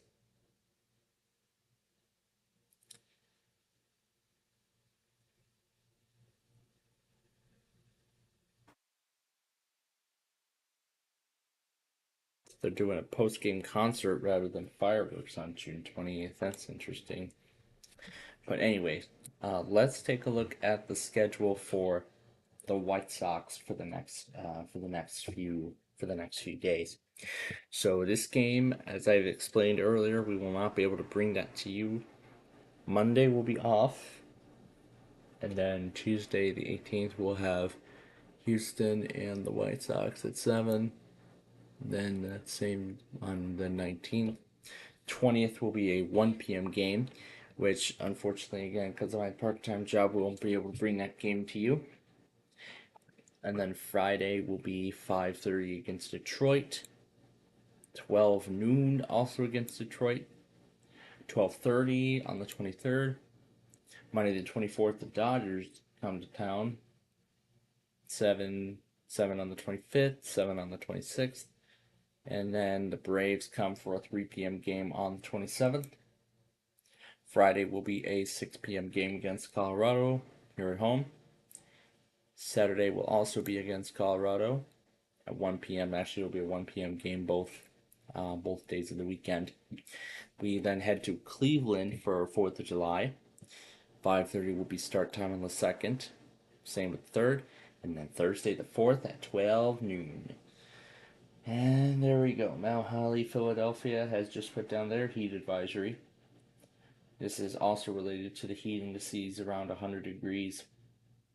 And it looks like it's it's going to be up until 9 p.m. Eastern Time. No, 9 p.m. Central Time, sorry. Tomorrow as well. Friday the 5th, we had the tropical Miami. I'm sure Nani's been waiting to hear that. 6 p.m. Against the Marlins. 3 p.m. on the 6th. 7th will be a 12:30 game. Monday the 8th will be Minnesota coming. The 9th. Well, those two will be 7 p.m. games. And yep, here we go. It's starting to get closer to us now. And now our neighbor next door to the east has put down their excessive heat watch. So anyway, then we have Pittsburgh coming at 7 on the 12th, 1 on the 13th, 1 on the 14th, Friday the 19th, and in fact that whole week we're off because of the All-Star break. So that's where we'll stop in terms of the White Sox. So that's where we are. That's where we're at right now. So Edmonton won 8-1 in terms of the NHL. Now, on Tuesday the 18th, we got Game 5 of the Stanley Cup Final.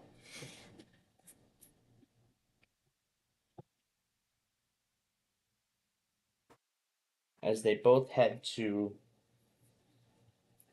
head to Florida for Game 5 of the Cup Final. And this may be the time where longtime Panthers fans could finally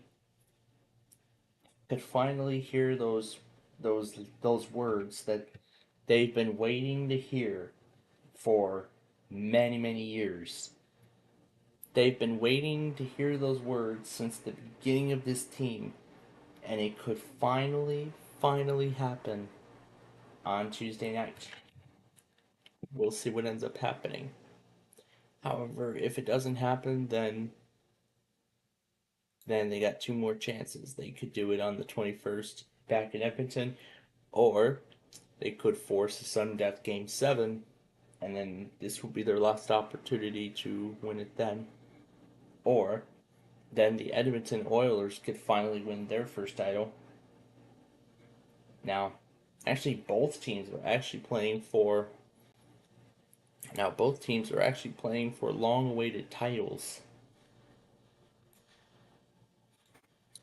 Because, like I just mentioned, the Florida Panthers, I don't think, has ever won a Stanley Cup. They have never won a Stanley Cup before. They have never won the Stanley Cup yet. So this could finally be their opportunity where they do just that. I mean, the Golden Knights were one of the newest teams, and they actually won their first cup last year.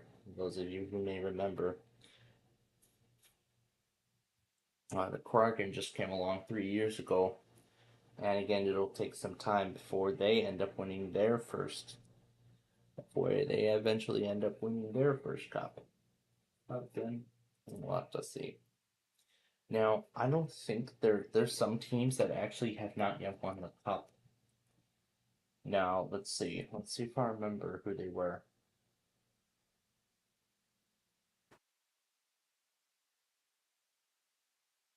So let's see if I remember who they were.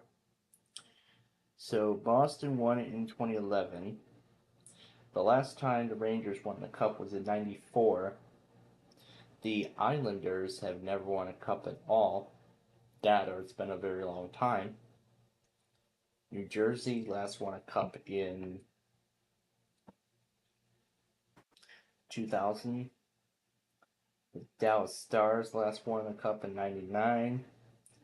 So I mean, there's several teams out there that actually have never yet won a Stanley Cup. So this is going to be a historic battle here. Florida's playing for their first title, and Edmonton's playing for their first title in a long time.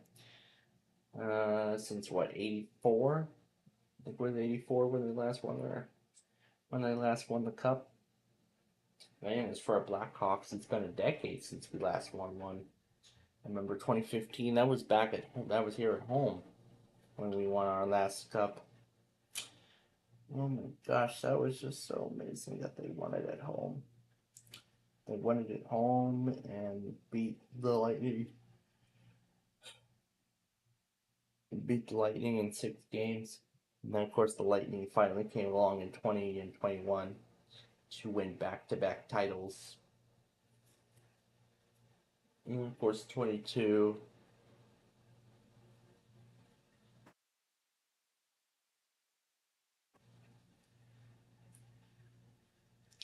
So, yeah, Washington won their first title in 18. Carolina last won a cup in 06. So, yeah, honestly, I'd have to say the Panthers never won a cup at all. Nashville, I don't think ever won a Stanley Cup title yet. There's still a lot of teams out there that have never won a cup yet. I've never won the Stanley Cup. Florida, Nashville, that's two of them. Well, St. Louis won in '19. I mean, the Wild ass won a cup. I don't even think they won a cup at all. But man, there's still a lot of Stanley. There's still a lot of teams that have yet to win the cup. Well, anyway, that's enough Stanley Cup talk for now because we have some more business to do. We have to talk about our lineup for next week. So tomorrow, since we're not going to be able to bring you the White Sox game, and since we did everything today, I really think the only thing we're going to be doing tomorrow is Wait, Wait, Don't Tell Me. And that's really it. That's really going to be about it. And then, of course, then Ticket to Ride, and then once again, we might just end up signing off right away. And then we just might end up signing off right away. At the end of that, and then on Monday, should be back here in time for Minecraft. And then, like I said, the Sox are going to be off, so I don't expect any games on Sunday or Monday, I should say. I don't expect any games on Monday, so really Minecraft and our Monday prime time are really going to be the only things we'll be doing. And then on what else? Let's see. Then on Tuesday, that's right. Of course, we're gonna do our. Of course, we got our Roblox show, and then we got one more week to deal with the Wednesday stuff on Streamwriter. But this time around, we ended up correct. But this time around, we've corrected the issues that we've had with it. There were a few offices that were not correctly scheduled, and there were a few things that were missing. So we have finally ended up correcting those. So now Streamwriter is ready to go for Weekly Wednesday next week. So that's great. And then hopefully this time around we'll be able to get to Super Deluxe, and hopefully we'll be able to get to Super Deluxe, and yeah, hopefully this time we'll get to Super Deluxe and Super Deluxe, Hyperbowl, and Monopoly. I mean, we did Super Deluxe and Hyperbowl, but I forgot that we didn't do it, so that's why I think we kind of did it a second time. But otherwise, that's that. And then Thursday, like I said, we won't be able to bring you that game, so really all we'll just be doing that day is backyard baseball, and that's it. And then on Friday, of course, our fun night show. And then, of course, Saturday we get to do this crap all over again. So, but of course, tomorrow will be a big day because our Weatherscan network has technically officially launched. In fact, we have announced the official public launch of the network. So we'll be taking it out of public testing tomorrow, and it will be fully available for use. Alright, so now as we get ready for the next set of tests here, let me get EJT ready. Let me get XXI going on the other device. There we go. Alright. So then put this on to 91.5. And the Kansas City receiver is offline entirely. Oh, that's lovely. That is just lovely, isn't it?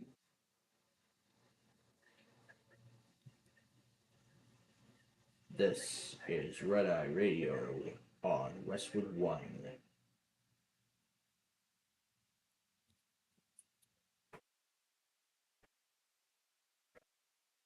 This is Red Eye Radio on Westwood One.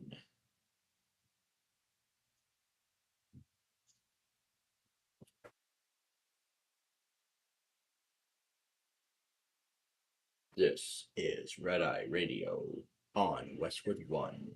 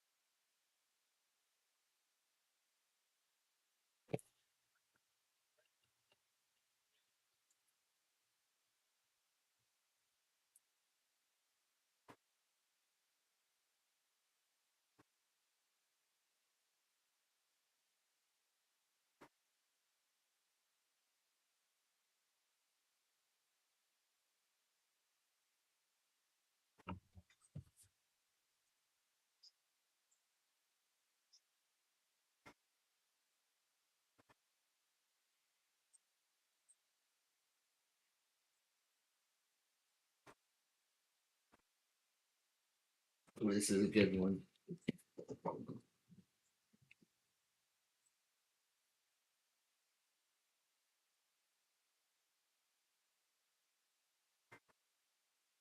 Well, that's all we get to hear of it. You know what? We'll keep the song rolling. I'll have to play it quietly.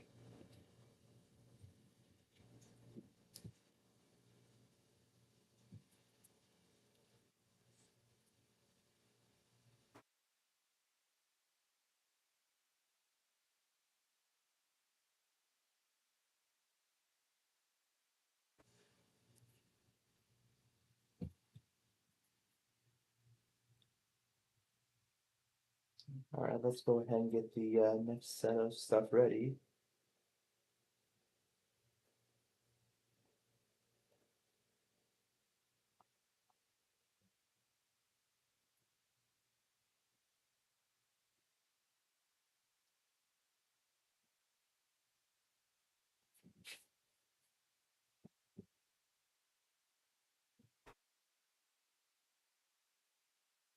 Oh my gosh, I remember this thing.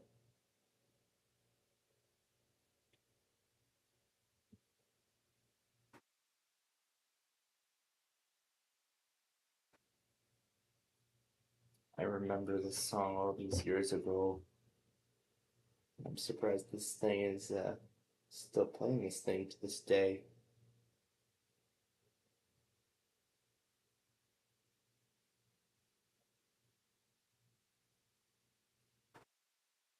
Gosh, that is just a classic. That's literally a classic right there.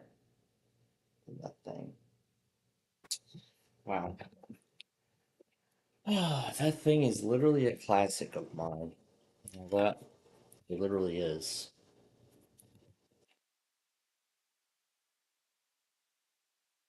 Oh boy, now the allergies are getting to me. Well, that can't be good. Okay, well, anyway, now we're going to set up the next round of tests here. Alright, KBTN, KJML, KQYX, and then KAOC. And then, of course, you all know what I usually like to do. I usually like to do this. Mute this until it's time.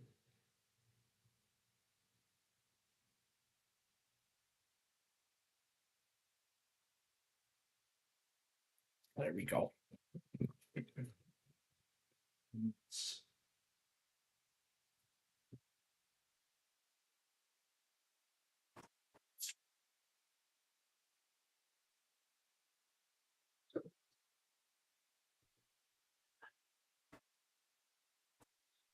Oh boy.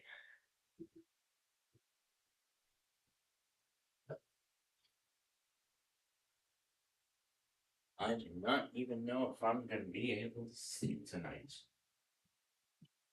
I really don't. I really just don't know if I'm even going to be able to sleep tonight. With this unbearable heat, I can't even find the Weather Channel article that relates to this. But then again, so.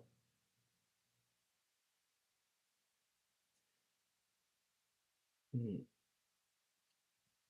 Anyway, we have about 30 seconds. I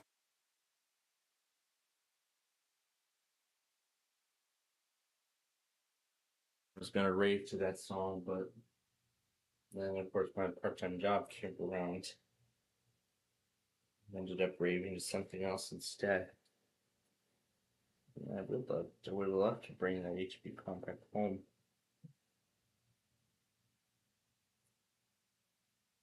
But I don't think it would have everything that I need, but then again, it was my decision.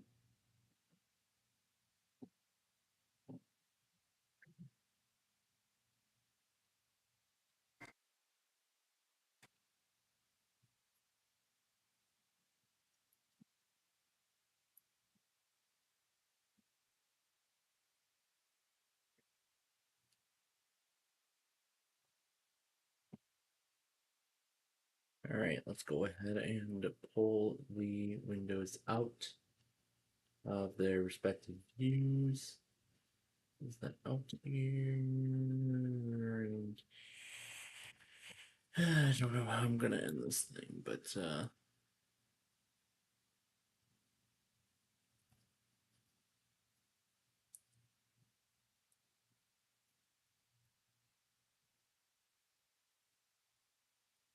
it's been very quiet tonight, hasn't it?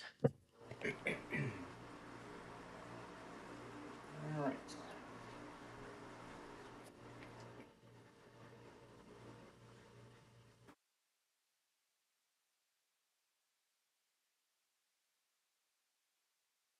Well, let's go ahead and get this in place.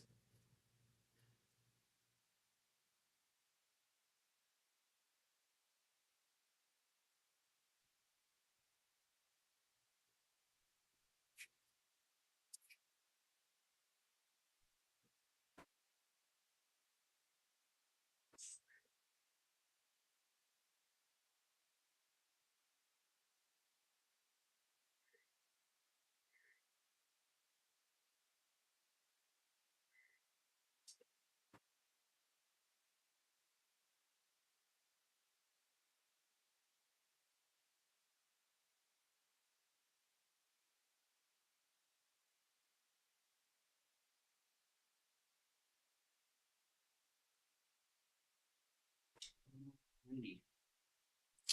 All of those are in place.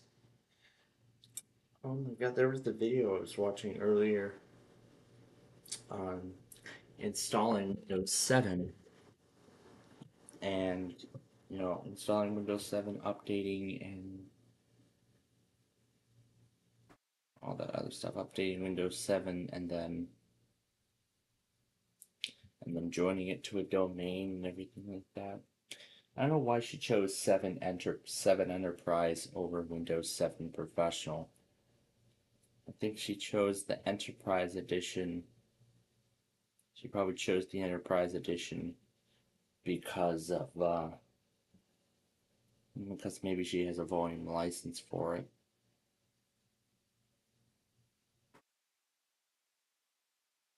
I don't even know if she has a volume license for Enterprise. If she did, then how did she obtain a volume license in the first place?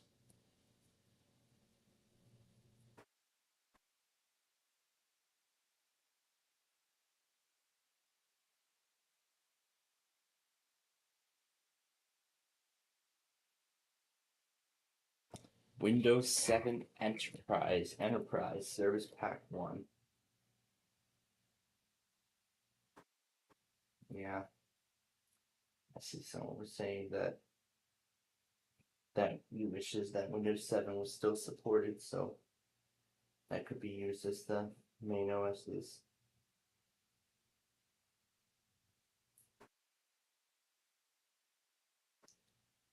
Yeah, I mean,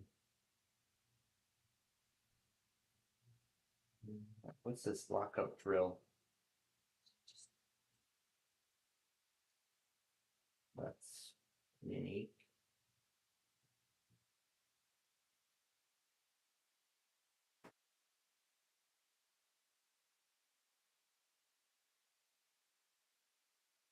So it looks like Franklin County's preparing to become SBC Newark for his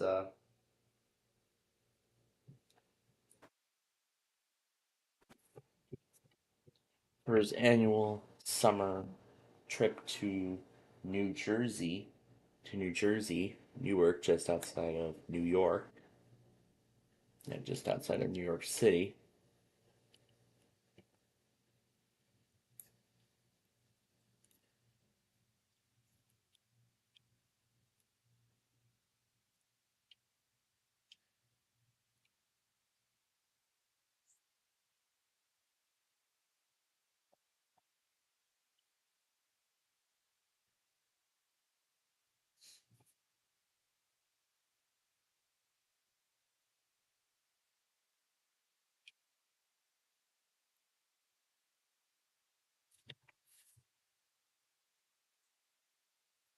Alright. So anyway, we have just a few minutes left here. As I will be using my other iPad to get the Idaho tests, which will be happening later. And then after WJOU happens, that's when I'll be tucking it in for the night, calling it quits.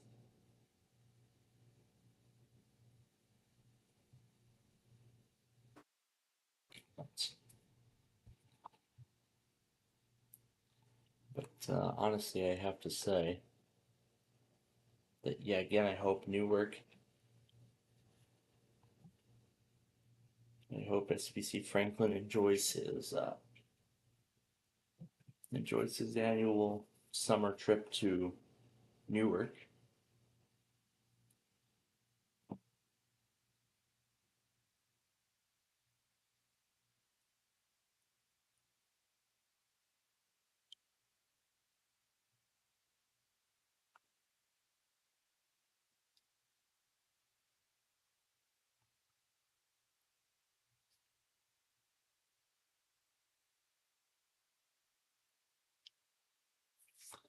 Yeah, look at that. There is barely any trace left of the old bridge. It's like gone forever.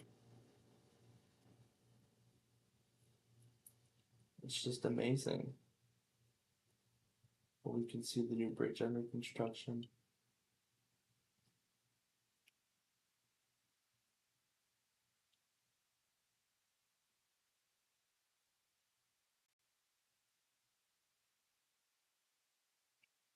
So you can see the old bridge when it was still up.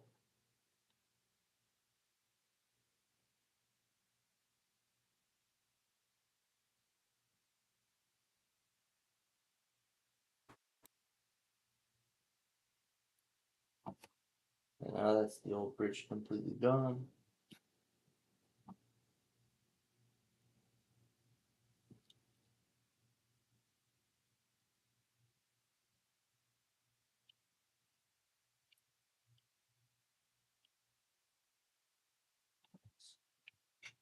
Bergen Point.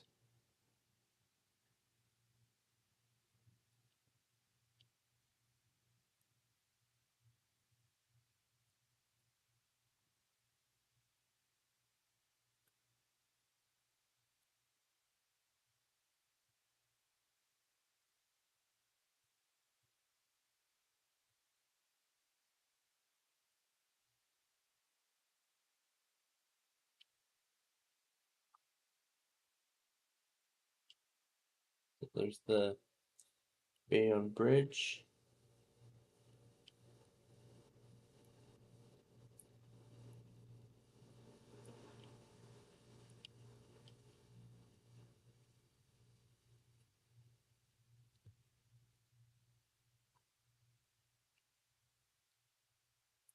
So we'll go ahead and get those stations rolling here. No, if it's not that, it's this one here. There we go.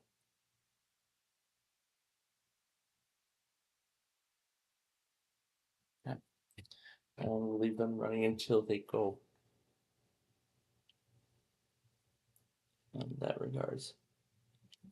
So with that said, our time has run out for tonight. So I want to thank you all so much for joining us here today.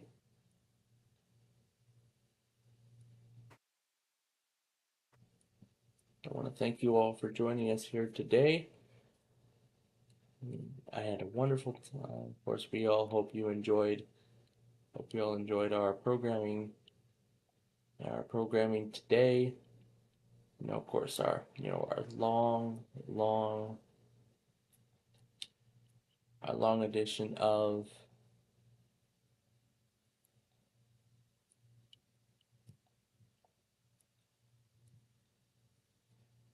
our long edition of our Saturday stuff. Oh yeah, somewhere along this Liberty State Park. Hey, it looks like this must be the spot where they shoot those Liberty Mutual commercials. I don't remember where exactly, but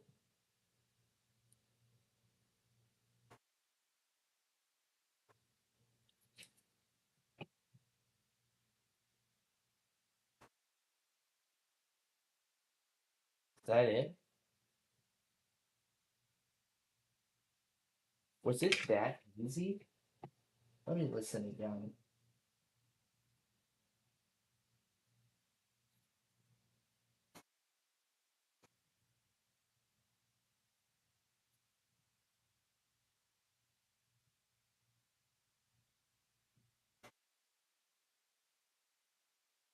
No, they haven't gone yet, so.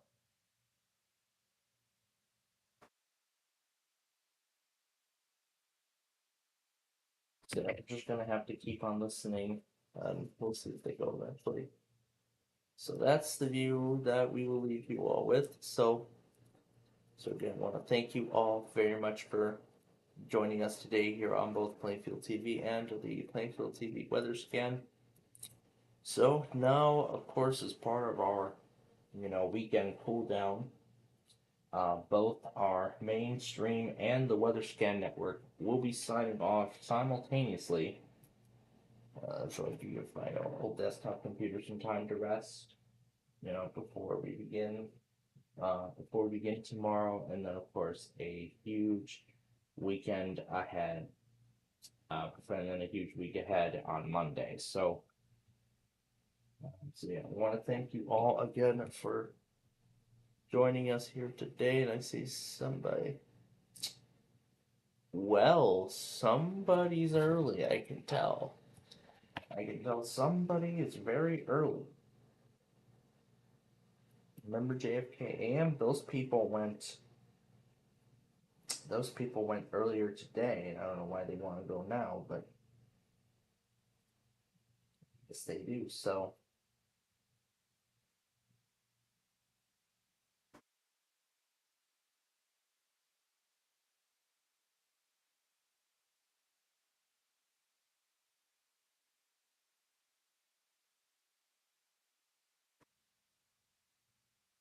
let me rewind it.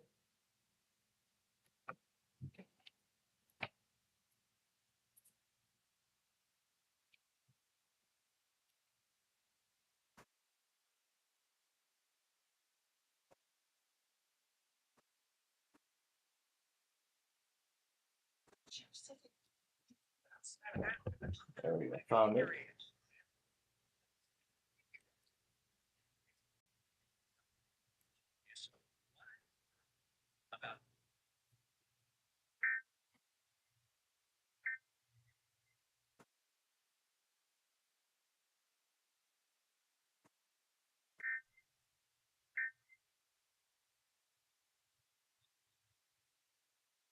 All right. So that takes care of JFK AM. And again, that takes care of our show here today. So again, I want to thank you all for joining us. Again, I want to thank you all for joining us as we prepare to start a new chapter for the Plainfield TV Corporation, with the Weatherscan Network finally returning in a 24/7 format. So we hope that you will enjoy that network as much as I do with the Weatherscan Network and InfoSlammer both running together. But both Plainfield TV and the Weatherscan Network will be back tomorrow. And of course, we'll bring you Wait, Don't Tell Me, and then that will be the end of it for tonight. So with that said, thank you all again for joining us here today. And we'll be back at you again tomorrow with Wait, Don't Tell Me at 11, and then Ticket to Ride at 9 o'clock. Both shows going to be a lot of fun, so we hope you will join us for those. But until then, from all of us here at Plainfield TV and our supporters, we wish all of you a very pleasant good night.